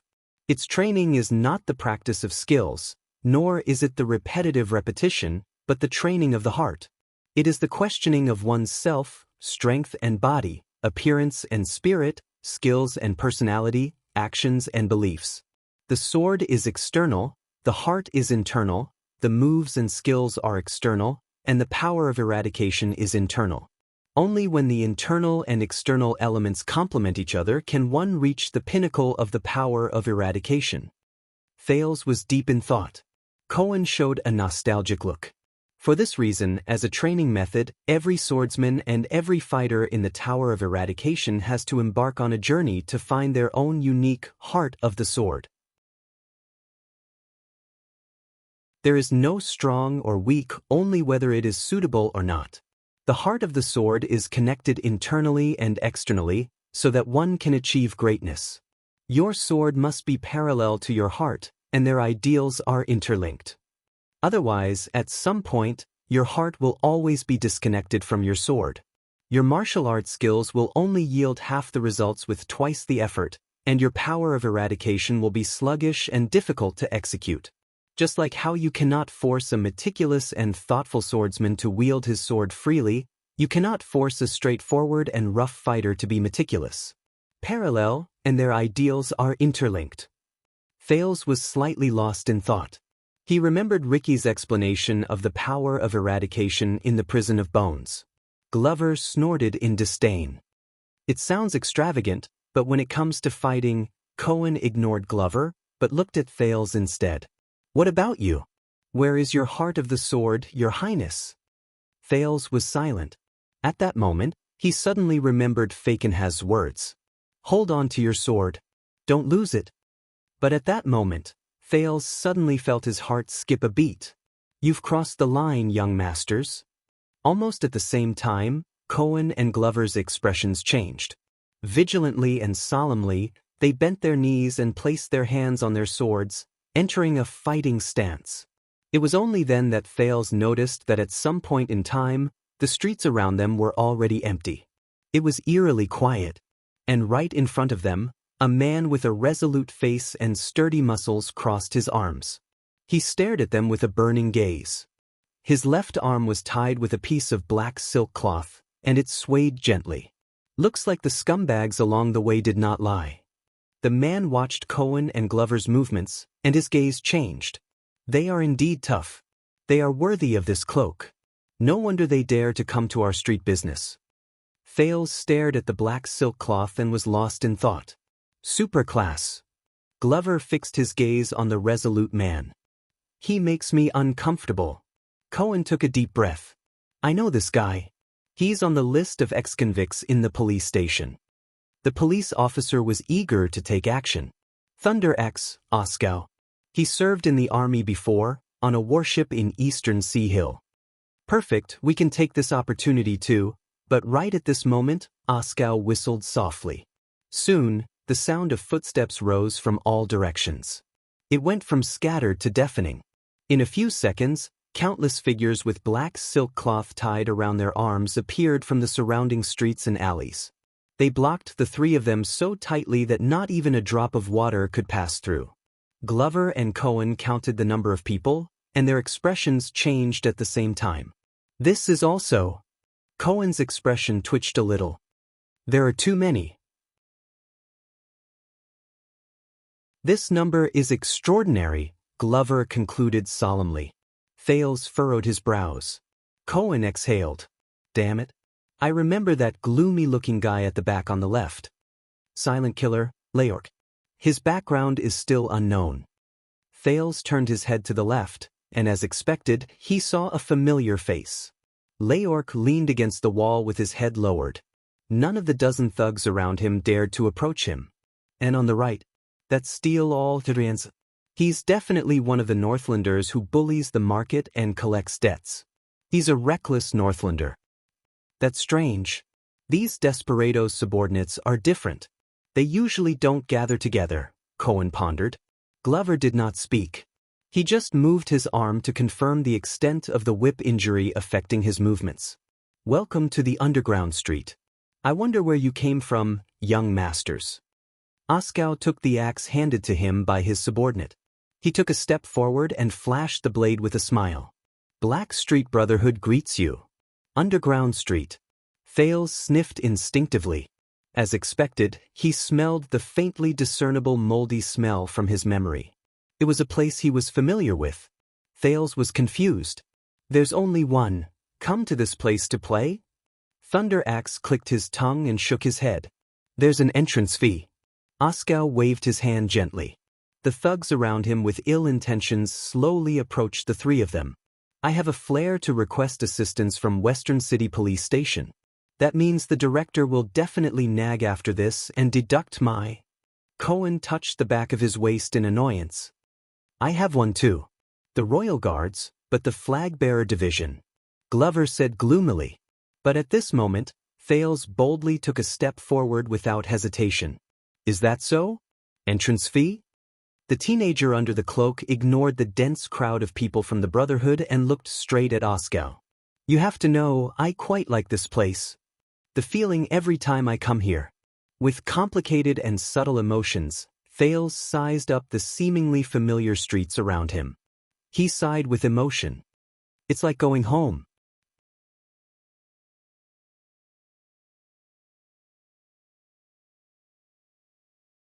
Chapter 601.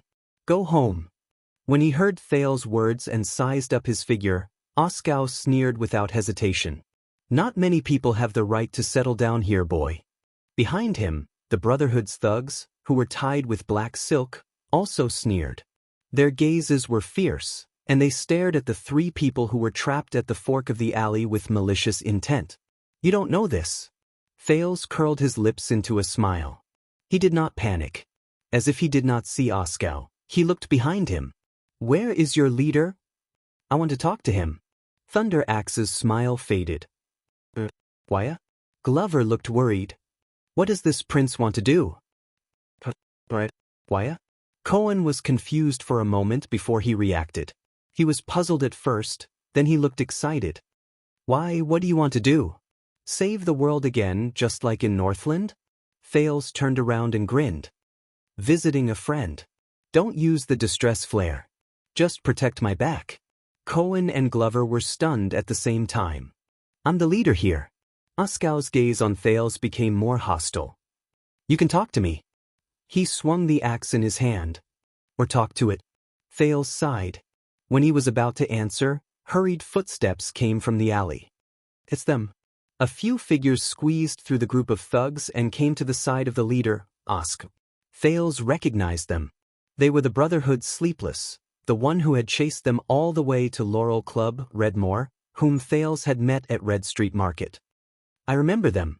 Redmore panted and pointed at the three people. Especially the big guy with the stiff face. Glover exhaled in displeasure.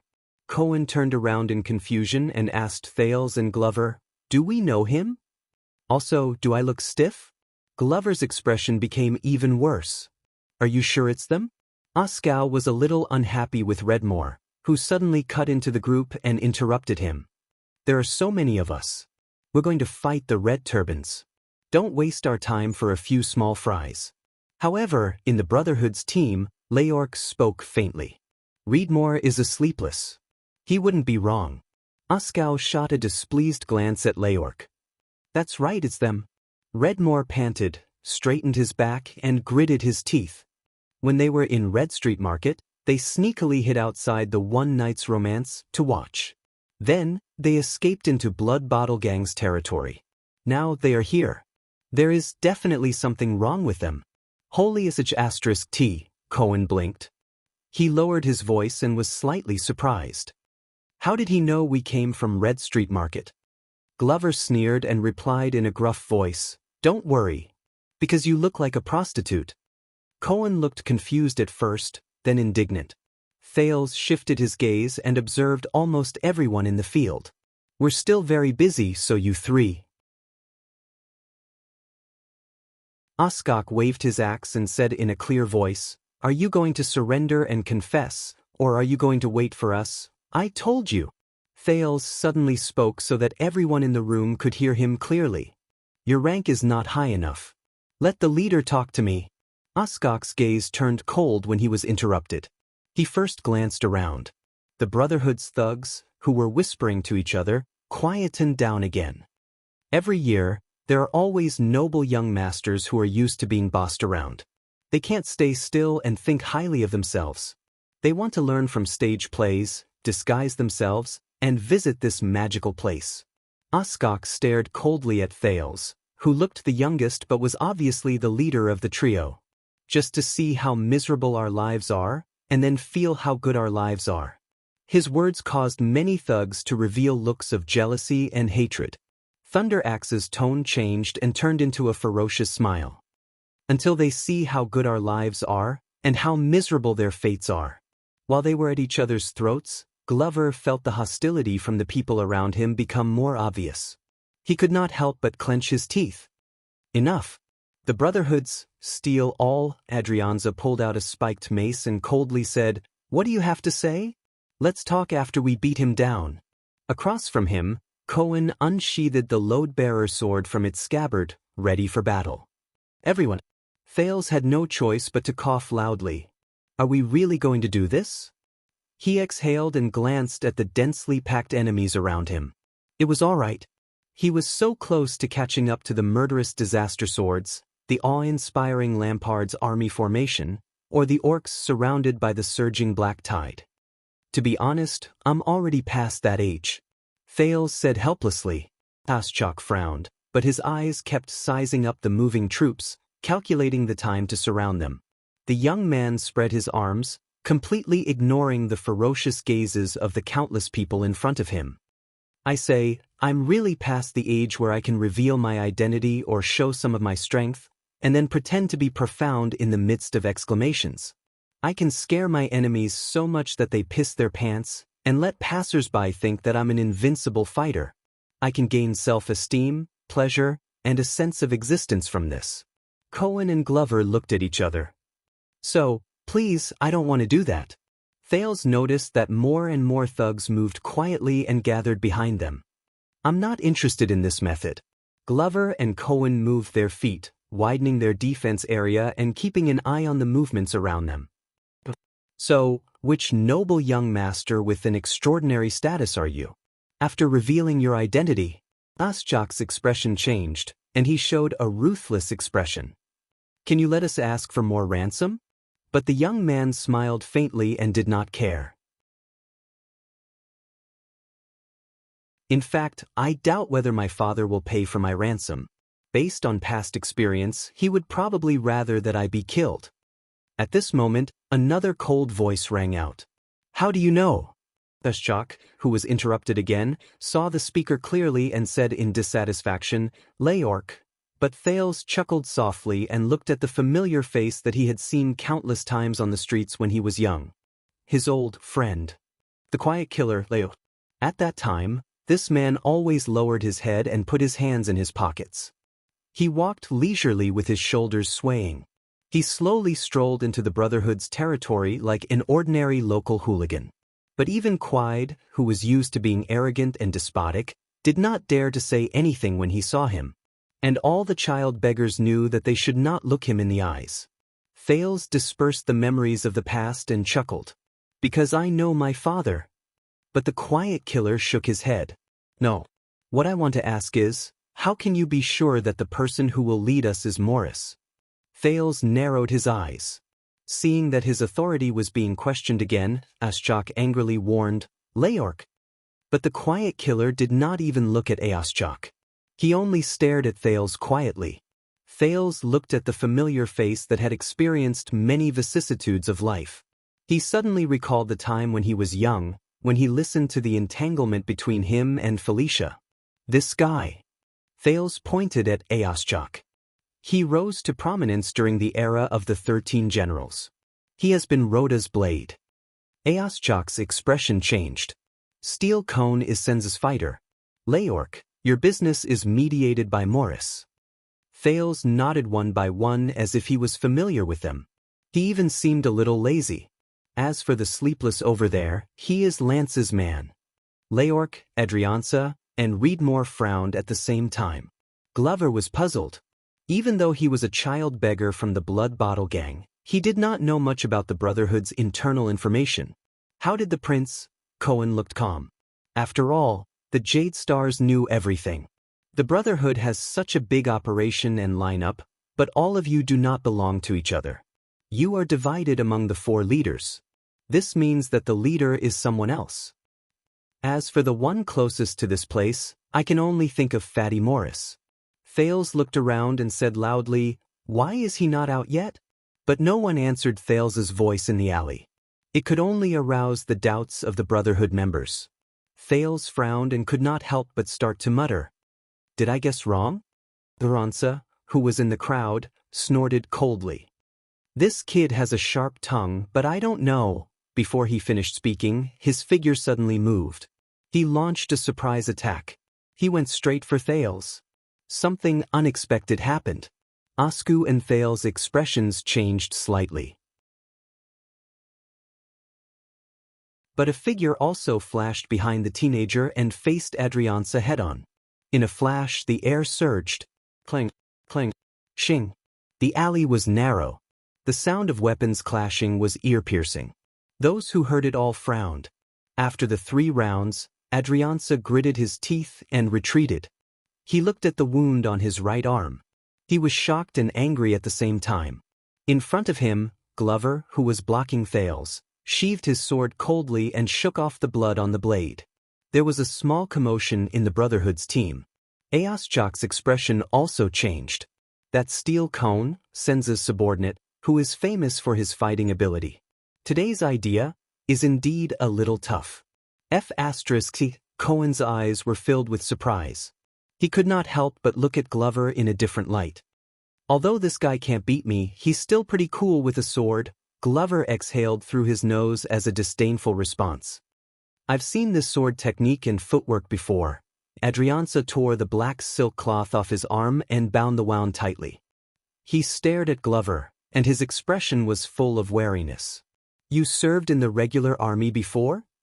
Very close. Glover snorted coldly. He swung his sword again and stopped the other 2 thugs from the Brotherhood. Guess again? Adrianza frowned. Aschak could not take it anymore. He shouted angrily, Motherf asterisk curs. Let's go together and take them down. As soon as he finished speaking, the two thugs closest to them roared and rushed forward on the other side. The figures on the periphery surged. They were obviously eager to fight as well. Thales sighed. In the end, we still have to do this? Sure enough, he did not need to speak. Another strong figure passed the teenager and went forward. Shing. Sush. With two terrifying muffled sounds, the two thugs at the front fell to the ground at the same time. Blood flowed out and they cried out in pain. Drag them back to disinfect and bandage them. They might still be saved. Cohen swung his sword with his flashy load-bearer. He looked at the enemies in front of him and snorted disdainfully. Who else? The thugs in his direction froze. They stared at Cohen's blade, which was still dripping with blood. No one rushed forward again. On the other side, Glover also drew his sword without batting an eyelid. After he knocked down a person, he pushed him back into the enemy's group, causing chaos among the enemies. Their swift movements and powerful attacks were extraordinary. The thugs from the Brotherhood looked at each other and did not move forward for a while. Cohen breathed a sigh of relief. Fortunately, fighting on the streets is different from a battlefield where orders are strictly obeyed. As long as I knock down the one who seems to be the most ruthless and fearless, it will serve as a deterrent. Thales was the only one who rubbed his face with a headache. Damn it. Aschak watched his subordinates drag away the thugs who had fallen to the ground. He was furious when he saw how cautious they were. The opponent's strength is troublesome. Let's not talk about it for now, but have the thugs from the Brotherhood in the capital not fought a tough battle for a long time? As long as there's someone who is ruthless and fearless, they will delay their attack. Damn it. When did Blood Bottle Gang get these two tough foes? Then, Aschak looked at Cohen and Glover. He signaled to the others and gestured at Thales with his chin. The Brotherhood's formation immediately began to move. Cohen had been on duty on the streets of the capital for many years. He was sensitive to their plans. He extended his arms and protected Thales behind him. Don't even think about it. Glover took a step back in tacit understanding. The two of them protected Thales. But Thales sighed helplessly. All right, I'm serious. Thales ignored the expressions of the two people beside him. He pushed their arms away and pointed at Aschak and Leork with a sullen expression. You guys go and tell Morris that I can help him with the problem he encountered. I said, I'm the leader here. Aschak extended his finger.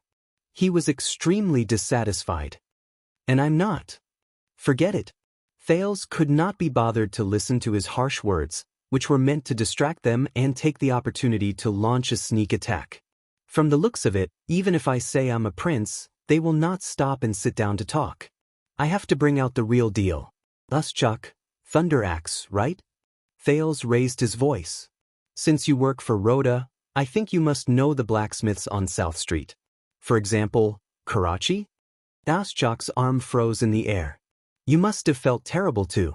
After his shop and the other shops that had dealings with you were raided for no good reason, your underground arms business, especially the processes such as the tempering of old goods, became full of obstacles all of a sudden, wasn't it? Thales sneered. And I'm afraid this is not the only thing that makes you feel terrible. Thales was satisfied to see that not only Aschak, but many of the thugs from the Brotherhood, including Adrianza, Leork, and Redmore, changed their expressions. Glover was puzzled again. You even know this? He does know something. It seems like it's not small fish, Adrianza, another Northlander, said coldly. Take him down regardless of casualties. The people behind him immediately stepped forward, but Thales turned his head at the right time. Adrianza! The teenagers said loudly. You are Senza's #1 right-hand man. You have been running business with him in the Northern Territory and the Land of Cliffs. To be precise, you are fighting for territory with Blood Bottle Gang. Adrianza snorted coldly. Over the past few years, especially after the alarm at Broken Dragon Fortress was lifted and peace returned to the Northern Territory's borders, You have been smooth sailing and forced Blood Bottle Gang to retreat. But you were sent back by Senza. Thales shook his head. Because he knows the reason for your victories over the past few years. He knows where the key to Blackstreet Brotherhood's development lies. Especially these days, when your development is blocked. The moment he finished speaking, a figure swayed in front of him. Asterisk clang. Asterisk Adriance's spiked mace and Glover's sword were entangled. They could not advance or retreat. F asterisk CK, the Northlander nicknamed Steel, all gritted his teeth. His expression was ferocious. IF asterisk King hate nobles. What a coincidence. Glover did not forget to reply in a muffled voice while he wrestled with the other party. Me too. But on the other side, Cohen suddenly trembled. He subconsciously turned around and raised his sword to block a blade that appeared out of nowhere. Asterisk clang. Asterisk Leorc's figure moved swiftly. He retreated the moment he came into contact with the blade, like a ghost under the sun. In an instant, the situation changed. Battle cries rose. The Brotherhood's hatchet men surrounded and attacked. Glover and Cohen shouted angrily. The two of them stood in front of Thales and protected him in the middle. They exerted all their strength to block the attacks from the swords and sabers. Thales knew that the situation was not good, but he had faced such situations countless times. He believed in Glover and Cohen's abilities. So, he forgot about the fear in his heart and calmly said, Leorc, are you not worried that you will be entangled with us here? Leorc's gaze flickered in the crowd. Felicia has just escaped from danger. Aren't you going to take a look? Leorc's expression changed. He put down the blade that he held tightly and blocked the hatchet men behind him. Thales smiled faintly. Or could it be that the news she brought back made your leader extremely nervous? Leorc's expression changed again. But this time, he showed a ruthless expression and ordered his subordinates, go. Leave him with his tongue. As long as he can speak, it will be fine. Thales' smile froze. F asterisk C. On the other side, Glover and Adriance separated again. He swung his long sword and drew two streams of blood at the same time. He took down two hatchet men who wanted to take advantage of the situation and blocked the other enemies who wanted to swarm him from the back. Cohen roared and swung his sword. He used his strength to control the width of his sword. Time and time again, the enemies who could not stop him fell back into the group. Are you still not coming out, Morris? Amid the battle cries, Thales summoned the sin of Hell's River and let his voice penetrate the crowd. But the situation did not change. Take care of yourself. Oskow sneered in front of him, chatty young master. Thales felt a chill in his heart. I want to say that why? Cohen panted. Are we really not going to ask for reinforcements from Flames? Although Cohen and Glover appeared to be at ease, Thales could not help but feel anxious when he saw the enemies swarming in front and behind him. What about Lance? The sleepless eye of the Brotherhood? The prince added a name and shouted. I think he was the most affected by the news that Felicia spat out, right? Doesn't he want to go home and take a look? The moment he finished speaking, a calm voice that was different from the others spread in the air, as if it was right beside his ears. Stop! Thales exhaled and stared at the surging crowd. Finally, a fat and strong figure appeared in the crowd. He spoke in a low voice, but it was as if he had the power of 1,000 men. It made the crowd quiet down. Everyone stepped back. The hatchet men were puzzled in the chaos. Then, they slowly put down their weapons from the back to the front, stopped fighting and retreated. The battle cries gradually died down. Glover sheathed his sword, leaving behind two pitiful people wailing on the ground. Cohen elbowed the last hatchet man who was in a killing frenzy. He panted and raised his head. The crowd at the entrance of the alley slowly parted.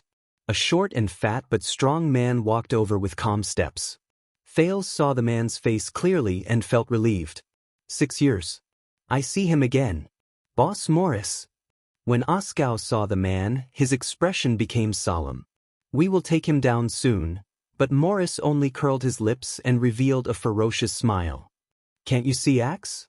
One of the 6 powerhouses of the Brotherhood, Morris, who occupied lower city of the capital, patted Oskow's shoulder. He turned his head coldly and looked straight at Thales. He is not one of those cowards you kidnapped.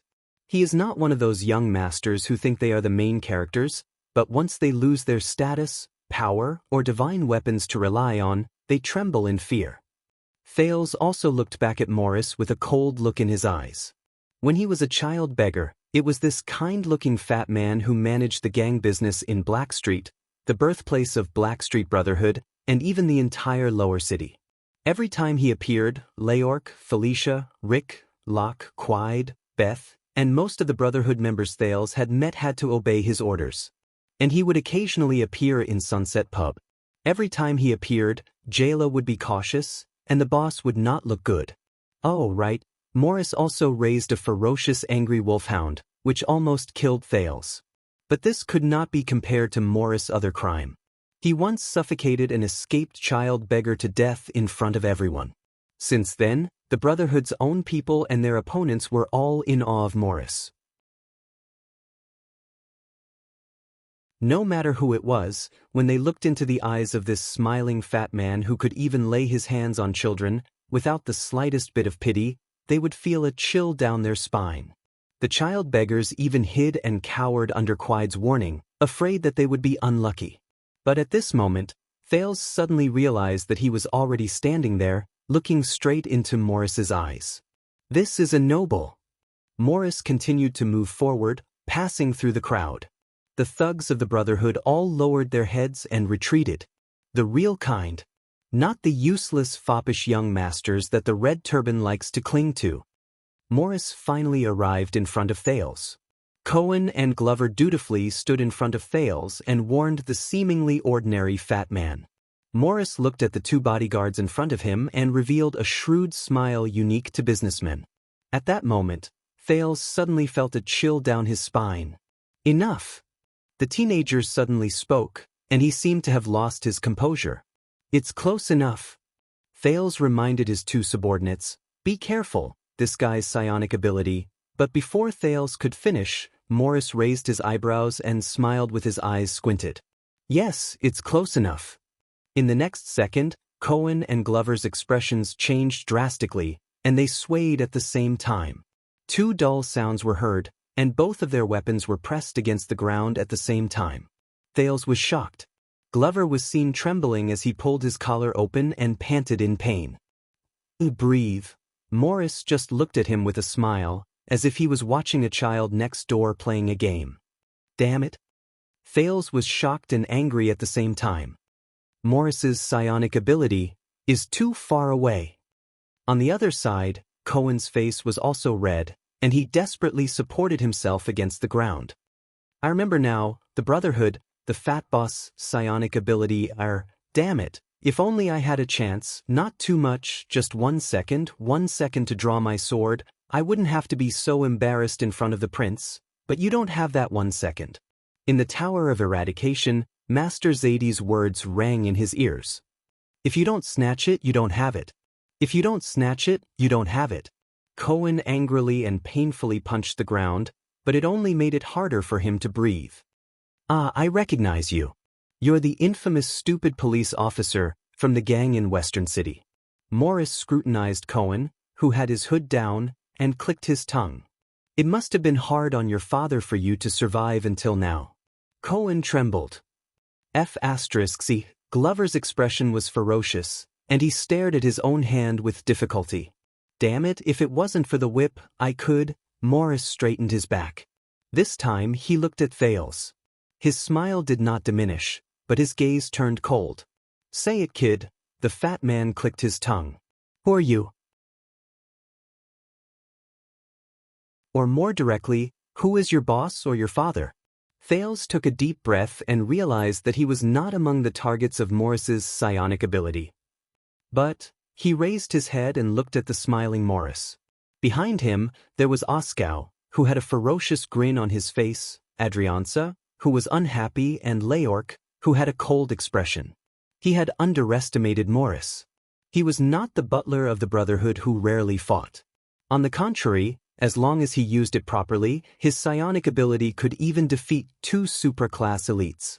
But Thales closed his eyes and took a deep breath. 6 years ago, he did not even have the chance to face him, did he? At that time, one of his dogs could bite him to death. But now, Thales opened his eyes. His gaze was calm and clear. This is an interesting show. Morris hummed in agreement and looked at the teenager with great interest. You're quite brave. But Thales' next words made Morris' smile disappear. So, this is how Blacksword was trained? Thales curled his lips. Because of your air psionic ability, he simulated similar situations countless times. His resistance training was constantly improved, and he was able to calmly escape every time he faced Asda? Blacksword. Asda. Morris frowned. But a few seconds later, he laughed out loud. Over the years, more than one person has used Blacksword in front of me. With 2 clangs, Glover and Cohen could no longer hold onto the hilt of their swords. They supported themselves with their arms. The air was thin, and their symptoms of hypoxia became more obvious. Thales was anxious, but he forced himself to calm down and stared straight at Morris. But Morris scratched his chin, his face full of nostalgia. They always talk like they're old foxes, pretending to be close to people to intimidate them. It's as if they're of high status and have big businesses. It's as interesting as saying, "Do you know the kingdom's wrath? I used to joke around with him." The kingdom's wrath. Thales thought about the man who carried him and charged into the enemy's formation with an aura as violent as a volcano. He frowned. In this world, there's probably no one who can joke around with that guy. As he thought about this, he suddenly laughed out loud in the midst of the crowd. I know. Thales also revealed a nostalgic expression. You don't fall for it. You've known Blacksword for a long time. You're very familiar with him.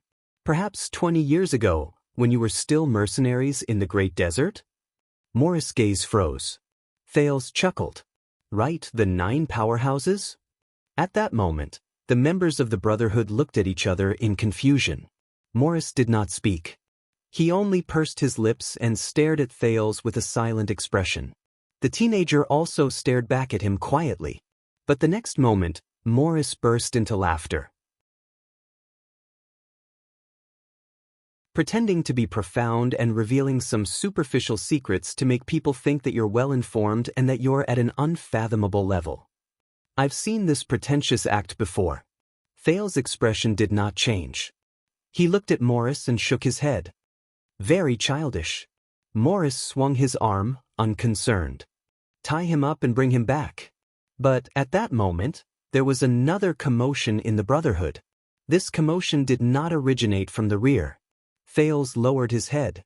He was also slightly surprised. At some point in time, Cohen raised his head and stared at Morris. The glory of the stars surged madly, gushing out of his heart without any regard for the cost. It shone brightly on his skin. They provided him with an endless supply of extra energy, supporting the police officer to forcefully inhale much more oxygen than usual. It made him tremble, but he could not stop it. He stood up. Cohen gritted his teeth and spun the sword in his hand. His vision gradually turned red and blurred. It's time to get back at them. On the other side, Glover also stood up slowly.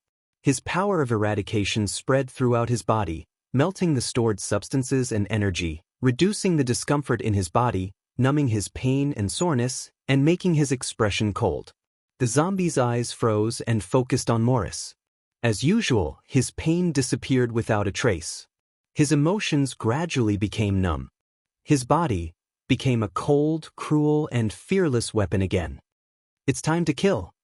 Oskow and Leork looked at the 2 people in front of them in shock. They knew what kind of burden and damage Morris' psionic ability would cause to a fragile human body. This is impossible? Morris was equally surprised when he saw the 2 people break free from the restraint of the psionic ability. I underestimated you, Morris murmured. This is an ability and quality that can only be trained in bloody battles. You're all seedlings of supreme class. Blacksword was right. Psionic abilities could catch people off guard. But they could not change the outcome. Morris touched his forehead helplessly as he looked at the 2 tough men who stood up again.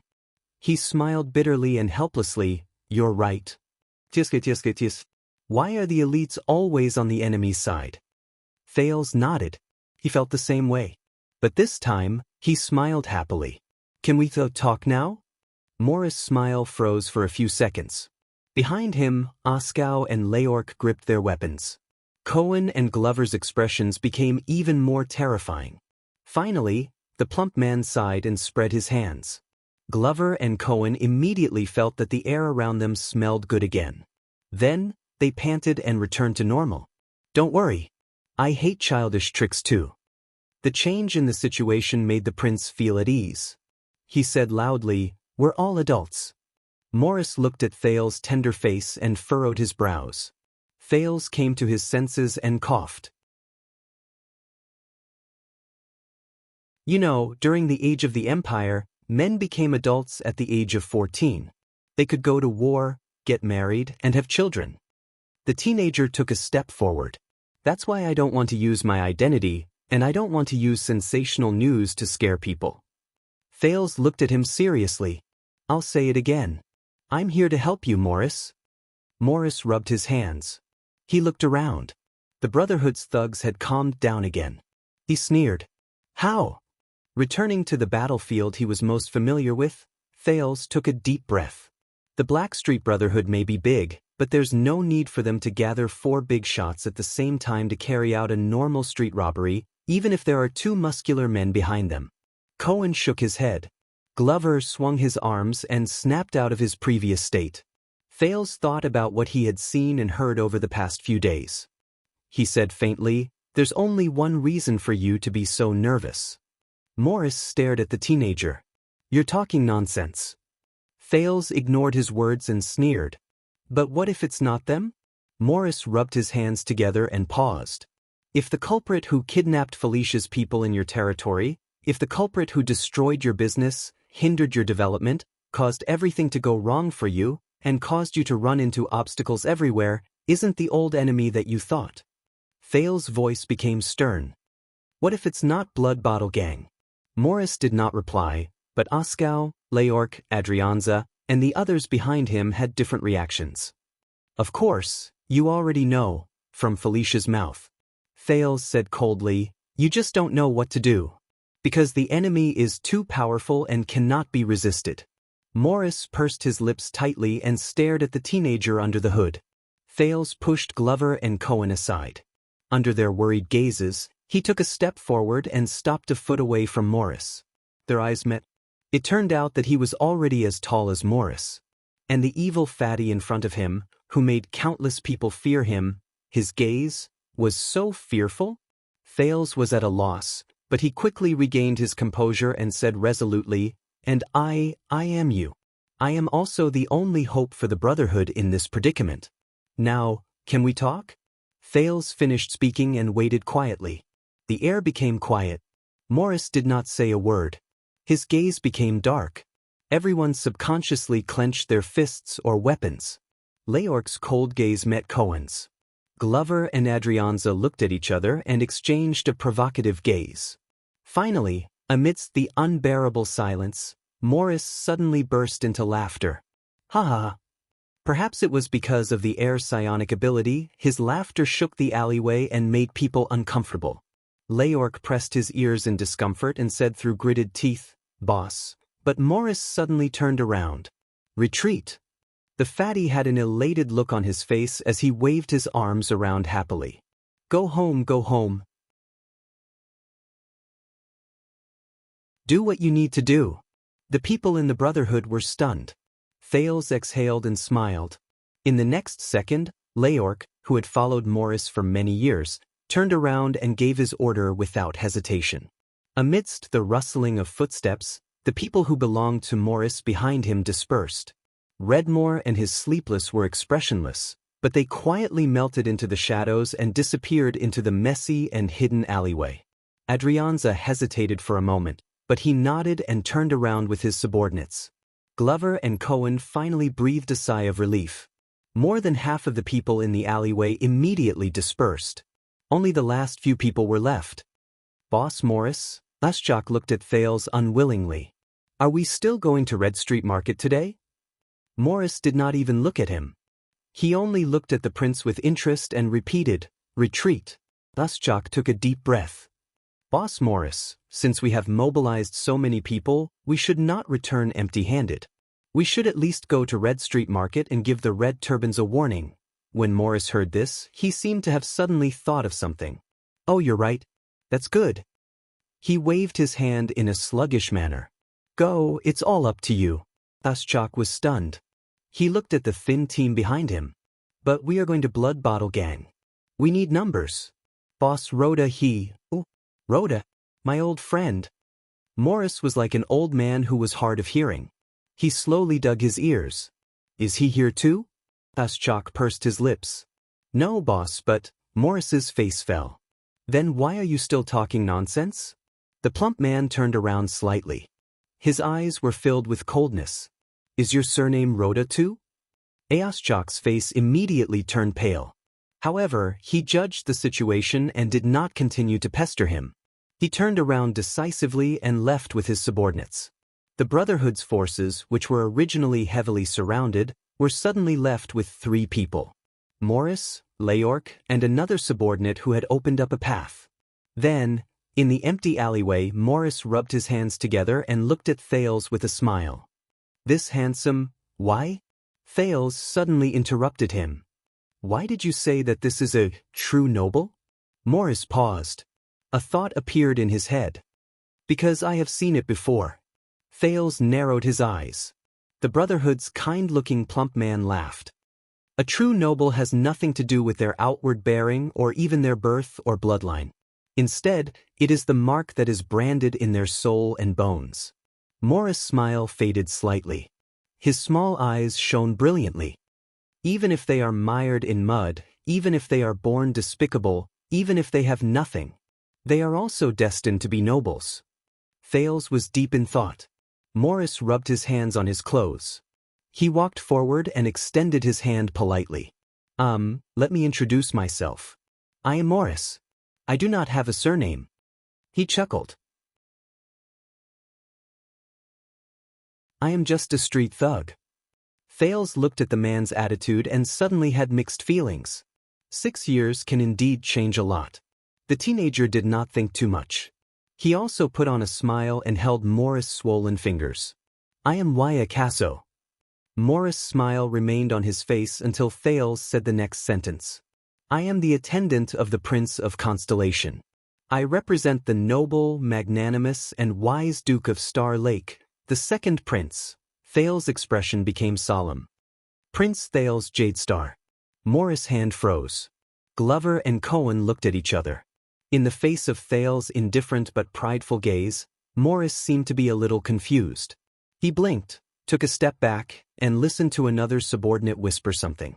A few seconds later, the plump man turned his head and his expression changed instantly.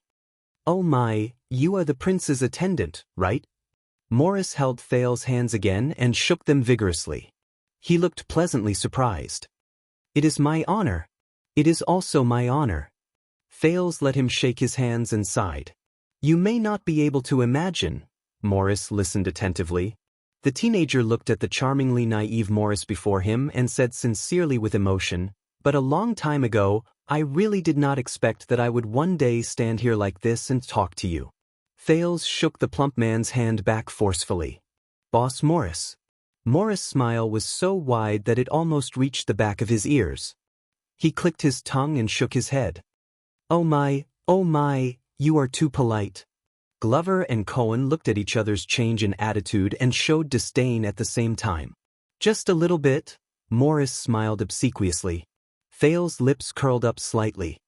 As the son of Count Gilbert Casso and the attendant of the prince from a prestigious family, His Excellency Waya Casso is 24 years old this year. Morris was in high spirits, but his words made Thales' expression change. "And he doesn't look like you." At that moment, Thales' expression froze on his face. "At least he is not as handsome and elegant as you." Morris happily patted the back of the teenager's hand and bowed clumsily. His eyes shone brilliantly. "Lofty and honorable, generous and wise, Prince Thales?"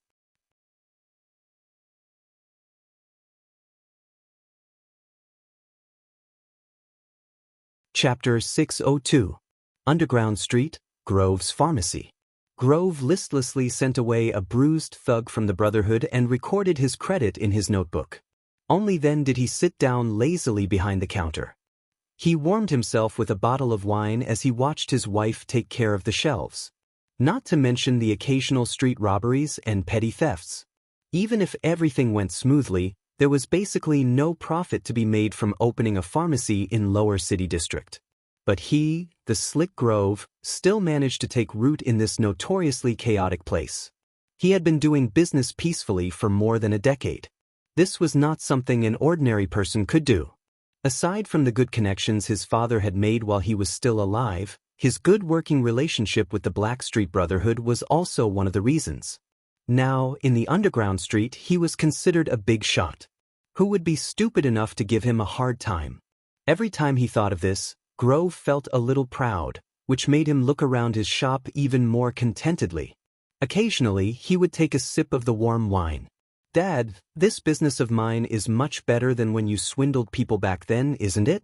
The door of the shop was pushed open, and the bell behind the door rang. And a gust of cold wind seeped in from the street. "There's a customer." Grove shivered in the cold and raised his head reluctantly from behind the counter. "Don't tell me it's those ignorant thieves. They haven't stopped for more than a decade. It's winter now, and there's a shortage of herbs.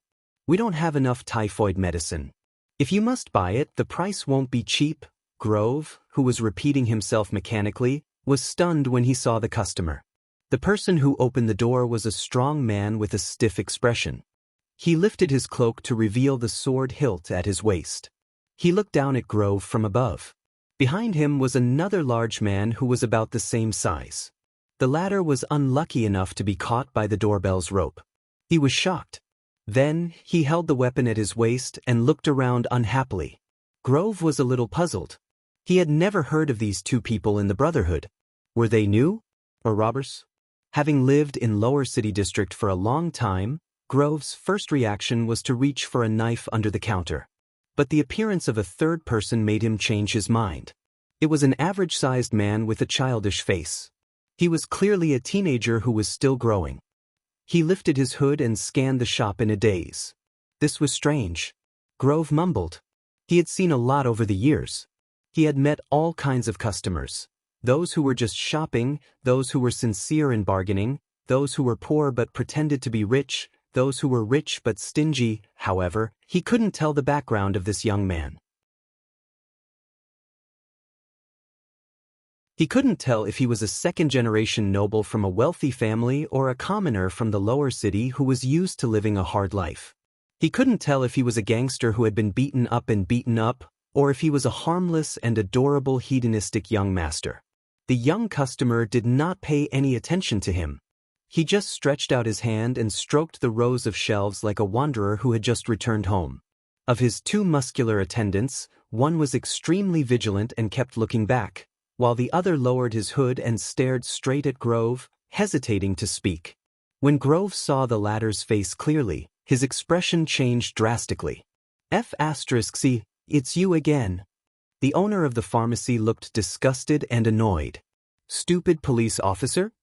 Cohen, who was about to greet his boss, paused. "What did you say?" Grove coughed, but the disdain in his eyes did not diminish. "Police officer Caribbean." Cohen's eyes lit up. He ignored the young man who was walking around in the shop and moved closer to the counter. I'm here today. Do a good deed, don't come here and stir up *T again. I really don't sell any illegal drugs here."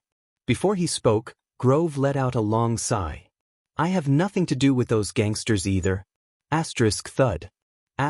With another arm pushing against the door, a short and stout fatty walked into Grove's pharmacy and looked around with interest. When he saw who it was, Grove shuddered and he choked on his words. M.O. Morris? Grove stared at the new customer in front of him in horror. But he reacted quickly and quickly adjusted himself before walking out of the counter. He forced a smile and spread his arms, as if he wanted to hug him. Morris. Welcome, my good friend." But Morris extended his hand mercilessly and pressed down on Grove's chest, preventing him from hugging him. The leader of the Brotherhood only nodded faintly and pushed Grove back behind the counter slowly but firmly. The latter could only smile awkwardly and nervously. Cohen widened his eyes. Didn't you say that you don't know him? You and this scum of the Brotherhood, Cohen said angrily. But the two of them, who were just exchanging pleasantries, ignored him. Welcome, Morris. Is there anything special? Grove looked nervously at the calm-looking fatty. His words were filled with humbleness and fawning. Relax. Morris narrowed his eyes and patted the shoulder of the owner of the pharmacy. Old friend, I'm here for a walk. Grove was shocked when he was patted. Then he reacted and squeezed out a smile. Of course. Come, take a walk. My dear, clean up the floor. Then bring out your gang. Grove's wife nervously grabbed the broom beside the shelf. But Morris grabbed the owner's shoulder. Don't worry about it. Just accompany your friend and leave in a while, Morris said calmly. But the more indifferent the leader of the Brotherhood was, the more terrified Grove was. Okay. Grove waved his hand to get his wife to go back. He carefully approached Morris, looked at the angry Cohen, then pointed at the dazed teenager by the shelf. What's going on? Why is there a police officer? And who's that? Morris raised his eyebrows and turned around. Glover stood at the door and stared at him. His right hand was on his weapon, and the warning look in his eyes never diminished. Bodyguard. The dignified fatty snorted softly. My friend's bodyguard. Grove was stunned. Friend? A little friend. Morris turned to look at the teenager between the shelves. His words were meaningful. And a big friend. Grove blinked, and the way he looked at the teenager changed. He quickly shouted, Oh, have a good time shopping, customer. With that, Grove rolled his eyes, rubbed his palms, and giggled. Morris, since you're here, I'd like to hand in my money for next month in advance. Yanni, bring me the money bag. Morris furrowed his brows. Money? Cohen's reaction was even faster. He immediately said angrily, Hey, how dare you ask for protection money in front of me? Grove turned to the police officer and said sternly, What? What protection fee? Don't spout nonsense. This is money I owe my friend. I'm just returning the money. Do you understand? Returning money? Is there a money for returning money? Cohen jumped up and said earnestly, I'm telling you, don't be afraid. I'm telling you, don't be afraid. The police officer is here to uphold justice for you. On the other shelf, the shopkeeper's young wife walked over shakily. But, dear, didn't you just hand in the money last month? Grove seemed to have found a breakthrough. He turned around and said fiercely, Why are you spouting so much nonsense? Be asterisk. His wife cowered a little from his roar. Morris is our good friend. Why would you be so calculative? Grove waved his hand with a look of extravagance. Just hand it over. He then turned to look at Morris, who had a complicated expression on his face. He became friendly and ingratiating again. Do you think I don't exist? This was the indignant Cohen. But our income this month. This was the pitiful Yanni. Bang. Morris slams his hand on the counter. He suppressed all the voices. As I said. Morris looked around. This big shot of the Brotherhood's gaze seemed to have power, forcing everyone to shut their mouths. Grove, I'm only here for a stroll. Morris smiled and placed his palm on Grove's shoulder. Relax. The boss of the pharmacy subconsciously nodded, but he clearly couldn't relax. Instead, he fidgeted uneasily under Morris's palm as he broke out in a cold sweat. Morris curled his lips and chuckled. We have a rule. Since it's next month's money, you'll have to pay it next month. Grove exhaled a breath of air. Morris glanced at Cohen from the corner of his eye. Or not pay. The moment he said that, Grove broke out in a cold sweat again. That's not what I meant. However, Morris chuckled and released him. He turned around and walked between the shelves. He followed the youth's footsteps. Rules? Cohen came to the front of the counter and gritted his teeth in disbelief. Grove, you don't have to pay, and you don't have to be afraid of him. I guarantee that as long as you are willing to testify against Morris and his gang for their crimes of bullying and extortion, I'll definitely send him to prison. Grove, who was at a loss for words, looked at him in a daze. At that moment, another figure floated past the counter, but it brought with it a hint of coldness. Grove shuddered. "Hi, Heir." Grove looked nervously at the back of the person who passed by and forced himself to squeeze out a smile. "The medicine I sent the other time is still useful." However, Silent Killer didn't even look at him. He only walked past the counter and followed his boss. Grove's greeting hand hung awkwardly in midair. Cohen looked at Leork's back and then at the petrified Grove. He felt that his previous words had been for nothing. He chased after Silent Killer angrily. "No, you did it on purpose, right? Let me tell you, Leork, you still have 3 unsolved murder cases. Wait until my colleagues gather all the evidence." However, Leork didn't even look at him. He was expressionless. "Excuse me, I want to eat pie in the kitchen." Cohen was stunned. "Eat pie? You're really here to seize people's wealth." However, before he could do anything, Glover, who was beside him, covered Cohen's mouth. "No, I want to." The zombie's expression didn't change as he pushed and shoved the police officer into a dark corner. The shop finally quietened down.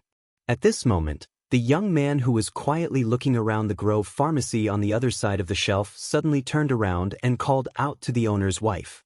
"You're Yanni, right?" The boss wife, who was tidying up the shelves with her head lowered after being wronged, was shocked and raised her head. "This, customer, how can I help you?" The youth who was leisurely touring. Thales saw the other party's appearance clearly. It was a young woman with gentle eyes and gentle brows. "You're a helper here?" The young boss wife obviously knew that the person in the shop was someone from the Brotherhood. She had yet to recover from the atmosphere just now. She spoke carefully. "Yes, I've always been a helper here." Separated by a shelf, Thales looked at the familiar yet unfamiliar young woman in front of him. There was a moment of confusion in his eyes. "But the boss called you darling and B*T." Thales felt that Morris was walking towards them through the shelves. The other people in the shop also shifted their attention to their strange conversation. However, Thales didn't care. Yanni glanced back at her husband, who was on the counter. Grove was horrified again. "I'm his wife. I married him a few years ago." "Is that so?" Thales looked at Yanni in front of him gently but dejectedly. She was the helper in the pharmacy who often helped child beggars when she was young. She distributed food, medicine, and even warm clothes. She was found out and scolded by the boss more than once. And that stingy, vicious, ugly, and smelly pharmacy shop owner. Thales lowered his head. A gloomy feeling rose in his heart. "I'm his wife. I married him a few years ago." Things remained the same, but people changed. But not all of them had happy endings. The prince then looked up. "Do you know, Yanni, you're very beautiful and very young?" Yanni was taken aback and startled. But Thales remembered the past. His gaze when he looked at her was extremely warm. Gentle, kind, hardworking, and capable. Yanni blushed at first. Then she glanced nervously at the people around her and shook her head in panic. No, But Thales didn't wait for her to speak. He continued, "And your husband, he's old and ugly. He has a mouth full of yellow teeth. He's weird and has a bad temper. When she came here to do business, when she was young, she was often beaten and scolded by him." Grove, who was on the counter, heard this and froze on the spot. Yanni seemed to be frightened as well. But Thales said to her seriously, enunciating each word clearly, "Listen, he's not good enough for you." Yanni's face turned even redder. She lowered her head in panic. At that moment, "Hey!" A wide and plump figure inserted himself between the shelves and interrupted the strange conversation. "Why don't you clean up the shelves over there, Yanni? It's a little dusty." Morris said with a smile. As if she had been pardoned, Yanni hurriedly avoided Thales' burning gaze and hid to the other side. The plump man from the Brotherhood watched the lithe lady boss leave and snorted softly. I don't think a person like you came here to shop or to flirt with women. Thales sighed and turned to face Morris. What if it's true? Morris' expression changed. He was as passionate as fire. Then Lower City District and the Brotherhood will always welcome you. Red Street Market as well. Morris stopped smiling and his eyes shone. After all, not every noble is happy to see their boots stained with mud. Thales no longer paid attention to Grove and Yanni, who were whispering to each other. He replied with the same profound meaning. Mud is the foundation of building a house. Morris picked up a bottle of medicine and tossed it in the air. He shrugged. But for some people, building a house is so that they don't see mud. Thales smiled coldly and decisively snatched the medicine from his hands. He carefully placed it back in its original position. Then their house will collapse sooner or later. Morris was a little surprised by the teenager's actions. Please forgive me. The plump man clicked his tongue apologetically. My sister's culture, I don't really understand. Thales suddenly spoke. You're not the only one. Morris' ears pricked up. Thales raised his head and stared at the once familiar, but now unfamiliar, dazzling eyes. It was not just you. During this period of time, the Blood Bottle Gang was also tampered with. Many of their businesses were cut off from inside and outside. For example, they relied on illegal alcohol trafficking, smuggling, the food market, and iron smelting. They had a deep relationship with the great nobles and officials. They also had close ties with the open market, so they were affected even more. Morris' expression became solemn. He turned around and looked at Grove and Yanni, who were watching them from the counter. They shrank back in fear and did not dare to listen anymore.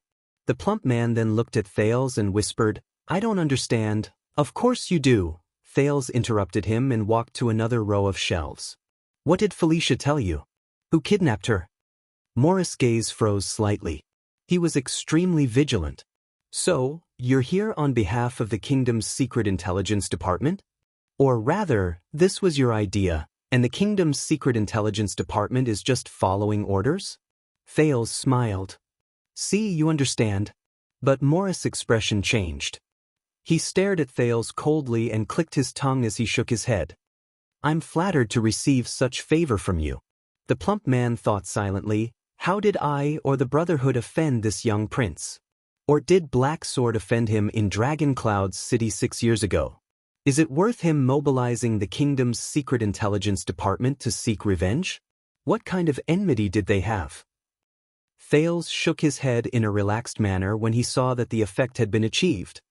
On the contrary, the prince stopped in front of another row of shelves selling typhoid medicine and said seriously, I'm not related to the kingdom's secret intelligence department. I have nothing to do with the secret intelligence department. They don't know that I came behind their backs. Morris' gaze shifted. Are you sure? The plump man looked doubtful. The kingdom's secret intelligence department is all-pervasive, I'm sure. Thales turned around decisively and interrupted him. When I say that they don't know, the prince's expression became stern and brooked no rebuttal. They don't dare to know. Morris was silent for a while. You're very confident. He stared intently at Thales' face. Just like the countless opponents who fell at the Black Prophet's feet. Thales was also silent for a moment. The opponents who fell at the Black Prophet's feet. For some reason he suddenly thought of many people, the late King Adi, Crown Prince Midier, King Nuvan. I don't know about the kingdom's secret intelligence department. I don't know what kind of entanglement the Black Prophet has with your sleepless eye, Lance. Thales organized his thoughts and spoke again, but it made Morris frown again. But I know that your relationship is complicated, and you're in a delicate situation. Thales stared at Morris. While he felt the strange change in status between the two of them after 6 years, he tried hard to dig out something from the Brotherhood's leader's eyes. If Lance doesn't like the Black Prophet, the prince said flatly, tell him that I don't like him either. This should be the basis of our conversation. Morris was deep in thought. Thales turned around and ignored the plump man. Instead, he walked to the counter and resumed the previous conversation. Did he force you? Yanni, who was by the counter, was shocked. Only then did she realize that the teenager, whose gaze was so intense that she could not bear it, was looking at her again. Thales stared at Grove, who was behind the counter. He suddenly realized that Grove was looking at him and Morris, who was behind him. He had long since shrunk into a ball out of fear. He no longer had the image of a vicious, ruthless, and petty boss. You used to be a helper here, and he was the boss. Does that mean he forced you to marry him? Yanni was stunned. Thales' gaze became stern. For example, if you don't marry him, you won't have a job? Grove, who was behind the counter, trembled. No, seeing her husband's fear, Yanni also snapped out of her daze. She said in a trembling voice, "Of course I didn't. I volunteered." Volunteered? Thales raised his voice and stared at Grove, but it gave him the illusion that he was looking down on him. You could have made a better choice. It didn't have to be him.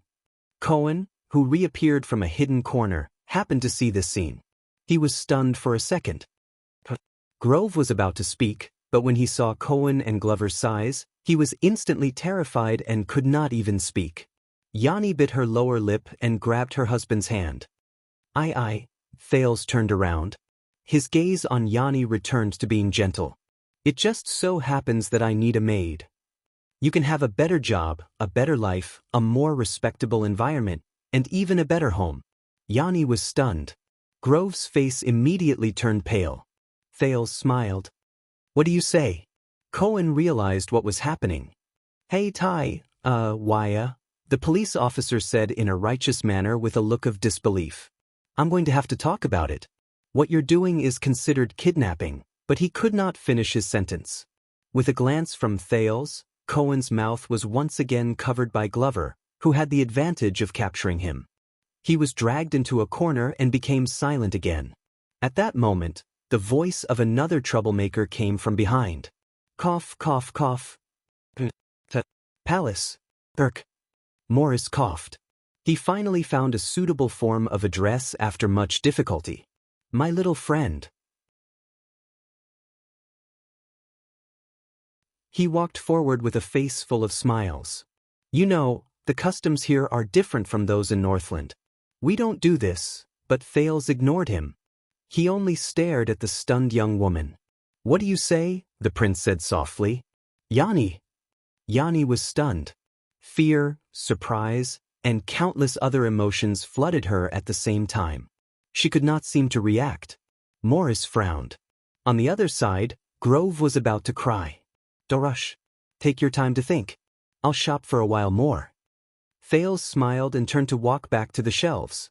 Morris frowned and looked at Yanni and Grove, then at Thales. Why? The fat man followed Thales. His tone was displeased, revealing the displeasure of a boss whose authority was being interfered with. Thales, who was between the shelves, did not turn his head. He chuckled and said, I like it. Morris took a few deep breaths and his expression returned to normal. No, I'm asking. The fat man narrowed his eyes, revealing the shrewdness of a businessman. Why did the Black Prophet do this? What does the kingdom's secret intelligence department want? The dignified kingdom's intelligence department did not investigate Extet's military movements or understand the political trends of the Fog 3 kingdoms. Instead, they mobilized manpower and resources to deal with the gang business of a few street thugs. Thales turned around and was somewhat impressed by the gang leader's ability to control his emotions. His quality was comparable to that of a high-ranking person. The prince stared at him. You really don't know? Morris shook his head. Just like how I don't understand why a dignified prince of a country would condescend to a muddy place like ours to talk with us bumpkins? His tone revealed his suspicion. Thales met his gaze quietly and recalled the moment when the man had exposed his identity. Even if he was born in a humble family and mingled in the streets, there were still people he could not underestimate. Moreover, strictly speaking, this was Blackstreet Brotherhood. It was Black Sword's territory. Black Sword. Thinking of the man who was strong enough to fight a mystic, Thales shed his contempt and did not dare to be negligent. First of all, although the Black Prophet is still alive, the specific affairs of the kingdom's secret intelligence department are no longer under his control. The prince returned to his negotiating mode and said solemnly, "The successor is not well known, but he is young and full of vigor. He is determined to forge ahead and unpredictable." Morris frowned and rubbed his chin as he began to think. Secondly, we all understand that perhaps Blackstreet Brotherhood rose too quickly, and their members are mixed with good and bad people. Perhaps Blood Bottle Gang is too old to rise again and is not as powerful as before. Thale's gaze turned cold. But you, both of you are not simple thugs on the streets. Be it Black Sword or the people behind Blood Bottle Gang. Morris' fingers froze as he rubbed his chin. This damned prince. How much does he know? As for why the kingdom's secret intelligence department did this and why they attacked the two gangs that are closer to the bottom of society, I don't know either. Thales stood between the shelves coldly and crossed his arms. I neither care nor care about the details of the kingdom's secret intelligence department's actions. He disliked it even more. Morris' eyes darted around. You don't know? He sneered. Then what do you want to talk to me about? What can you help me with? Did you really come here just to say a few harsh words, stroll around, admire the scenery, and flirt with women like an ordinary rich playboy? Morris glanced at the counter, and a flash of viciousness appeared in his eyes. A day trip to Lower City District? But Thales just smiled. I'm here to look for medicine. Morris was stunned. What? You know, winter is coming again. Thales sighed. Prepare clothes to ward off the cold, and prepare medicine to treat illnesses. Morris was silent for a moment before he smiled again. He looked tacky, honest, rude, and straightforward. Don't talk in riddles. We are really cultured. At this moment, Thales suddenly raised his head and spoke loudly to Yanni, who was whispering to Grove. Are all the typhoid medicine here? Yanni and Grove jumped in fright. Yes, there are still some in the storeroom, Yanni said while trembling with fear. Thales smiled. Very good. The teenager lowered his head again and picked up the goods. Morris raised his head and furrowed his brows. You don't look like you have typhoid. Thales nodded, then shook his head. Not at the moment. Morris snorted softly. And there is definitely no shortage of doctors in the palace. Thales hummed in acknowledgement and suddenly said, Why? Over the past 6 years, you have been growing stronger and winning against Blood Bottle Gang. Have you ever thought about why? Morris was stunned. Blackstreet Brotherhood rose to power in less than 10 years. As a rootless, spontaneous organization, a civilian organization. Thales raised his head and put on a pretentious air. Why is it developing so smoothly? When he heard the news about himself, Morris became serious again. He thought for a moment and sneered. We are young, better organized, less burdened, stronger willpower, and at the same time, we have a greater strategic vision. He took a step forward. Also, 6 years ago, we fought a great battle in Red Street Market and defeated Blood Bottle Gang. But Thales shook his head firmly and interrupted him. No. Morris was stunned. The prince also took a step forward and met Morris's gaze. His tone was resolute and decisive. Because the kingdom needs you. Thales said slowly. The situation needs you. The era needs you. Morris was stunned. What? The kingdom needs you? But Thales did not give him a chance to ask. He turned around and continued. As an underground force in the kingdom and a black glove that is not afraid of getting dirty, Blood Bottle Gang has an unclear relationship with many local tyrants over the past decades. The transfer of benefits and the binding of relationships are even more deep-rooted. When he said this, Thales' gaze became fixed. For example, the Iris family of South Coast Hill, Covendier. Morris was deep in thought. Thales stopped and carefully studied a bottle of typhoid potion. Yes, between the king and the vassals, between the central government and the local government, between the capital and the entire territory, Thales' gaze gradually became absent-minded. Blood Bottle Gang, which rose to power by smuggling at the borders, chose to fall into the most influential and deep-rooted party from the very beginning. It was also the most difficult to get rid of them. To be the vanguard of others is to be protected by others. Thales stared at the potion in his hand. This is something I only understood after I stepped into politics for many years. It is also the reason why they have been able to flourish and stand tall even though they have suffered heavy blows from the kingdom's officials for decades. Morris did not speak. He only furrowed his eyebrows and pondered deeply. Otherwise, you would have seized the entire Red Street market during the one-night war 6 years ago. You could have even followed up on your victory and seized more. Thales put the potion back and remembered the experience that changed his fate that night. He sneered and said, "Why did you have to give up half of the territory you seized and make peace with Blood Bottle Gang, which was greatly weakened? Why did you draw a line between us?" Morris scratched his chin. His dazed gaze became clear again. "It's interesting to hear. It's more interesting to play with them," Thales said decisively. He turned around abruptly and looked straight at Morris. "Although we are both gangsters who live on the streets and fight for our lives, Blood Bottle Gang has a large business and a deep foundation, while the Brotherhood started from the grassroots." Thales' eyes were bright and piercing, as if they were burning the air. "Logically speaking, you are not their match. When the referee and the banker are on the same side, how can you still play?" Morris pursed his lips and looked serious. "But we are winning," he retorted with a hiss. "Yes," Thales nodded and admitted. "You are winning." But his gaze immediately became brighter. His voice was like a blade, and each word was like a knife. "Not for anything else.